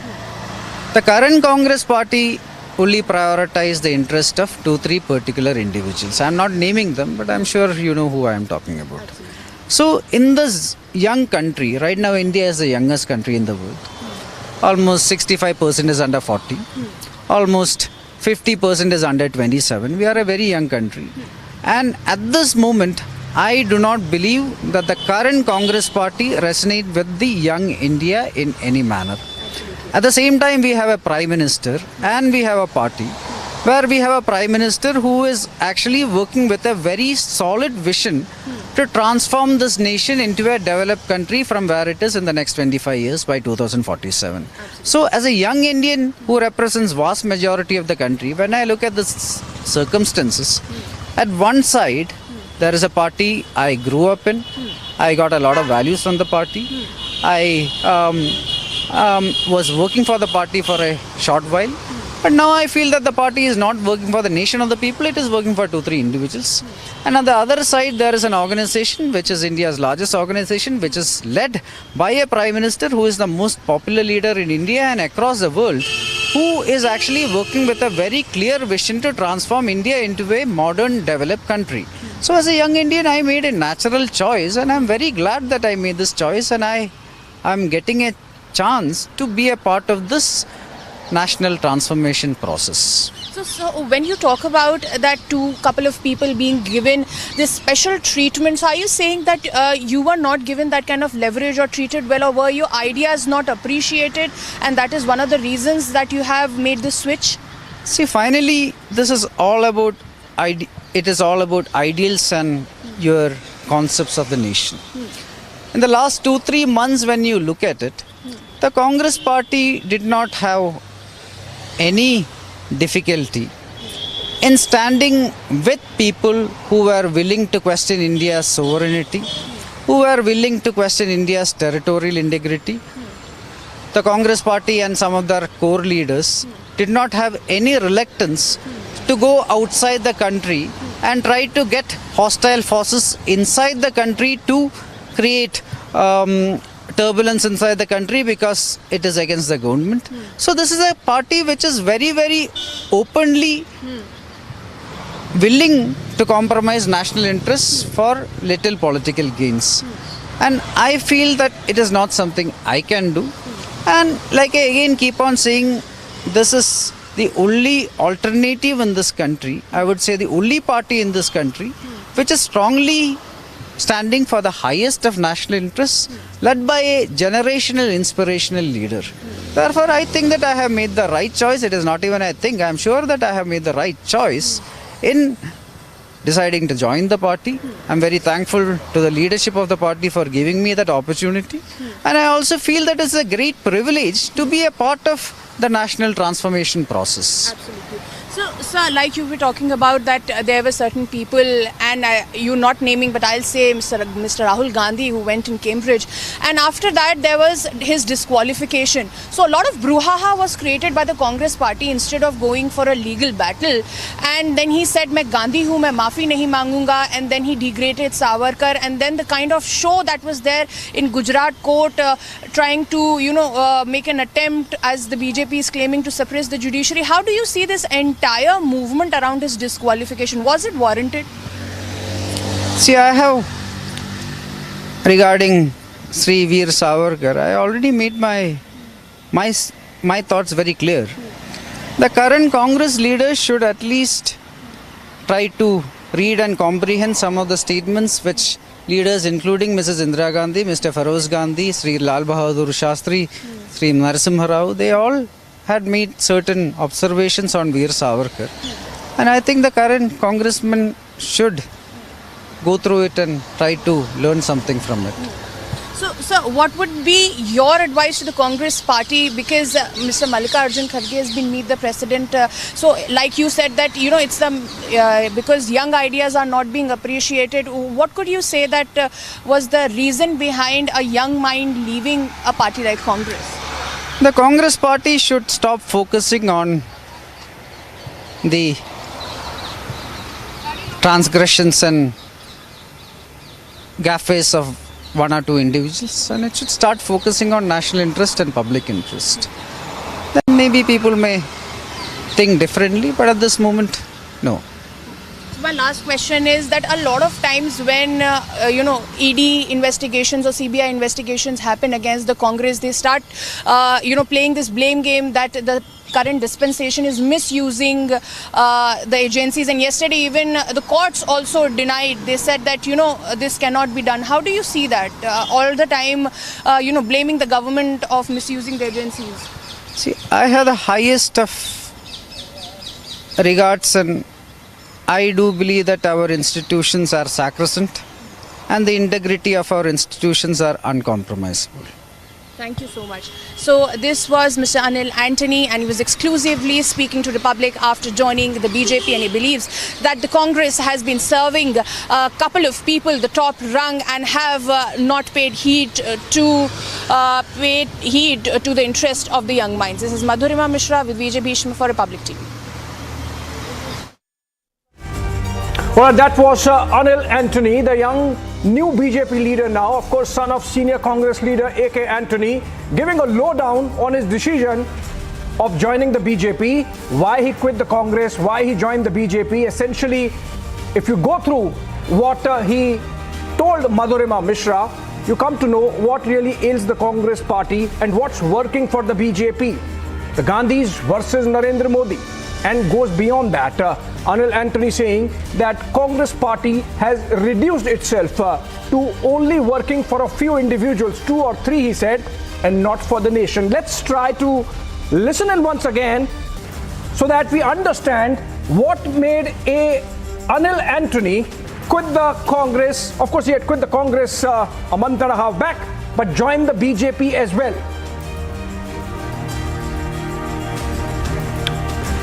Let's listen into Anil Anthony once again. He spoke to Madhurima Mishra just a while back. With us, we have the newly inducted leader in the Bharatiya Janata Party, Anil Anthony ji. So thank you for speaking with us. My first question is that your father just spoke out to the media and he is quite upset about this step of yours of you joining the BJP. How would you react to it? I can understand my father's perspective very well. He had been working for the Congress party for the last 65 plus years, almost 65 years. For almost 52 years he was a parliamentarian, and he had played a big role in various aspects of nation building of this country. However, the current Congress is not the Congress which was at one point of time. Now the Congress party is not bothered about nation building. The interest of the nation nor of the people is not their primary interest. The current Congress party only prioritize the interest of 2-3 particular individuals. I am not naming them, but I am sure you know who I am talking about. So in this young country, right now India is the youngest country in the world. Almost 65% is under 40. Almost 50% is under 27. We are a very young country. And at this moment, I do not believe that the current Congress party resonates with the young India in any manner. At the same time, we have a Prime Minister and we have a party where we have a Prime Minister who is actually working with a very solid vision to transform this nation into a developed country from where it is in the next 25 years by 2047. So as a young Indian who represents vast majority of the country, when I look at the circumstances, at one side there is a party I grew up in. I got a lot of values from the party. I was working for the party for a short while. But now I feel that the party is not working for the nation or the people, it is working for 2-3 individuals. And on the other side, there is an organization which is India's largest organization, which is led by a Prime Minister who is the most popular leader in India and across the world, who is actually working with a very clear vision to transform India into a modern, developed country. So as a young Indian, I made a natural choice, and I'm very glad that I made this choice, and I'm getting a chance to be a part of this national transformation process. So when you talk about that couple of people being given this special treatment, so are you saying that you were not given that kind of leverage or treated well, or were your ideas not appreciated, and that is one of the reasons that you have made the switch? See, finally, this is all about it is all about ideals and your concepts of the nation.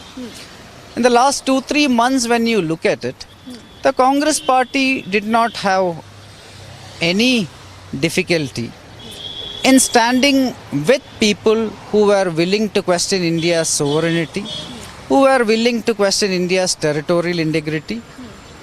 The Congress party and some of their core leaders did not have any reluctance to go outside the country and try to get hostile forces inside the country to create turbulence inside the country because it is against the government. So this is a party which is very, very openly willing to compromise national interests for little political gains.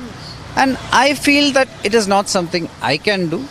And like I again keep on saying, this is the only alternative in this country, I would say the only party in this country which is strongly standing for the highest of national interests, led by a generational, inspirational leader.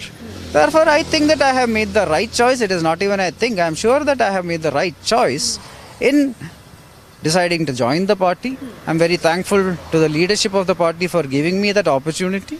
And I also feel that it's a great privilege to be a part of the national transformation process. Absolutely. So, like you were talking about that there were certain people, and you not naming, but I'll say Mr. Rahul Gandhi, who went in Cambridge, and after that there was his disqualification. So a lot of brouhaha was created by the Congress party instead of going for a legal battle. And then he said, "Main Gandhi hu, main maafi nahi mangunga," and then he degraded Savarkar, and then the kind of show that was there in Gujarat court, trying to make an attempt, as the BJP is claiming, to suppress the judiciary. How do you see this entire movement around his disqualification? Was it warranted? See, I have, regarding Sri Veer Savarkar, I already made my thoughts very clear. The current Congress leaders should at least try to read and comprehend some of the statements which leaders including Mrs. Indira Gandhi, Mr. Feroz Gandhi, Sri Lal Bahadur Shastri, Sri Narasimha Rao, they all had made certain observations on Veer Savarkar, and I think the current congressman should go through it and try to learn something from it. So, what would be your advice to the Congress party? Because Mr. Mallikarjun Kharge has been meet the president. So, like you said that, you know, it's the because young ideas are not being appreciated. What could you say that was the reason behind a young mind leaving a party like Congress? The Congress party should stop focusing on the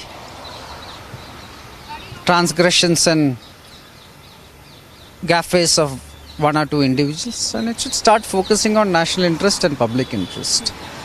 Then maybe people may think differently, but at this moment, no. My last question is that a lot of times when ED investigations or CBI investigations happen against the Congress, they start playing this blame game that the current dispensation is misusing the agencies, and yesterday even the courts also denied. They said that this cannot be done. How do you see that all the time blaming the government of misusing the agencies? See, I have the highest of regards, and I do believe that our institutions are sacrosanct and the integrity of our institutions are uncompromisable. India's unity, people's unity, social harmony, everything depends. The cornerstone for this unity is diversity and secularism. 2014 onwards, during the first Narendra Modi government onwards, they are systematically diluting diversity and secularism. Unity in diversity is the Indian concept. That is the real reason for India's unity. But BJP believes in only unity, uniformity. They cannot agree.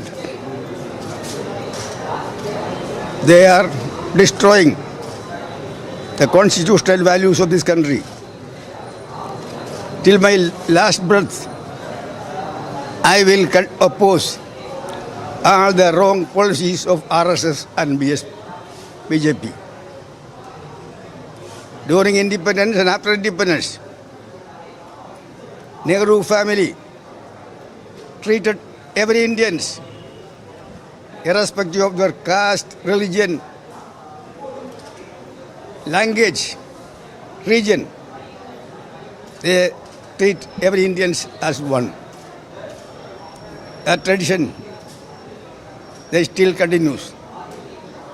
Irrespective of continuous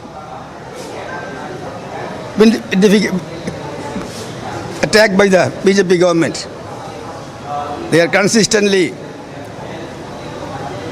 fighting for the basic constitutional values. That is why consistently I am accepting the leadership. Actually, my generation of leaders were encouraged and supported by Indira Ji. But even then, once we left Indira Ji. But after rejoining her party, my respect to Indira Ji has gone up like anything. That time onwards, I am consistently with that family. That family represents all the constitutional values, and that family treat every Indian as one. So I will continue to remain accept that leadership of that family. I can tell you only one thing. I am now 82. I don't know how long I will be here. But one thing I can tell, I will die as a Congress worker, is all. All right, in Anil versus A.K. Anthony, in son versus father. You essentially get a picture of Congress versus BJP, of BJP versus Congress, of what's working for the BJP and what's not working for the Congress party. The restless youth versus the old dynast. Perhaps that completes the picture of political debate today on a day when the BJP marks its foundation day. Moving on, we take the bullet into Bengal now, where the BJP carried out, or in fact is carrying out, we're getting live pictures of a Shobha Yatra on the occasion of Hanuman Jayanti, the birth anniversary of Lord Hanuman. This comes as many areas in Bengal, particularly Howrah and Hooghly, were affected by law and order situation and violence during the Ram Navami processions. In fact, the entire saffron right wing has carried out these processions across the country, or in fact what is popularly happening across the country, the BJP just joining in along with the VHP. Of course, in these pictures we see one procession being taken out in Bengal, in Howrah, and the pictures coming in from Howrah. Let's go to our correspondent Bhaskar. He's reporting there and reporting from there. And Bhaskar, over to you. Please tell us, is this the BJP procession, or is it a procession carried out by the VHP, or a mass popular procession on Hanuman Jayanti in which the BJP leaders are participating, given the backdrop of politicking that happened during Ram Navami?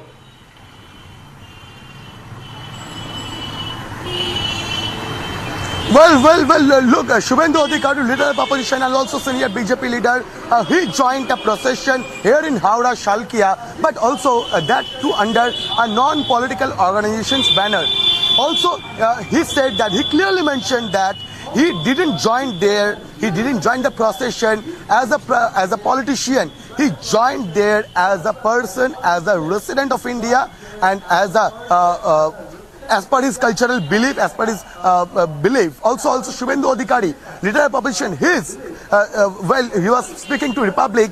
He clearly said that he is happy that Calcutta High Court ordered to state government to deploy central armed police forces or paramilitary forces to ensure law and order situation here. Because after Ram Navami's procession in Hooghly, in Howrah, in different parts of Bengal, there was a massive violence occurred, and also a huge number of people were affected. Also, Governor C.V. Anand Bose, he took a visit on Vrishna in Hooghly, and also today Governor also visited some places in Kolkata, so he can keep an eye that how is the law and order situation is going on. And also CAPF, Central Armed Police Forces, they performed route march, area dominations, where they were deployed mainly in Howrah, mainly in Hooghly, mainly in Kolkata.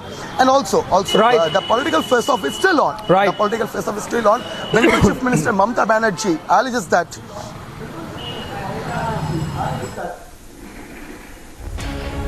All right, thank you so much, Bhaskar, there joining us live from Howrah, where these processions are going on the occasion of Hanuman Jayanti, and of course BJP joining as well. Moving on to Patna in Bihar now, where a cylinder blast led to a fire which engulfed several houses in the Shastri Nagar area of the city, the capital of Bihar, of course, and multiple fire tenders were sent to the spot, even as several houses were already turned to ashes. SDRF teams are also there and assisting in dowsing operations. Let's look at this report.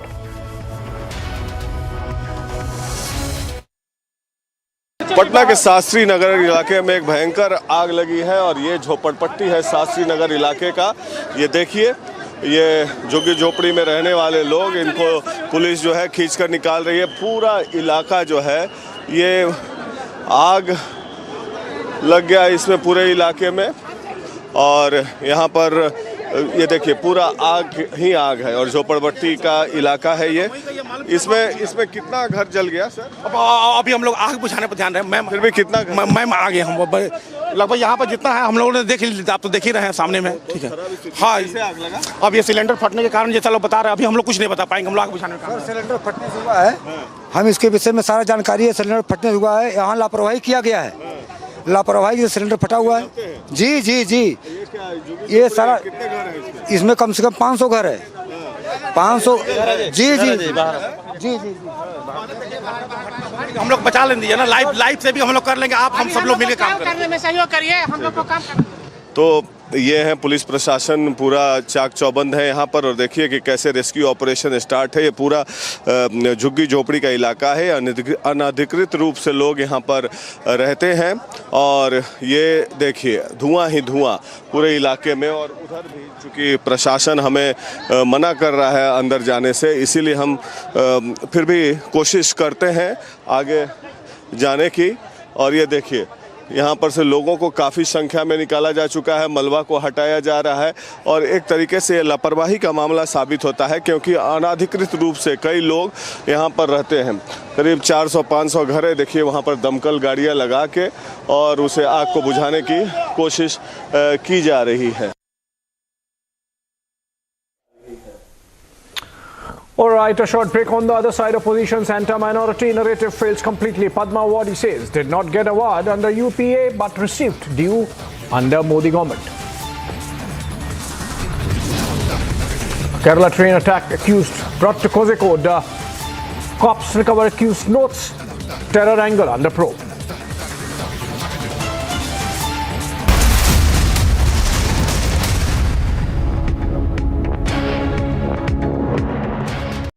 In the global employability rankings by Times Higher Education UK, only the following 6 institutions from India are ranked amongst the top 230 in the world for having the most employable graduates. IIT Delhi, IISc Bangalore, IIT Bombay, IIM Ahmedabad, IIT Kharagpur and Amity University.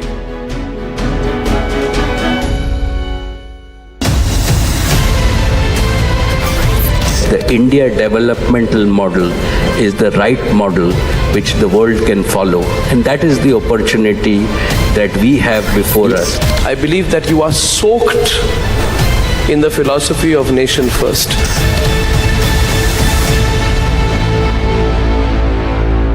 The nation wants to know why Bengal is burning.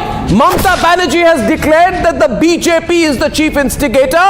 If that is the case, I ask, and if Mamta Banerjee does indeed have proof that the BJP is instigating, then why does she not arrest the BJP Bengal chief Sukanta Majumdar or the leader of the opposition and BJP leader Shuvendu Adhikari? And if she does not have the proof, then isn't she admitting her own defeat and inability in handling the situation, and therefore, to avoid blame, make it political? The state government is very quick to misuse the police to file FIRs on the media, on news channels like Republic. But when it comes to harshly implementing law and order, where it needs to be done, where is the police, Mamta Banerjee? Have lawbreakers in Bengal been emboldened to the point where they don't care two hoots about the police and the security machinery? And where is the minister in charge of law and order, Mamta Banerjee herself? If the governor visits the riot hit areas, where, we ask, is the chief minister? The nation wants to know. The nation must know.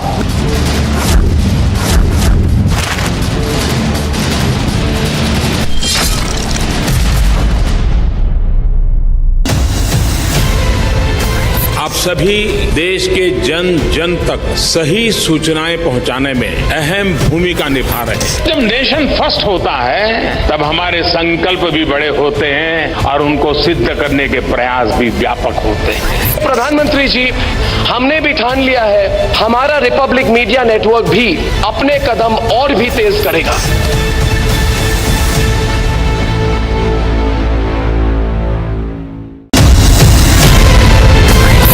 इस देश में बहुत समय के बाद एक ऐसी सरकार आई है जो सरकार टिकाने के लिए नहीं चल रही, देश को सुधारने के लिए सरकार चल रही है। ये पहला एक बड़ा इवेंट हुआ है जहां पे आप इस पर विस्तृत तौर से इन डिटेल आप बात करेंगे, तो let us address all issues.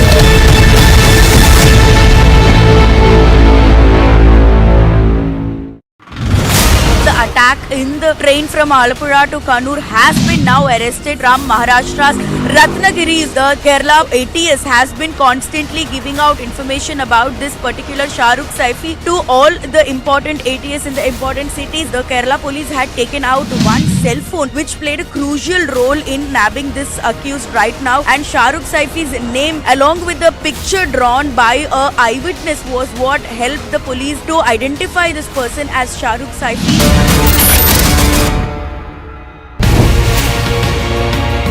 How do you see Israel helping India in combating the water crisis? It's a major problem here in India, and we have the solutions.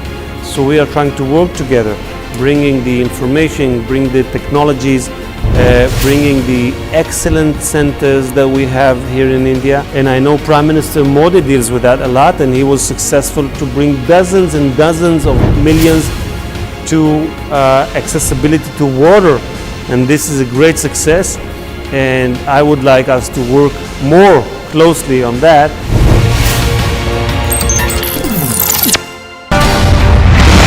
There's a mail that has been sent to you asking for help. Are you saying that there is no email? Boss, you cannot insult someone. The biggest actions of the movements include of various rank. We've killed the Prime Minister, the Chief Minister, generals of the army. These are all targeted killing. I am willing to ask you certain questions, sir. Have a word. Finance Minister Nirmala Sitharaman addresses a news conference in Polbound, Karnataka, launching an attack on Rahul Gandhi. Sitharaman said that Rahul does not speak about projects given by various Congress governments to Adani, but only speaks about PM Modi and Adani. Union Law Minister Kiran Rijiju also took on the Congress over their plea that was dismissed in the top court yesterday. Law Minister said that every Indian is equal as per law. He said that the Congress says that the law should be different for Rahul Gandhi, but the Indian judicial system cannot treat an individual or family as a special. Hanuman Jayanti Shobha Yatra is being held amid tight security in Jahangirpuri in the national capital. Heavy police deployment has been ensured, keeping in mind the violence that broke out last year.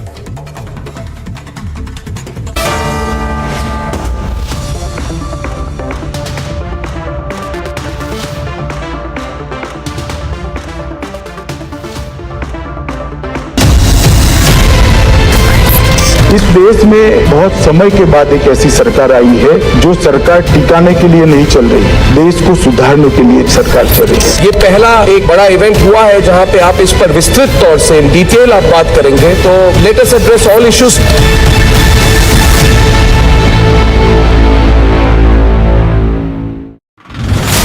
Attack in the train from Alappuzha to Kannur has been now arrested from Maharashtra's Ratnagiri. The Kerala ATS has been constantly giving out information about this particular Shahrukh Saifi to all the important ATS in the important cities. The Kerala police had taken out one cell phone which played a crucial role in nabbing this accused right now, and Shahrukh Saifi's name along with the picture drawn by a eyewitness was what helped the police to identify this person as Shahrukh Saifi.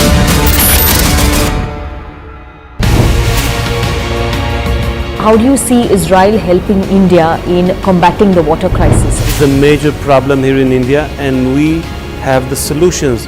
So we are trying to work together, bringing the information, bring the technologies, bringing the excellent centers that we have here in India. And I know Prime Minister Modi deals with that a lot, and he was successful to bring dozens and dozens of millions to accessibility to water.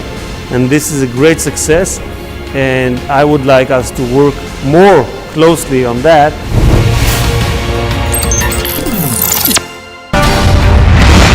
There's a mail that has been sent to you asking for help. Are you saying that there is no email? Boss, you cannot insult someone.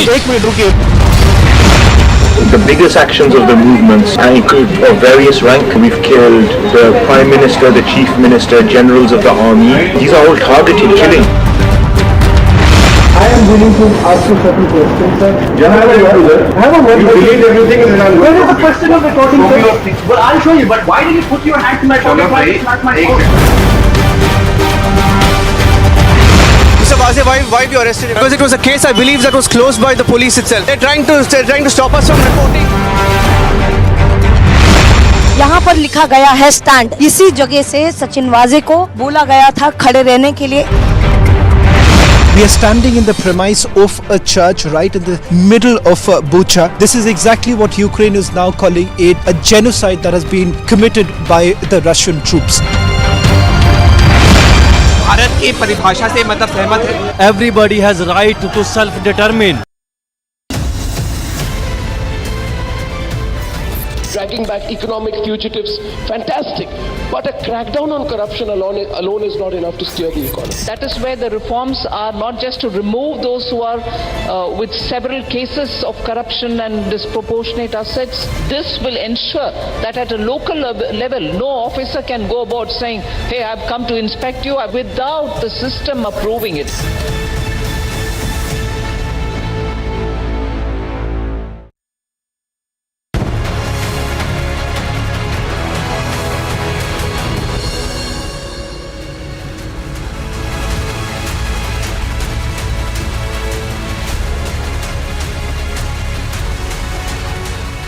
A very good evening and thank you for staying with us on Republic. The show's called The Biggest Story Tonight, ladies and gentlemen, and I'm Deepthi Sachdev. And this is a quick reminder before we deep dive into a crazy news cycle of what is going to be India's biggest news event, and that is here.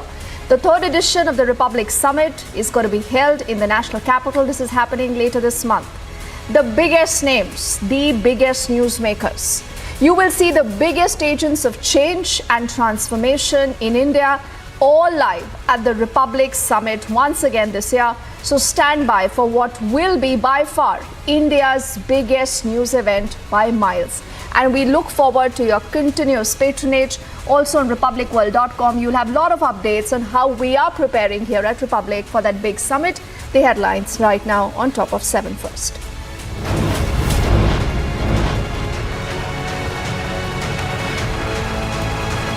The Hanuman Jayanti Shobha Yatra is held in Delhi's Jahangirpuri amidst heavy security deployment.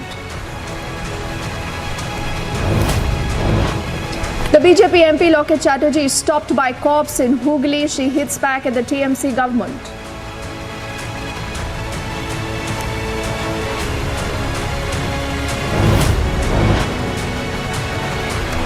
It is father versus son after the former Congress leader Anil Anthony now joins the BJP, this on the BJP's Foundation Day.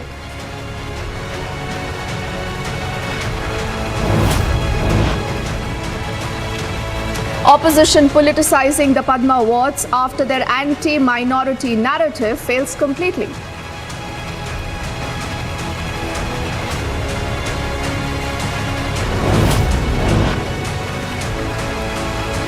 The Kerala train attack accused is brought to Kozhikode. Cops recover accuser's notes. Terror angle is still under the radar.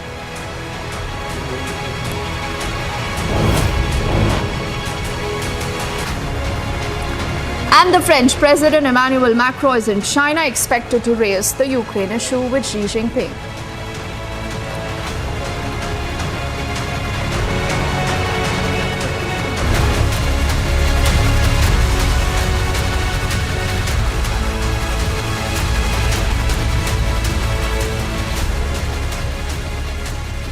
And let's begin this edition of the news with a breaking update. In fact, it's coming in from the poll-bound state of Karnataka. And Trust Republic, remember, that is your election news headquarters to get you every breaking update, every newsmaker first here. Just about yesterday, it was the afternoon when you have Basavaraj Bommai flanked by Kicha Sudeep at a press conference. And this is where he announced, the actor announced that he's going to be pledging his support for Basavaraj Bommai. He also said that wherever he wants me to go and campaign, I'm going to be doing exactly that.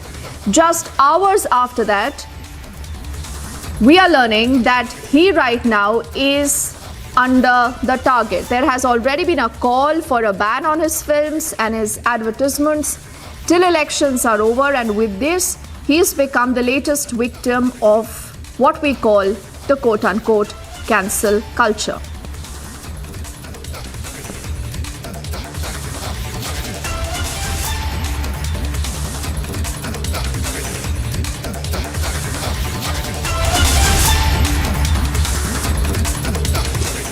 Nadda साहब डरिए मत, क्योंकि 40% commission के भ्रष्टाचार का सच तो 6.5 करोड़ से अधिक कर्नाटका के हमारे भाई बहन जान चुके हैं।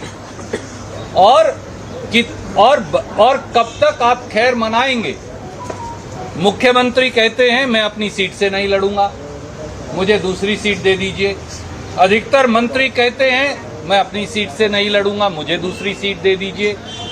भैया, अगर आपके पास लड़ने वाले उम्मीदवार बचे ही नहीं हैं तो कुछ फिल्म स्टार भर्ती करो, उनको टिकट दो, कुछ फिल्म एक्ट्रेसेस भर्ती करो, शायद आपकी बात बन जाए। शायद इसी वजह से आप सीट अनाउंस नहीं कर रहे। So you've heard that reaction of Randeep Surjewala of the Congress party, who's saying that there is, no one wanting to come and speak to the BJP, listen to their netas, and this is why Prajwal, the Congress alleges that it's important for the BJP to get in what they are calling, quote unquote, some star power. But having said that, who is it who has a problem with the actors' advertisements, with his films? And is this coming after the announcement that he made yesterday, flanked by Basavaraj Bommai, that I'm going to be supporting him?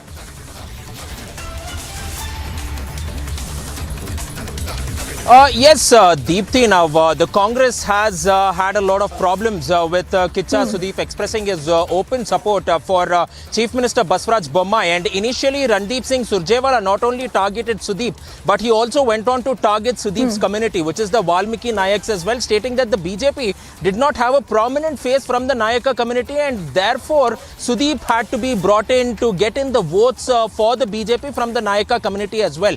And after which he's now gone on to question about what is the worth of Sudeep here, and he's also stated that it will only be film stars who the BJP can rope in. But also I will just tell you that this is the Congress's double standards, because this was the very same party which also had roped in Jaimala, who was a veteran actress as well as a star campaigner, and later she went on to join the Congress party as well in the state of Karnataka, and presently she is also in the Congress. We are seeing Umashri, yet another actress who was who had taken up acting as a career for over 3 decades, and then she has already gone ahead and contested from a Congress ticket from the